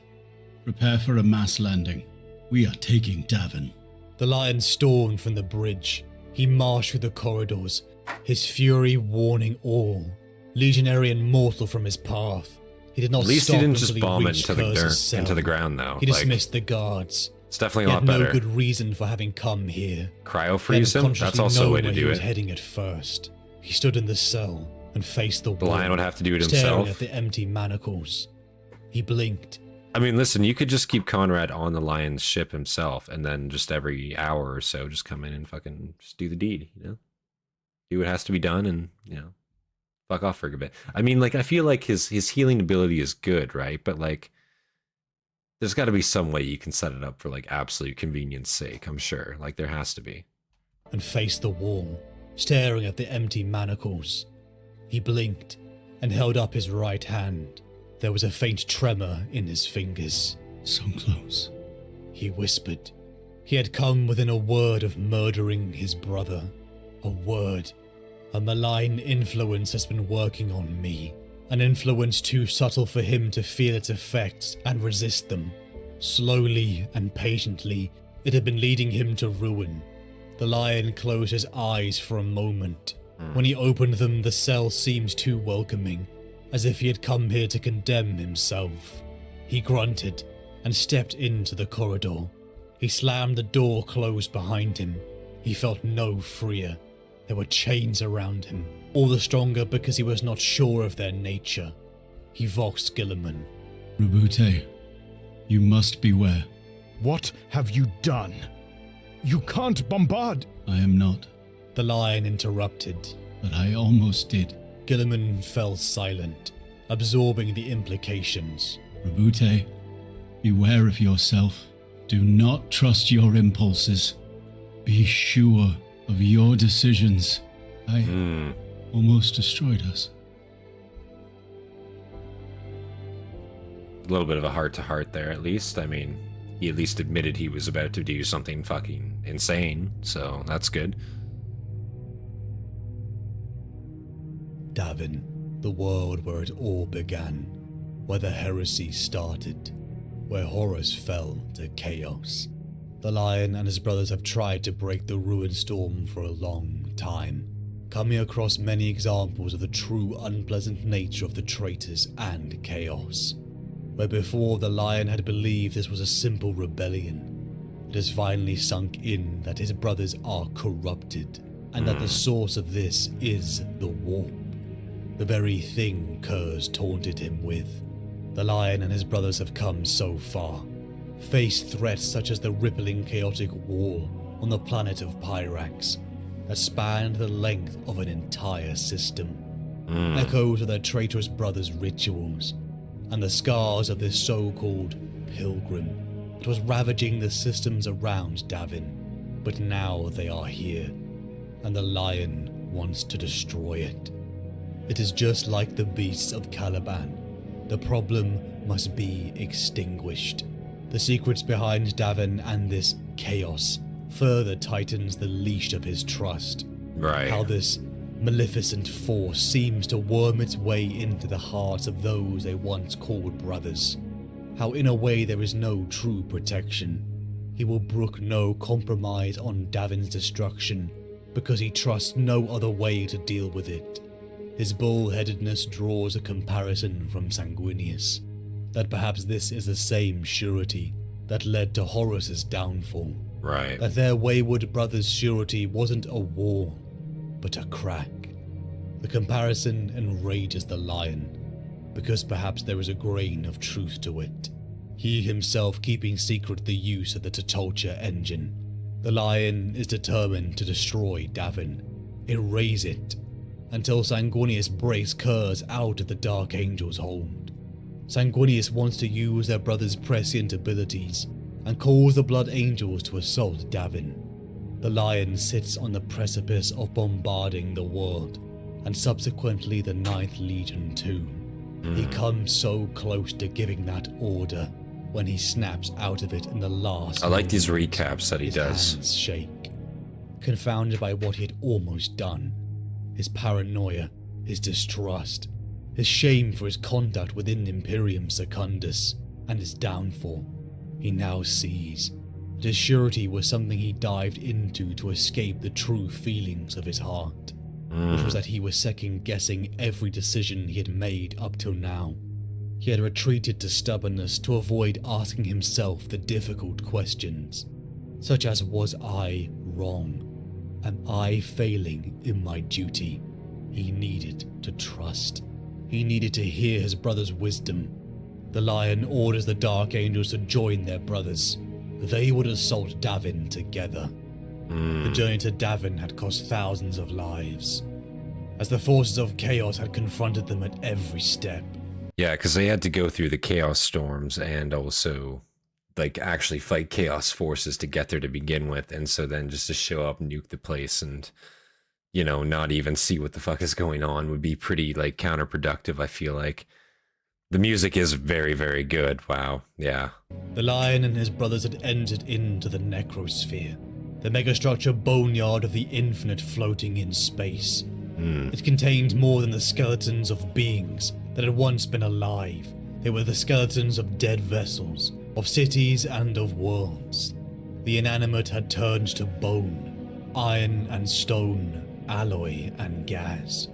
Everything was bone and cold and grey. The planets had rib cages now, and cities had skulls.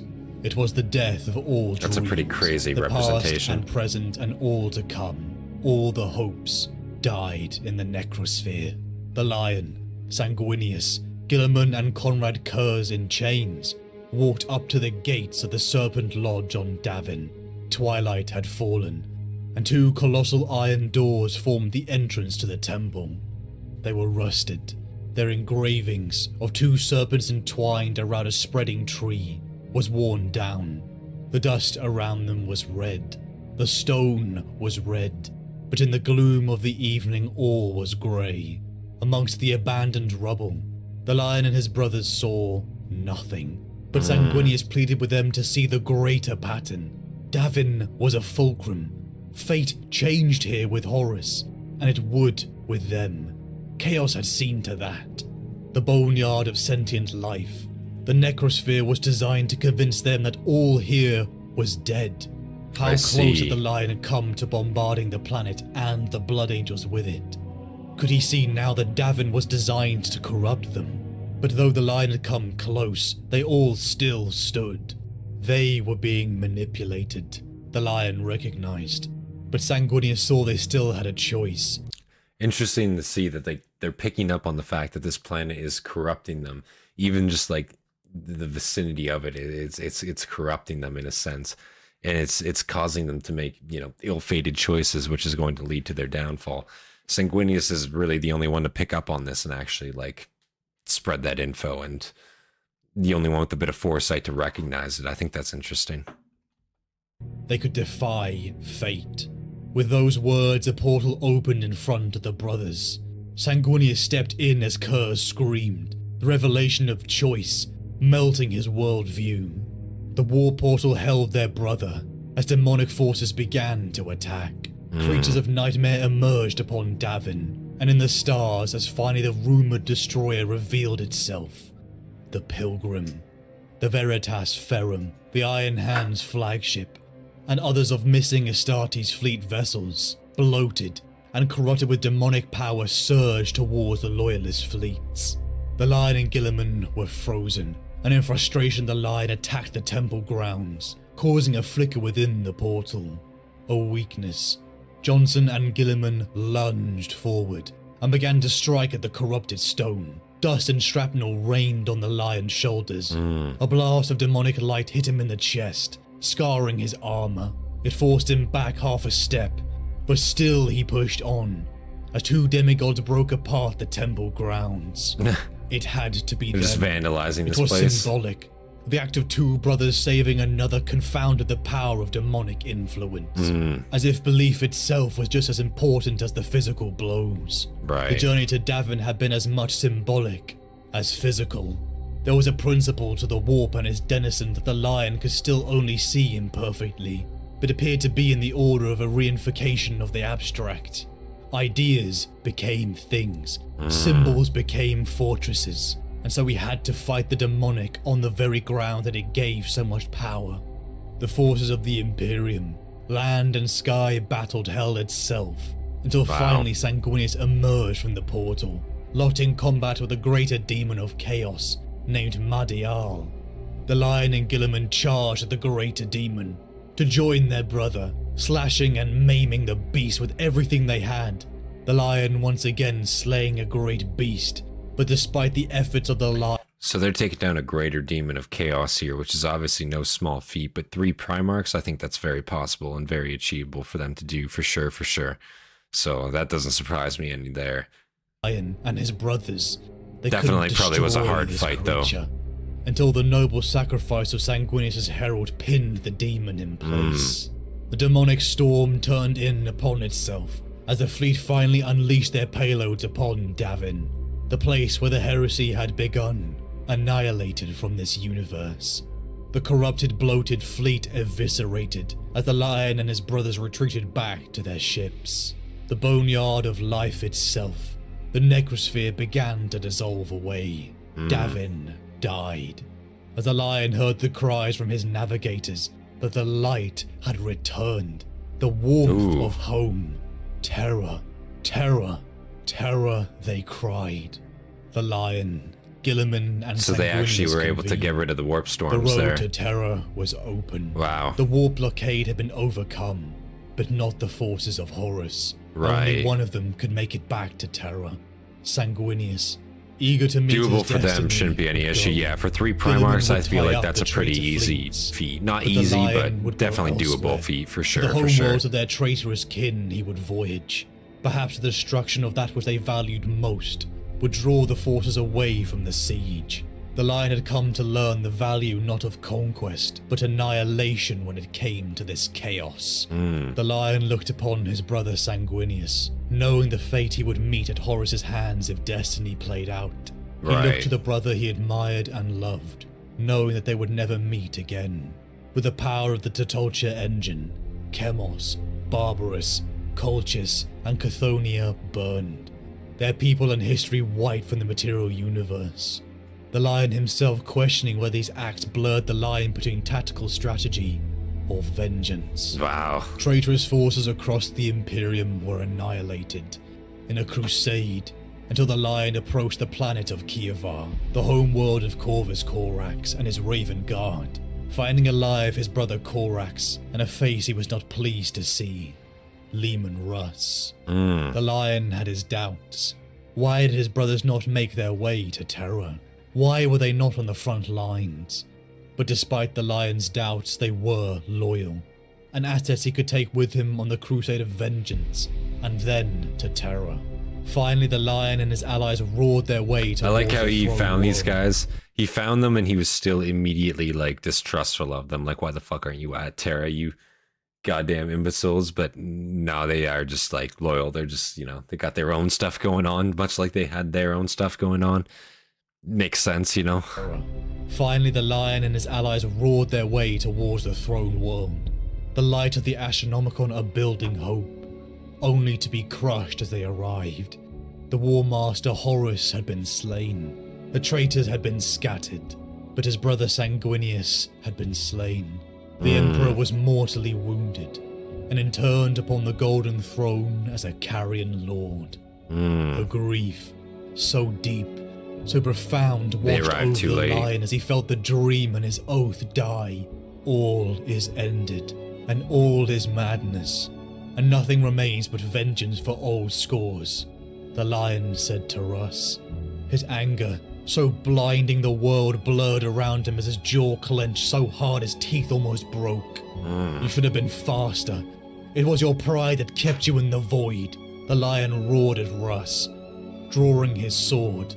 But Russ didn't raise his arms, seeing in his brother's words a condemnation of them both. The shame.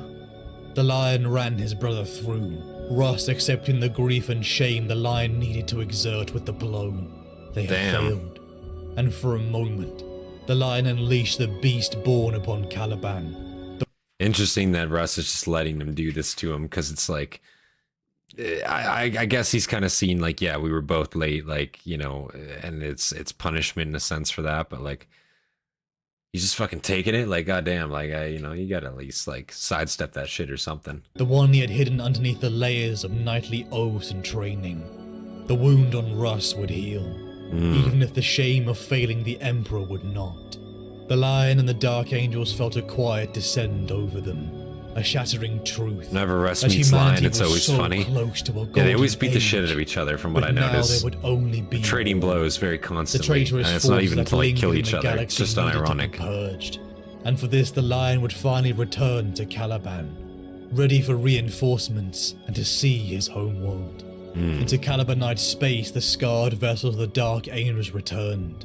The Lion once again looked upon his true home, and hailed the man he had left its care in, his adopted father, Luther, only for the guns of Caliban to come to life with hateful fire. The Lion and the Dark Angel in space felt their ships rock as Luther and Caliban attacked their own. The Lion was confused. This was Luther. This was his home. They had been betrayed by their very own. Really? This was the machinations of chaos. It Luther had to really be. turned against him. The fury of the Lion was unlike anything the Dark Angels around him had ever seen.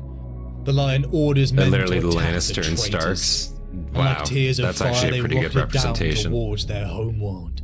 Angel fighting Ultimate angel. prick move by the Lion, The respect to destruction Russ, the upon one who's Caliban normally was the raging brutal. one. That's exactly As what I was thousands of thinking. Dark Angels raised under the Russ is manipulation usually of the one Luther, that can't threw be reasoned themselves with. to the veterans of the Horus Heresy. The Lion cut through the swathes of legionaries raised on Caliban, some who had never even seen true battle.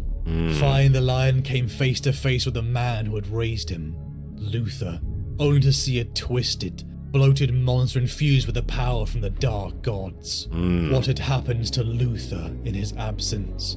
Upon that face that struggled to show emotion, the first signs of despair showed. A titanic duel began between the two within the walls of Alderuk, munitions and bombardments all around them. Swirled with the power from the dark gods, Luther matched the prowess of a Primarch. The clashing of steel and ceramite between those who had once been brothers ended, as the Lion disarmed Luther. Very interesting how Luther actually got corrupted here and now. This is literally like their, you know, this was their recruitment planet. This is their home world. And all those people they just cut down to get in here, it was literally all their recruits, all their supposed to be new recruits. And then that begs the question of like loyalties within the Legion, I'm sure at that point too, because like, holy shit, like how long has this been going on for, you know, to an extent? Lion had the resolve to execute his own sons. Luther even hadn't to really kill gone a brother Primarch. Luther hadn't But fully here, gone to chaos. Looking upon his father, his brother Sounds like he Luther, kind of has he almost. hesitated. An opportunity seized upon by Luther as he launched himself again at the Lion, emanating a psychic attack that mortally wounded Lionel Jonson. Decades of resentment, of abandonment had built up to this moment, and when finally Luther had the man who had taken his achievements from him in his grasp, Lion he came back too to Caliban hesitated. like that guy with the He was pizza killing walking his into a son. burning building He was meme, killing pretty his much. brother. What Like, what had the he fuck's done? going on? How could he let himself be corrupted like this?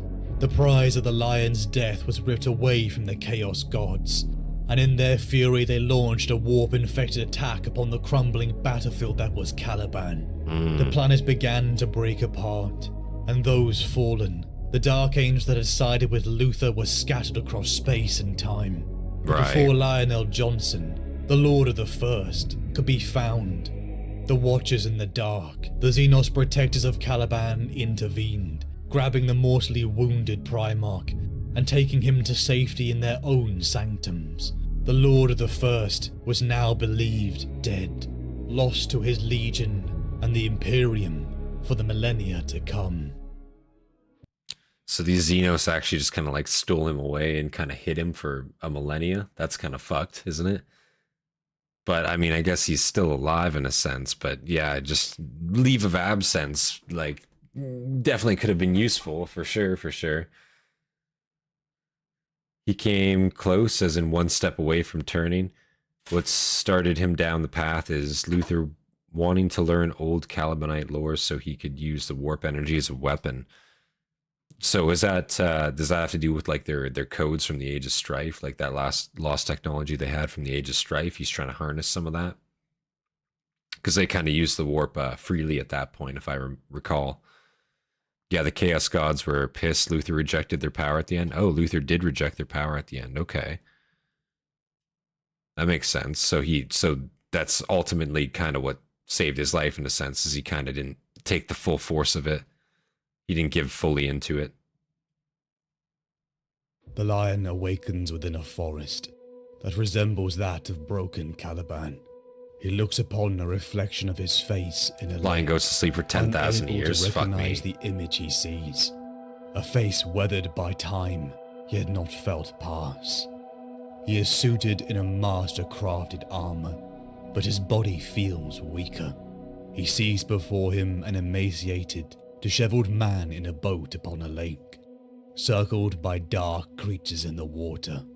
He wades in to help, only to be stopped by a watcher in the dark. He does not remember who he is, but the watcher tells him to follow his nature. The lion pushes deeper into the forest, trying to remember who he is, until he comes upon some tainted beasts, rushing towards frightened humans. Have a good night, Crab. It was good seeing you here. Thank you for tuning in. I appreciate that, man. Yeah, have yourself a good night. Upon returning to the humans' camp, he finds he is attacked by a figure in patched black and red ceramite plate. Zabriel, a dark angel who was present on Caliban during the Civil War. Zabriel attacks the Primarch, who he last saw attacking him and his brothers. I think there's an hour left. There's about 50 minutes. About 50 minutes left. It's getting there. It's getting there. But the lion rushes forth, subduing the threat. Memories begin to I missed it. Oh no. No, it's all good though. We've been going for it. This is a long stream. We've been going for a while though, so the VOD is gonna be up probably tomorrow for sure. If you guys want to catch the full VOD without the skips and whatever, but without the intermissions. But over 10,000 years has passed. I appreciate it, guys. If you're, it is getting a little bit late. I understand if you can't watch the full thing. That's completely understandable. You guys have a good night. He battled Luther, and now he lives in the rotting Imperium of the grim dark future. A twisted nightmare of his father's dream.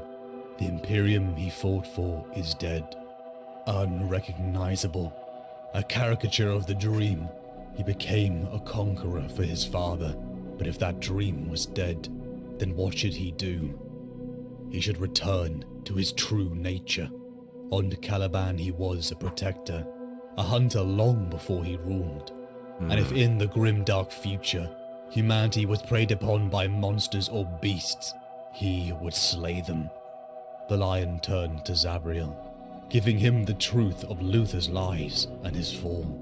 To Zabriel's shock, the stubborn Primarch, who killed for duty without a second thought, asks for forgiveness, as in turn Zabriel for the misunderstanding of Caliban's war. I will not command, he says, but others may follow. The Lord of the First was going to war. It would begin here on this world Kamath. It would find humanity's oppressors and kill them. he would find more of his sons. God damn. I failed my father. The lion says, the words coming unbidden to his lips. I fear I also failed my brothers. I do not wish to fail my sons. Your sentiment is somewhat late. The rearmost warrior says caustically. The lion looks over the marks on his armor, placing him. Knight Sergeant Afgar, it is good to see you again. I cannot say the same. Afgar replies. His finger is not far from his bolt gun's trigger. The lion suddenly wonders how wise this meeting was. He is unarmored, and even a Primarch has reason to fear a point-blank blast from a plasma gun. Yeah. I presume Zavriel explained that I placed no onus on you to come here? I was deceived by Horus 4 years, while he pretended to be loyal to the Emperor. I was deceived by my brothers, and I was deceived by the powers they served. When I returned to Caliban, it seems that many of us were deceived again. I witnessed Luther wield foul sorcery of the kind I had only seen used by the traitors. And I now believe that many of my sons who were on that planet with him had been deceived as well. Yeah. I knew nothing of his fall. I am trying to see past deception to the truth and leave recrimination aside. It is very convenient that you should come to this conclusion now you have returned to an Imperium in ruins and seek to rebuild it once more. Afgar says sarcastically. He removes his helmet, and his dark, distrustful eyes lock onto the lion's own. Where was the benefit of the doubt when you had most of a legion at your back? I learned to survive on Caliban by acting with certainty. And that was a mindset I took with me into the galaxy. It evidently was not foolproof. Perhaps, burned as I was by betrayal and grief, I reacted too swiftly. And given his mindset on his planet, on Caliban, it's not hard to see why he took that mindset. Under most circumstances, it would get you pretty far, but under the circumstances he was put in, especially and on a galactic scale in the context of 40K, yeah, not foolproof at all. Like, definitely some holes in there, definitely some flaws, you know, and you're gonna see those as they're gonna start to show, and they obviously did pretty evidently. And with too much color. However, Caliban fired on its own brothers without warning. If you truly believe the fault was mine alone, why are you here? Can this truly be our Primarch? The swordsman interjects, waving the hand that does not rest on the pommel of his blade. Wow. His height is right, Zavriel, but his visage is much changed, and he is less vengeful than I expected. The lion's temper flares at being spoken of in such a casual manner, but he keeps a firm grip on it. Knight Commander Kai, I see your humors are unchanged. Thank you, Kai says, stretching a slight bow. That was not necessarily a compliment. That depends on how accurate one's opinion of me is. Kai draws his power blade. I see you came armed, my Lord Lion. I wonder whether your skills have decayed as much as your face has aged. If he wishes us to follow him, then I wish to test him in the only way that matters. After all, I was always best with a blade in the Legion. Causewayne might have given me some trouble, but only on his better days. And besides, he is not here. He activates his blade. There is no further warning, no salute with his weapon or statement of intent. He simply attacks. The lion steps back from the first thrust and draws fealty on pure instinct. The power field crackling into life, just in time to deflect Kai's second swing. Before my Knight Commander is pressing forward aggressively with speed, switching between single and double-handed grips from moment to moment. His every movement an attack. Interesting how these, these Astartes see him, and they just kind of like shit talk him very casually upon seeing him after all these years. Like, they're just like, yeah, they're really not what we expected after all these years, you know? And the best way to test him is to just like fight him in their mind, you know, to see if he's actually like who he claims to be. I guess it's not entirely crazy. This old man is, this is old man Lion in 40K. Yeah, he looks like Sir Davos Seaworth? He kind of does. If his hair was a little bit more gray, he actually kind of does look like Davos Seaworth. Literally Tywin Lannister, if you check out his 40k model. I might have to check out his 40k model. Is it similar to Tywin? That's kind of crazy if it is. However boastful Kai's claim about his preeminence within the Legion may be, they are not entirely without merit. He's undoubtedly an expert swordsman. The Lion has waded through a host of foes with nothing more than his armoured hands, and slain members of the traitor legions and their younger kin on Kamarth, with fealty without pause. But none of those foes possess Kai's ability. The Lion circles to his right, but Kai's footwork is excellent, and his attacks do not relent. The Lion slaps the point of his opponent's blade aside just before it grazes his chest.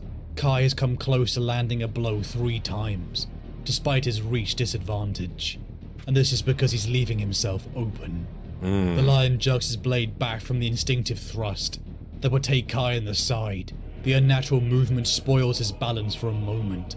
Kai seizes on the opportunity and presses hard, feinting for a strike at the Lion's face and then changing it to a chopping blow, which nearly leaves the Primarch's right arm truncated below the elbow, and fealty lying in the grass.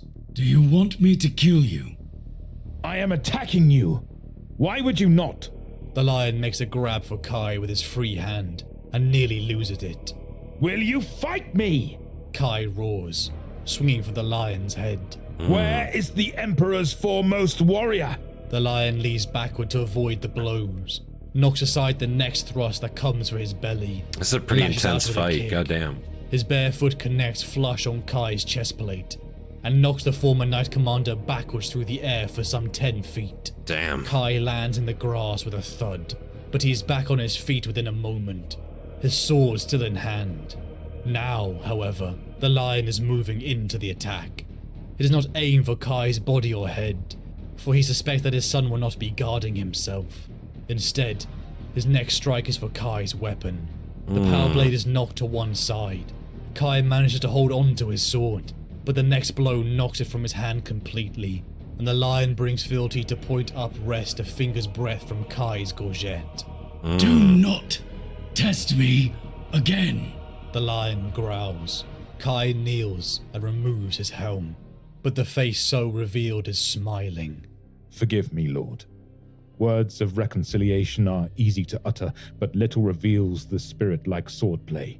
You could have killed me, but did not.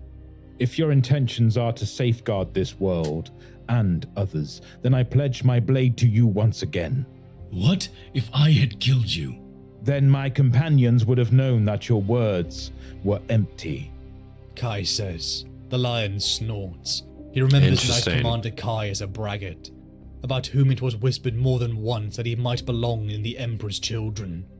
So it's true, like, to see the passage of time, just how these characters evolve over time. He has, and clearly his Legion has as well. And, you know, if he did just outright kill him, then yeah, it kind of would in a way show that his words were meaningless. So he did just, like, you know, disarm him in a sense. He wasn't attempting to kill him, and he really had no intent to at the end of the day, even though he easily could have been a Primarch. I think that's interesting to hear. But also as a warrior who would never ask anything of others, that he was not willing to attempt himself. The First Legion as it was will never exist again. Adaptation is critical. I will not rule. I have no wish to. I will command those who are willing to be commanded, and I will lead those who will follow. I know Kai, and he has said his piece. Lohawk has also given me his answer, and with your recommendations, I will accept him. What of you, Afkar? Afkar's jaw works for a moment, but he finally mag-claps his bolter to his thigh and straightens. You will give the same opportunity to any of our brothers whom we might encounter. If they are corrupted, I will not stay my hand, but I will not make the same mistake I did on Caliban and assume corruption without proof. We are all out of step with the Imperium. Determining the exact nature of those differences and the reconciliation of them is for a time when humanity is not threatened by extinction. That's he raises fair. his eyebrow. But that's always, unfortunately. Afkar still hesitates. but when he does move, he moves Lion and Gilliman are swiftly. the only two loyal He drops Primarchs to one present knee in quicker than 40k, either but of have his yet to brothers, meet. as though fights are Interesting. coming to a heavy weight, or as though perhaps a long-held tension has finally been released. Do they know each other or out If you there? are not who we thought you were, then we were fools. Fools who fired on their own battle brothers for no reason. Say not for no reason.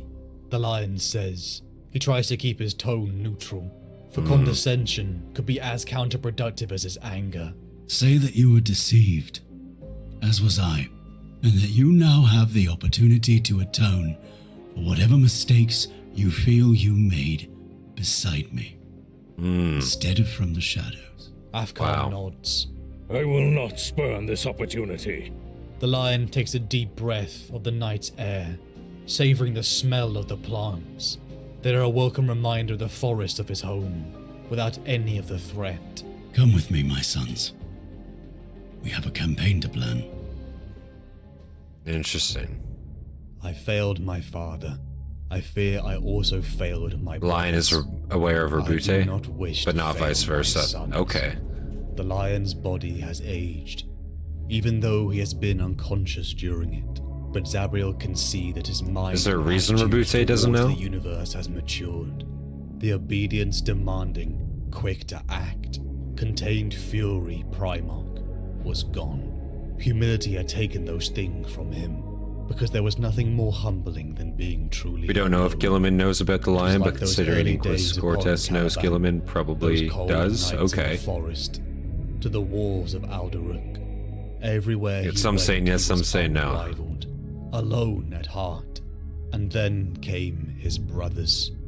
Some he despised, some he tolerated, and some he loved. And now they were all gone too. A lone Primarch in the universe. Shame anchors itself to him. Shame for his failures during the Horus Heresy. Shame for his mistake of banishing Luther. Shame at what the Imperium he fought for has become. Could this universe even be classed as a victory over Horus? Not really. Shame No. at how unintentionally that this was the very future Curze taunted him with during the Thramas Crusade. So the Lion seeks to hold on to the very last thing that could be taken from him. Not his legion, not his Imperium, but his sons. Thousands were misled by Luther, though the scattering throughout space and time has changed them. He knows they desire the same as him. Right. A purpose. A reason to keep on living. Yeah. It would be this warrior who would ask for help. That the fallen dark angels such as Afghar, Kai, Lohok and Zabriel would follow once again. The misunderstanding of Caliban's destruction forgiven. They would all rise not as the fallen, but the risen. Rising to their duty, once more to protect humanity across the stars. The Lion has returned to a rotting Imperium that is so far from his father's dream. He has faced corrupted marines of chaos, and seen in the night sky the Cicatrix Maledictum. It would be such a culture shock to show up 10,000 years later and see what the Imperium has become after all that time gone. It would totally fuck you up, I feel like. The Lion spawned on the dark side of the Green Rift, and passage between the two is tough at the moment, so a lot of things happened over there are not known by those on the side closest. Okay, that makes sense. So it's just a simple case of, like, I guess in the sense the galaxy's cut off in a sense. The Great Tear. Once again in his life, he is cut off from the light of terror. He wishes to see his father, the Emperor. But if terror is out of reach, what can he do? He is no empire builder like Gilliman. He is a warrior. He is a protector. Zabriel and the people of Kamarth followed the Primarch. After months, the Lion and his ragtag force cleared the world from taint.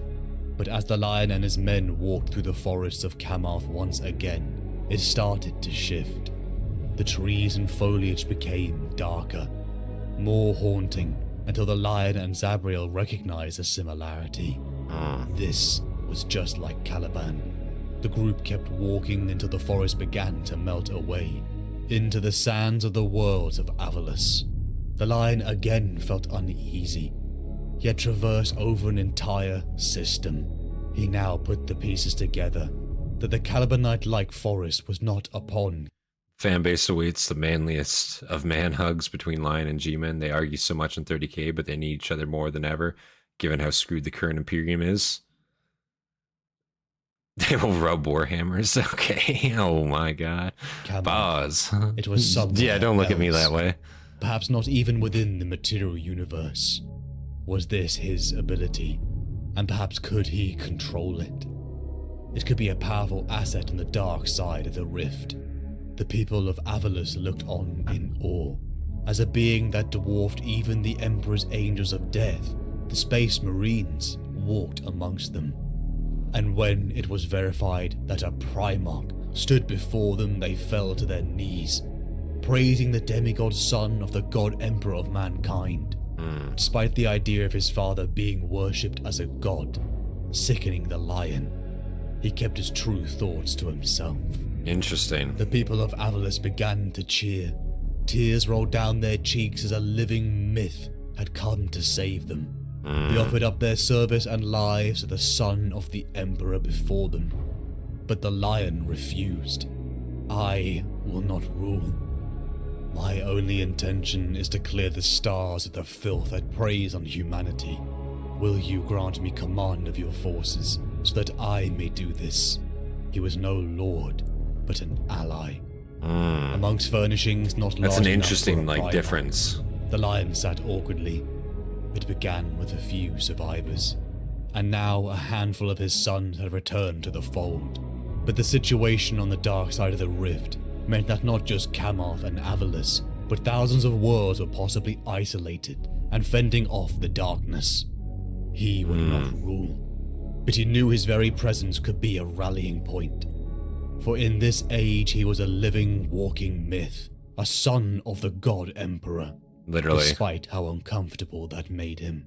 Yeah. It would begin with an astropathic blare to the galaxy. That would be super uncomfortable, especially if that's not the facade that you've taken on. Ships with corrupted silhouettes made their way towards Avalus. Another victim for the 10,000 Eyes Chaos Warband. The same monsters who had once ravaged Kamarth. Arraying the Imperial fleet before the renegade Hastati's vessels, the Lion saw he was outnumbered and outgunned. Anything less than a Primarch's capabilities gave the Imperials a sliver of hope. This time, a monster walked into a trap set by the Lion. The Imperial fleet sprung forth, using asteroid cover and overlapping vectors of fire to split and take on the enemy vessels one Makes me want to play by one. Battlefleet 2 The hearing this, not gonna astonishment lie. of the 10,000 eyes they were losing. Wow. So they became desperate. Reckless enemy teleportations flared upon the Lion's bridge. The Lord of the Fur stepped down from his seat. His new sword Guy just got filtered lightning in boarded hand, like 6 times. and charged at the Chaos Terminators upon his vessel. His prowess was not what it once was. His body was aged. He had to plan and fight with more precision and care, lest he be overwhelmed. The Lion fought the Marines infused by chaos, so he used that against them. The power of the Blood God was invigorating, but their fury blinded them to tactical decisions. Jonson separated them, using their blows against each other, until the last was cut down. His armor had taken hits, but the Lion stood victorious. Yeah. He opened a Vox message and sent it out, that he, the Lion, had returned, and the same fate awaited those who attacked.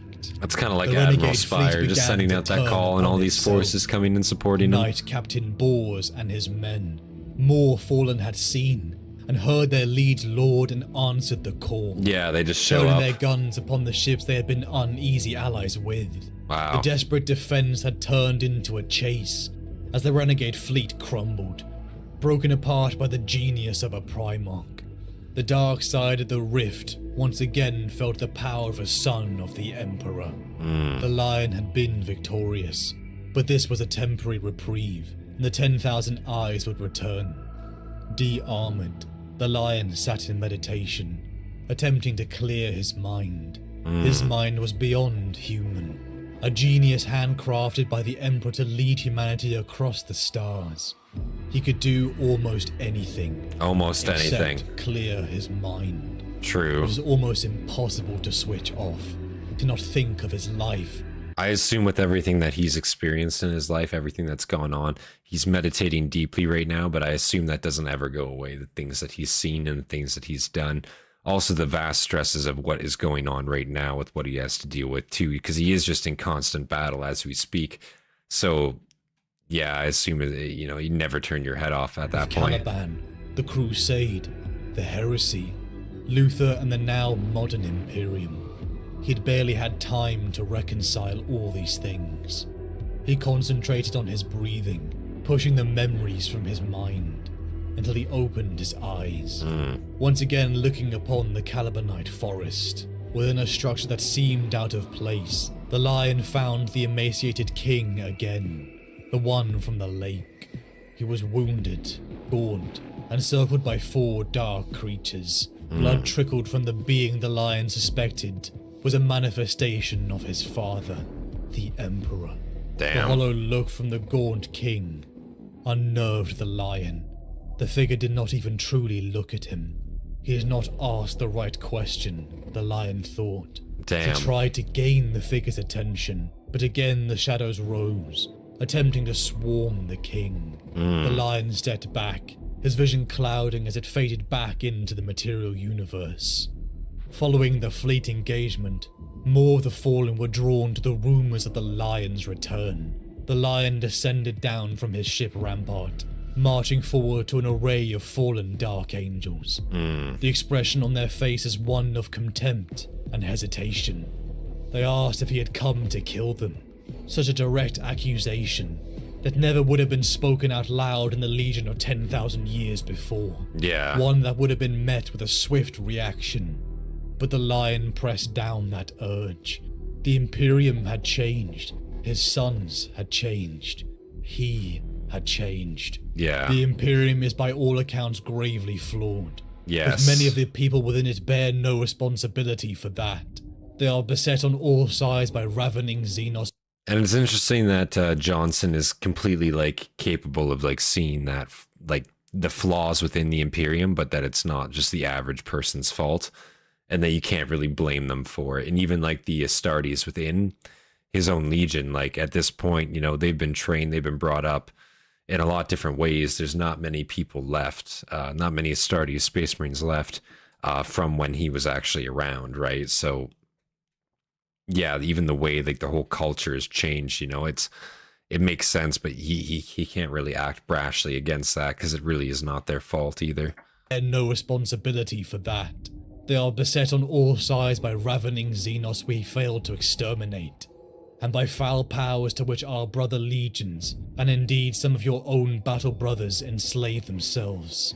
Should we leave these mortals to reap the consequences of their forebears' decisions, and the failures of the Legiones Astartes and the Primarchs? It wasn't about blame or forgiveness, it was about hope, about doing something for humanity. Many of the Lion's sons before him were skeptical. Here stood the Lord of the First, aged, but still full of vitality. Should they look to the past, sit in bitter resentment, A 10,000-year fall to chaos coma as has some of made their the lion brothers had? considerably more Or chilled do out. they Yeah, need a new he's really purpose? taken a chill pill Could they over that choose time. to Jesus. be humanity's protectors again? The fallen angels of the First pledged themselves to fight alongside their lord, to be his ally. But in the wake of this moment, when the lion felt a piece of the life he had had before return, the news came in. Kamarth, the world where the lion had emerged back into the material universe, the home where Zabriel had protected the people, had been burned. Above the carcass of Kamarth, the lion, his fleet and the growing risen angels gathered. More had come in that time, such as the librarian Bevden, one whose loyalty had been competed with the architects of Kamarth's destruction. The 10,000 Eyes warband, filled with some elements the lion would learn of his own fallen sons. Kamarth's destruction had been a message, and the set for an ambush by the true leader of this warband, Lord Seraphax, sitting in his bastion upon the world of Sable. The lion sat in meditation once again as the fleet moved towards Sable, the frustration building as he looked to Zabriel, who easily entered into a state of emptiness, Jonson, even from his earliest days in Alderuk, with his father figure Luther had been exceptional. He was on instinct a genius, and though he had trained to become a knight, to be a Primarch in the Emperor's armies, he The never rock is the found fortress himself monastery of the starting Dark from Angels scratch. made on a massive To empty his continent-sized mind chunk felt of the destroyed impossible. homeworld. It's He huge, wondered and there's if this was some how base awesome humanity art of it. felt That does when sound trying awesome. to So it's learn literally just anything. like space debris in a sense, just a destroyed chunk of their planet, and it's basically just like a fortress asteroid in a sense at that point, but obviously larger than an asteroid, but chunk of their planet, eh? That's pretty sick. Love to see some art of that. Somebody, if you're in the Discord, post some art of that. I'd love to see some of it. He wondered if this was how base humanity felt when trying to learn anything, as for once in his life he struggled to grasp something. He slowed his two hearts down. He matched the breathing of Zabriel and pictured the Calibanite forest realm, its winding path that allowed him to travel worlds, to return to the universe after 10,000 years. If he could harness this gift, it would change everything, and he didn't have long to master it, as his forces approached Sable. Above the world which was once Sable floated a fortress of bone, forged from the population Yeah, but it's massive. of an entire Yeah, planet. yeah, it's just The gigantic. 10,000 eyes forces arrayed around the bastion, outnumbering anything the lion could bring. Orbital defenses, and hordes of mutants, beastmen and warriors of chaos stood ready. Oh, actual only for the beastmen are here claxons of the too. bastion's inner sanctums to blare. Don't hear The about them lion a lot. and his band of Risen had slipped through, traversing the forest path right into the heart of their enemy's hold. The lion pounded down the corridors towards Seraphax, the hunter chasing down his prey as his men battled the Chaos Marines. Everything in his path was cut in two, faster than the eye could blink, until the lion chased Seraphax into a chamber room. Great Old lion sorcerer's looks a lot chains different, sprung that's for from sure. the fallen sorcery, binding the Primarch in place. Gilliman doesn't look that different in his old age, but yeah, fucking Jonson really aged up, didn't he? Jesus. Just once I want to see the Dark Angels open up the vaults of the rock, unleash all their ancient tech, and go absolutely ham on someone, remind everyone that they are not the Ultramarines. Yeah, it would be cool to see that for sure, because like they do have some of the best tech around there from what I hear, and even the Ultramarines were saying like, yeah, they got shit that we don't even have. It'd be cool to see for sure what they got kicking in there. Chains sprung from the fallen sorcery, binding the Primarch in place. The lion looked upon a son that had truly fallen. Seraphax, one whose face half burned permanently with chaotic fire.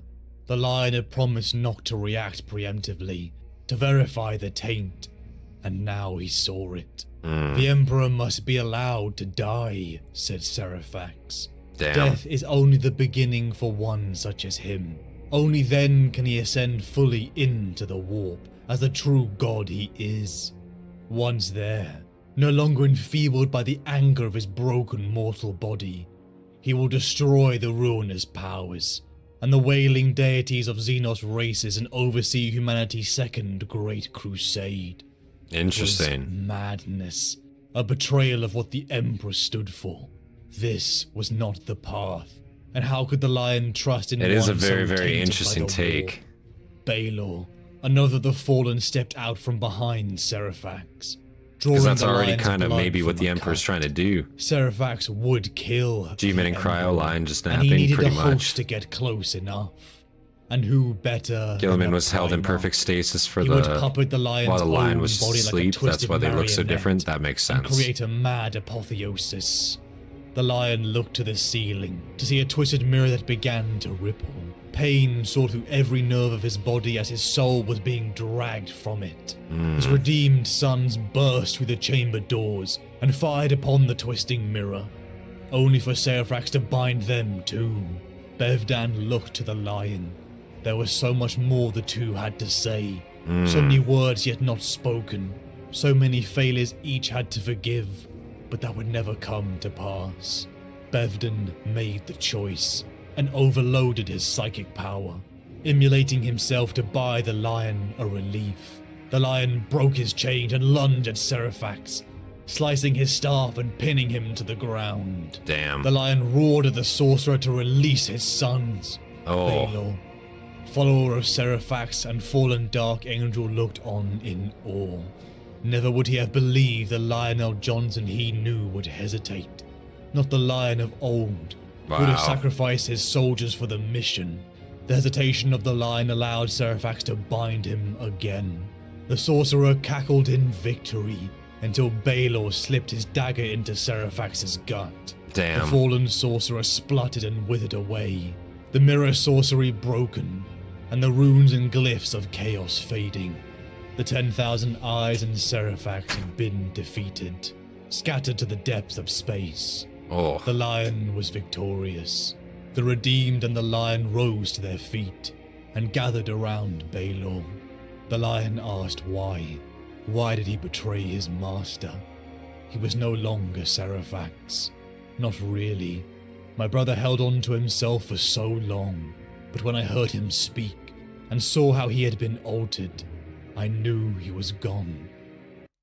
Yeah, and like, again, the physical changes too. That's the thing about chaos. Like, the physical changes are very, very hard to ignore. And like, if someone's getting corrupted in that way, affected in that way, yeah, it's not even just the way they talk, but you know some bad jujus about them. You know, like they can't be trusted for sure. Like, yeah, definitely made the right choice there, even though he maybe was his master. And it's sad to see dark angels, fallen dark angels, corrupted dark angels go down this path, and now Jonson has to deal with it. You know, sucks to see.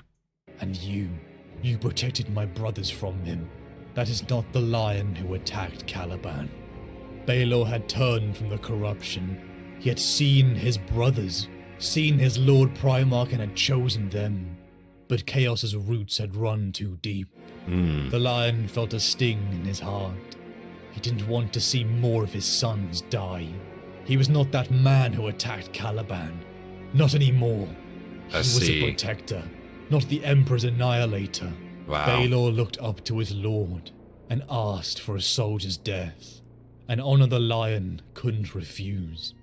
The lion cleaved his son's head from his shoulders, his heart steeled, but yet wreathed in the sorrow as he did so. Wow. The lion stood in the ashes of victory.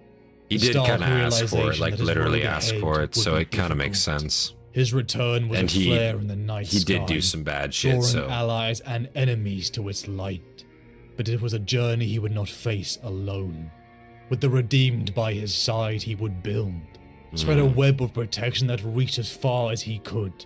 A shield for humanity, all under the protection of the Lion, Lord of the First, son of the Emperor, Primarch of the Dark Angels. Which board is best supposed to pick of the rock? Go to the art illustrations if it's just a proper illustration. Art illustrations. Before the strange castle grounds, he found a watcher in the dark. You told me before that I was not strong enough for this. He wasn't, but perhaps he was now. The lion stepped within, finding himself within a gloomy domed room. From the shadow he saw a figure emerge. The ferocity that lurks within the lion's heart is mirrored, but worn on the surface in the flashing blue eyes, those elongated canine teeth that are exposed as the upper lip lifts in a snarl.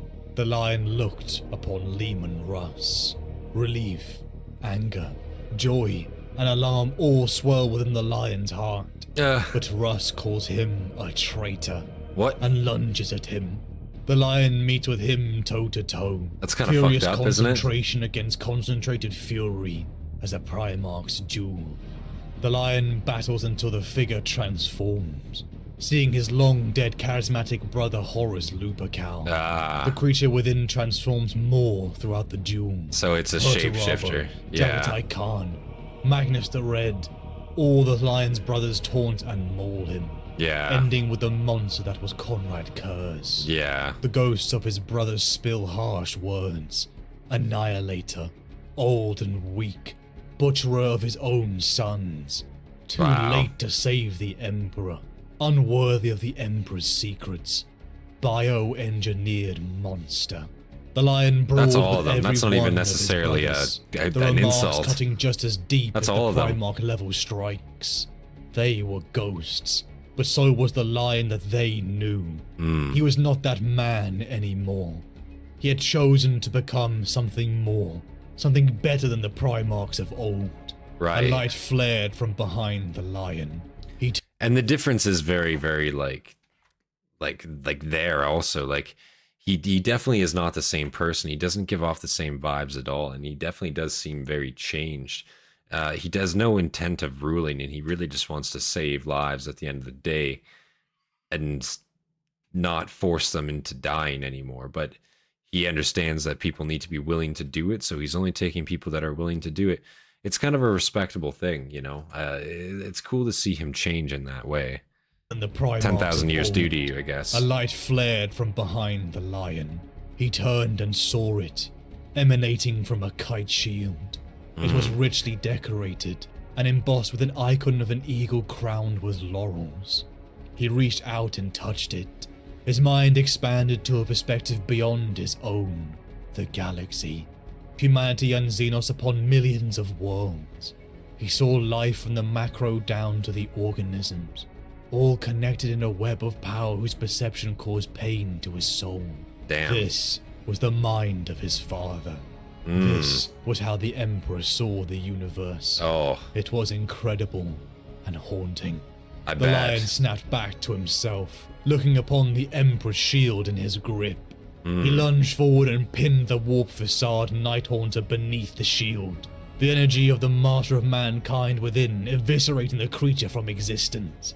Perhaps he Yeah, was Conrad all those Kurz was the things wrong the guy to creature show him. accused him of.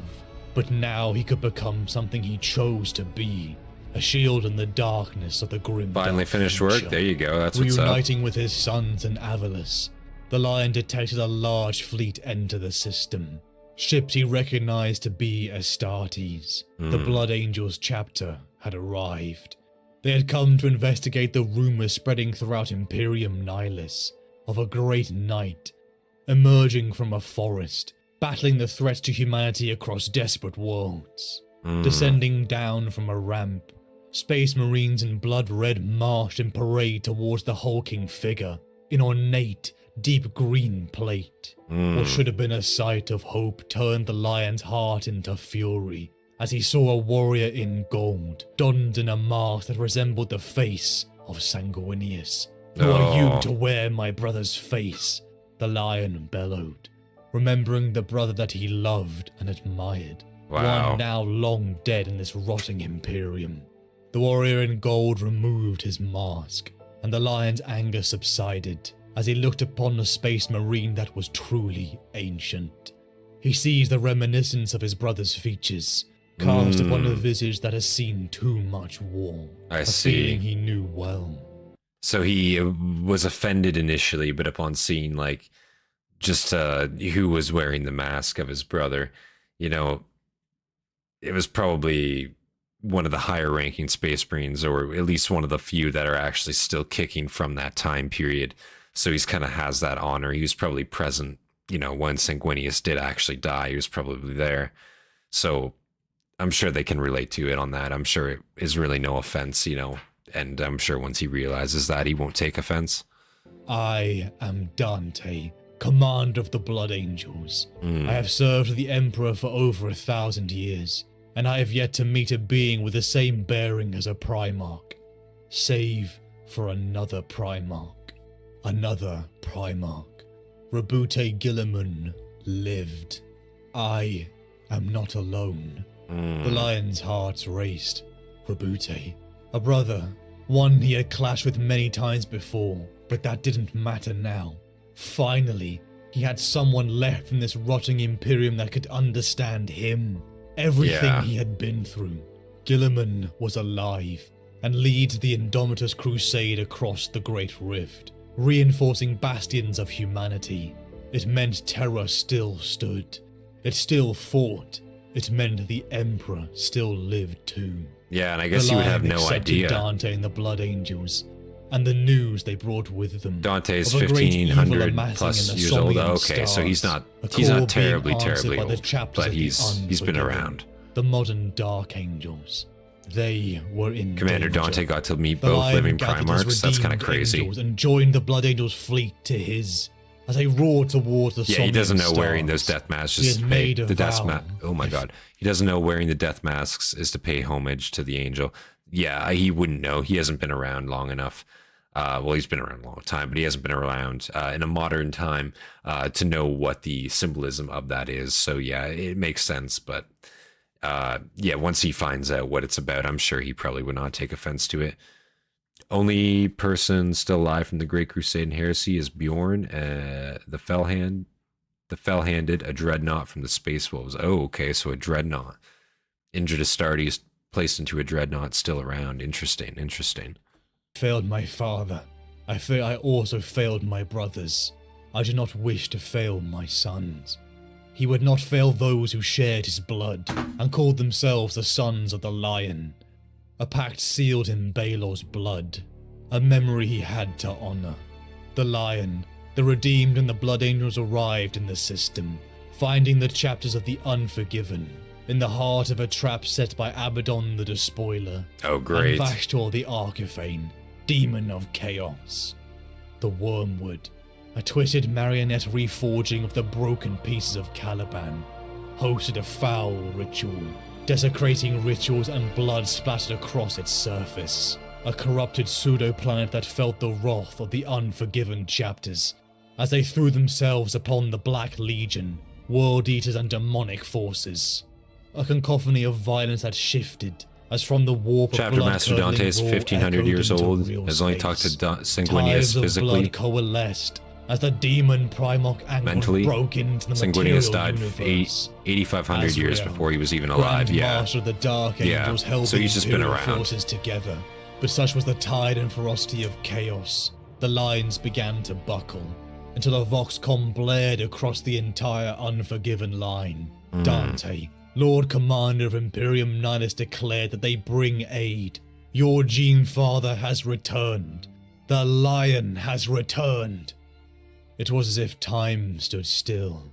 For thousands of warriors, their hearts beat like drums as the magnanimity of those words sunk in. Azrael and his men turned to see amongst the fire and smoke an enormous figure emerge, a cloak billowing behind him. He carried an ornate sword and shield, and was clad in immaculate armor. Warriors of black and red swarmed behind him, as the Dark Angels felt their blood sing with heat. They looked upon the myth made manifest, and sunk to their knees. Their Primarch, Lion L. Jonson. The Lion looked over the swamp of blood and corpses, to look upon his fallen brother, the demon Primarch Angron. How far his tormented brother had fallen. The sight disgusted Angron. him. Yeah, this is gonna be rough here, and like, yeah, seeing Angron in demon form, like such an imposing figure, already was a very imposing Primarch, but Angron in demon form is fucking scary, man. Like, that's something you don't ever want to fuck with, that's for sure. God damn. The Red Angel howled and flew upon his demonic wings at the Lion. The Lion raised his shield and took the brunt of Angron's meteoric slashes. Concussive shockwaves blast from every hit as the duel began.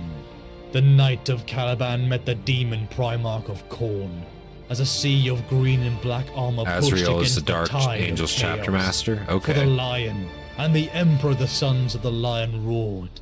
The rampaging attacks of Angron were bone-shattering. Jonson doing everything he could to deflect and counterattack. The Lion ducked, and weaved through the structures as he now recognized to his horror. It resembled that of Caliban. The Lion and Angron exchanged more blows and wounds. The Lion using the Emperor's shield to emit golden light, and reflecting the Demon Primarch's titanic blows upon itself. The Lion weaved more, building the fury of his brother to apocalyptic levels, something he had counted upon. The power of Angron grew, as blood poured for him. And you can't be Blood killed for either, the blood Angron. god. Once they're a His demon howls Primarch, you bursting literally can't kill eardrums them. and scraping at the soul. All Call was around semblance during of the Horus tactics Heresy. melted into a red haze. As Seemingly Angron alive made a and rumored to reckless return. charge. Shadow. Jonson Sharo joined King. his twisted Okay. brother and dropped his defenses, taking the brunt of Angron's charge, but thrusting his blade deep into his brother's chest as they tumbled. The wounded monster looked up to see the bloodied Lord of the First rise. The lion loomed over Angron, armor bloodied and dented. He gripped the Emperor's shield with both hands and gave Angron no time to react. With a roar, Lionel Jonson brought the glowing edges of his shield down upon the demon Primarch's head, driving it through the bridge of Angron's nose with such a force that it embedded itself in the metal surface beneath. The lion banished his brother back into the warp. There it is. To the forest walk, the lion returns to the fleet. The machinations of Vashdor had not been foiled, but the lion had saved his sons. Within the halls of the rock, the Dark Angel's fortress monastery, the remains of Alderac. Before the chapters of the Unforgiven and the Redeemed, the Lion stood. The Gene Sons of the Lion were reunited. The tensions of the hunters and those they have hunted for 10 millennia was palpable. The great task of protecting humanity across the stars and bringing together his sons into one legion. So that was a great fight, I just want to say, from Jonson and Angron, and I thought that was pretty fucking sweet to hear. Fucking drove his shield straight through his head. That was pretty fucking sick. But again, Demon Primarch, so, you know, you can banish him, but you can't really kill him in that sense. So, yeah, that's, you know, cool to see, but, you know, it's only for survival because he's just going to be back, so. Remains a difficult path, but the lion in his heart knows there is no more space for failure. He will not fail his father. He will not fail his brothers. He will not fail his sons. He will not rule, but he will lead those who choose to follow. For the Imperium, for the Emperor, for the Lion. Lionel Jonson maintains 2 personal sanctum within the Dark Angel's colossal battle fortress. For one is a grand and austere chamber of vaulted ceilings and fluttering banners in the upper levels of the rock. Stoic honor guards of robe and hooded dark angels stand watch in this echoing space whenever the Primarch is in attendance, looking on as honor guard while he receives petitions from Imperial commanders and plans grand strategy on the holomap dais, carved from a solid block of black marble that sits. You can perma-kill demons, but requires specific weapons or spells, like G-Man wields the Emperor's sword, which can do it? Okay. But not the Emperor's shield, apparently. Didn't think of that, I guess. Didn't think that far ahead. Ranking members of the inner circle. Even they must complete the enigmatic rite of the veiled door before this inner sanctum is revealed to them, and are typically permitted entry only by the Lion's explicit invitation. The secret sanctum lies deep within the rock, and takes the form of a series of interlinked stone chambers, where shadows creep, and a thin mist crawls over the ground. Here the watchers in the dark are seen frequently, hasting enigmatic errands, or simply lingering like mist in the gloom. The Lion's private chambers is infused with a interesting how these watchers in the dark are always still around. Like, they've always been present. Unsettling. Perhaps strangest of all, it is sparsely furnished, and decorations are interspersed within thorned creepers and arboreal underbush, sprouts between flagstones and winding across the walls and ceilings, lending the Lion's chambers feeling of some supernatural forest grotto. It is within this inner sanctum, beyond the port of Penebral Sorrow and the chamber of passageways, past which, historically, only Supreme Grand Masters have been permitted. Should we get Sen to react to DQ OV full line versus Angron fight? I don't know, Papa. Should you guys do that? I don't know. Maybe leaving a like if you haven't already and subscribing for more content from me. That would be a great place to start, of course. And yeah, if you want to leave a recommendation, of course, go do that. And yeah, and you can upvote that comment, and of course come down, join the Discord, and you can recommend it to me there as well. Of course, I know you can there, Papa, but for anyone else not here, of course, got to plug that up, of course. So yeah, guys, of course, leave a like if you haven't already. That the Lion holds as true councils. Here he meets with Azrael, Ezekiel, Belial, and others, only those close to an equal footing as ever they will be permitted. Matters of the greatest and most secretive import are discussed. Things are spoken of that may alter the course of the Dark Angels chapter forever. The Imperium of Man, on more than one occasion. Plug. Yeah, you gotta get that plug in, man. That's what it's knowing about. as they do, secrets fit to blast the souls of lesser men. It's all about those plugs when you can fit them. From these audiences, No, I often forget to plug. And visibly disturbed, at times, as they have waited for audience with their Primarch. Members of the inner circle have also heard the Lion speaking with other visitors. These hushed conversations are unintelligible, even to post-human senses, yet something is murmuring voices, and it causes a friction and unease when they are admitted to their Lord's presence. His mysterious conversational partners are nowhere to be seen. The truth is that, though he talks and strategizes often with the mass of the inner circle, Angron versus G-Man might not go well. No, I think Angron would probably win that one, I'll be real. For the majority of the Maybe Dark not, though. It's Angels hard to and their say. success- It's hard to say, because G-Man, I mean, technically he's got the sword. All he needs to do is get one in on him, and he's got him, right? So it's a risky fight for them both. Lionel Johnson model has multiple of them on it. Oh, shit. Yeah, I didn't realize there was a Lionel Johnson model, but I guess that makes sense if he's actually still alive and around. I'm gonna have to take a look at that model. That sounds cool. On certain secret matters. For the majority of the Dark Angels and their successors, Like, he looks like a cool character. I totally get him. Mysterious warriors in dark-hued armor that appeared shortly after the return of the Lion. They heed no battle plans and regard no counsel, but wield huge great sword of ancient Calibanite design in the defense of important figures of the Unforgiven chapters. That the identity of these companions remains secret is sure to vex many of the inner circle, for the Dark Angels strive to unravel almost as many secrets as they themselves keep. Whispers surround their Primarch. But if the Lion knows who hides underneath the blackened hoods and helmets of the companions, he is not saying. Despite their suspicion, the aid of these enigmatic knights lent to the Unforgiven raises them beyond reproach. Their skill and great sword of ancient Calibanite design in the defense of important figures of the Unforgiven chapters. What was As that? the identity of these companions remains secret, it's sure to vex many of the inner circle, for the Dark Angels strive to unravel almost as many secrets as they themselves keep. Whispers surround their Primarch. But if the Lion knows who hides underneath the blackened hoods and helmets of the companions, he is not saying. Let's skip back Despite like their 10, 15 seconds. That was the weird. aid of these enigmatic knights lent to the Unforgiven watch raises again, them but- beyond reproach.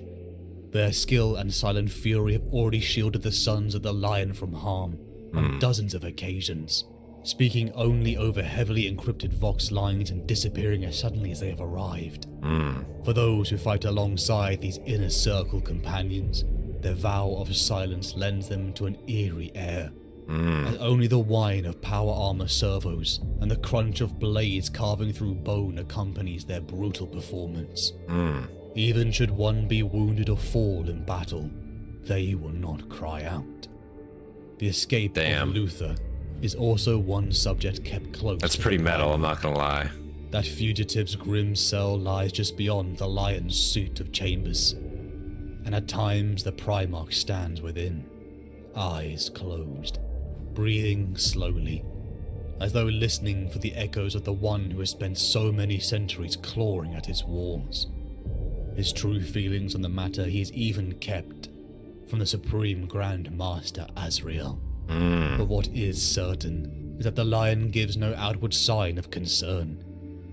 Interesting he's so secretive about it. I know he's changed, but he hasn't changed in that regard. He still keeps his secrets. He still keeps his, you know, his business close, for sure. I find that very interesting. That at least in that regard, he has not changed. He's still very hushed about stuff, and those watchers, man, I guess they just I guess they're just around, and he kind of just accepts their input, I suppose, which is kind of strange. You think he'd be more suspicious of it, I guess. what dark secrets either Luther or the remaining fallen might reveal. He does not fear any reprise from the Imperium. But yet in those very chambers, as he thinks upon the man who raised him, his mind wanders. The father and son who failed each other. Could the bond forged in the forest of Caliban be remade? And if he, the lion, could find a dutiful path towards forgiveness, who was he to deny that right to the man he'd once trusted above all others? Luther. Their fates were intertwined, and one day they will meet again. Wow, guys. That was Lionel Jonson 40k lore by the AmberKing. I think the rest there is just, it looks like, yeah, Patreon. So I appreciate that. Wow, guys, I thought that was fantastic. That was an awesome one to check out. And yeah, wow, long one for sure. But I will say that was great to see. I really liked the different rat fights with Conrad Kurzer. That was awesome to see just how much he ratted around, just how much like effort they put in to get him. I thought that was really cool to see. And also the character himself. I can kind of understand where people kind of like love and hate him at the same time. Personally, I think he's one of the better Primarchs. I think after all that, I think my opinion on him, not a bad guy for overall, all said and done. There's definitely worse guys out there. Does he make mistakes? Yes, but whenever, excuse me there. Whenever he has made a mistake, he's usually pretty quick to acknowledge it from what we saw, which immediately puts him standard-wise like higher than most others, because most others aren't willing to acknowledge when they are wrong, what they have done wrong, or they're just not willing to acknowledge it, or at least if they are, it's not in a good amount of time. Whenever we saw Jonson make a mistake, it was usually a very, very quick, like, I fucked up. You know what I mean? I shouldn't have done that. That was a goof. So it's at least respectable, at least for sure. But yes, big shout out to everybody who showed up for the stream. I appreciate you guys as always. Big shout out to all of our members, all of our new members as well. I appreciate you guys. Come on down, join the Discord if you guys haven't. Claim your Discord role, of course. And yeah, of course, leave a like, subscribe for more content from me, and leave your recommendations, of course, down in the comments below. Yeah, guys, I appreciate it a lot. This is a fun stream to have with you guys. Caleb, you wanna show your martyr off here? What did you get done? Yeah, did you finish it off? Oh wow. Let's see here. Yeah, we gotta let me get it right up in there. Take a look at that finished martyr. It'll be just needs to be prime painted. Primed, painted, everything. The whole 9 yards. Yeah. Whole 9 yards. That's a nice looking model, I gotta say. Gun turret moves as well. Yeah. But yeah, you were slaving away on that while I was streaming there, so that was good to see. So yeah, guys, I appreciate it. Thank you guys for tuning in.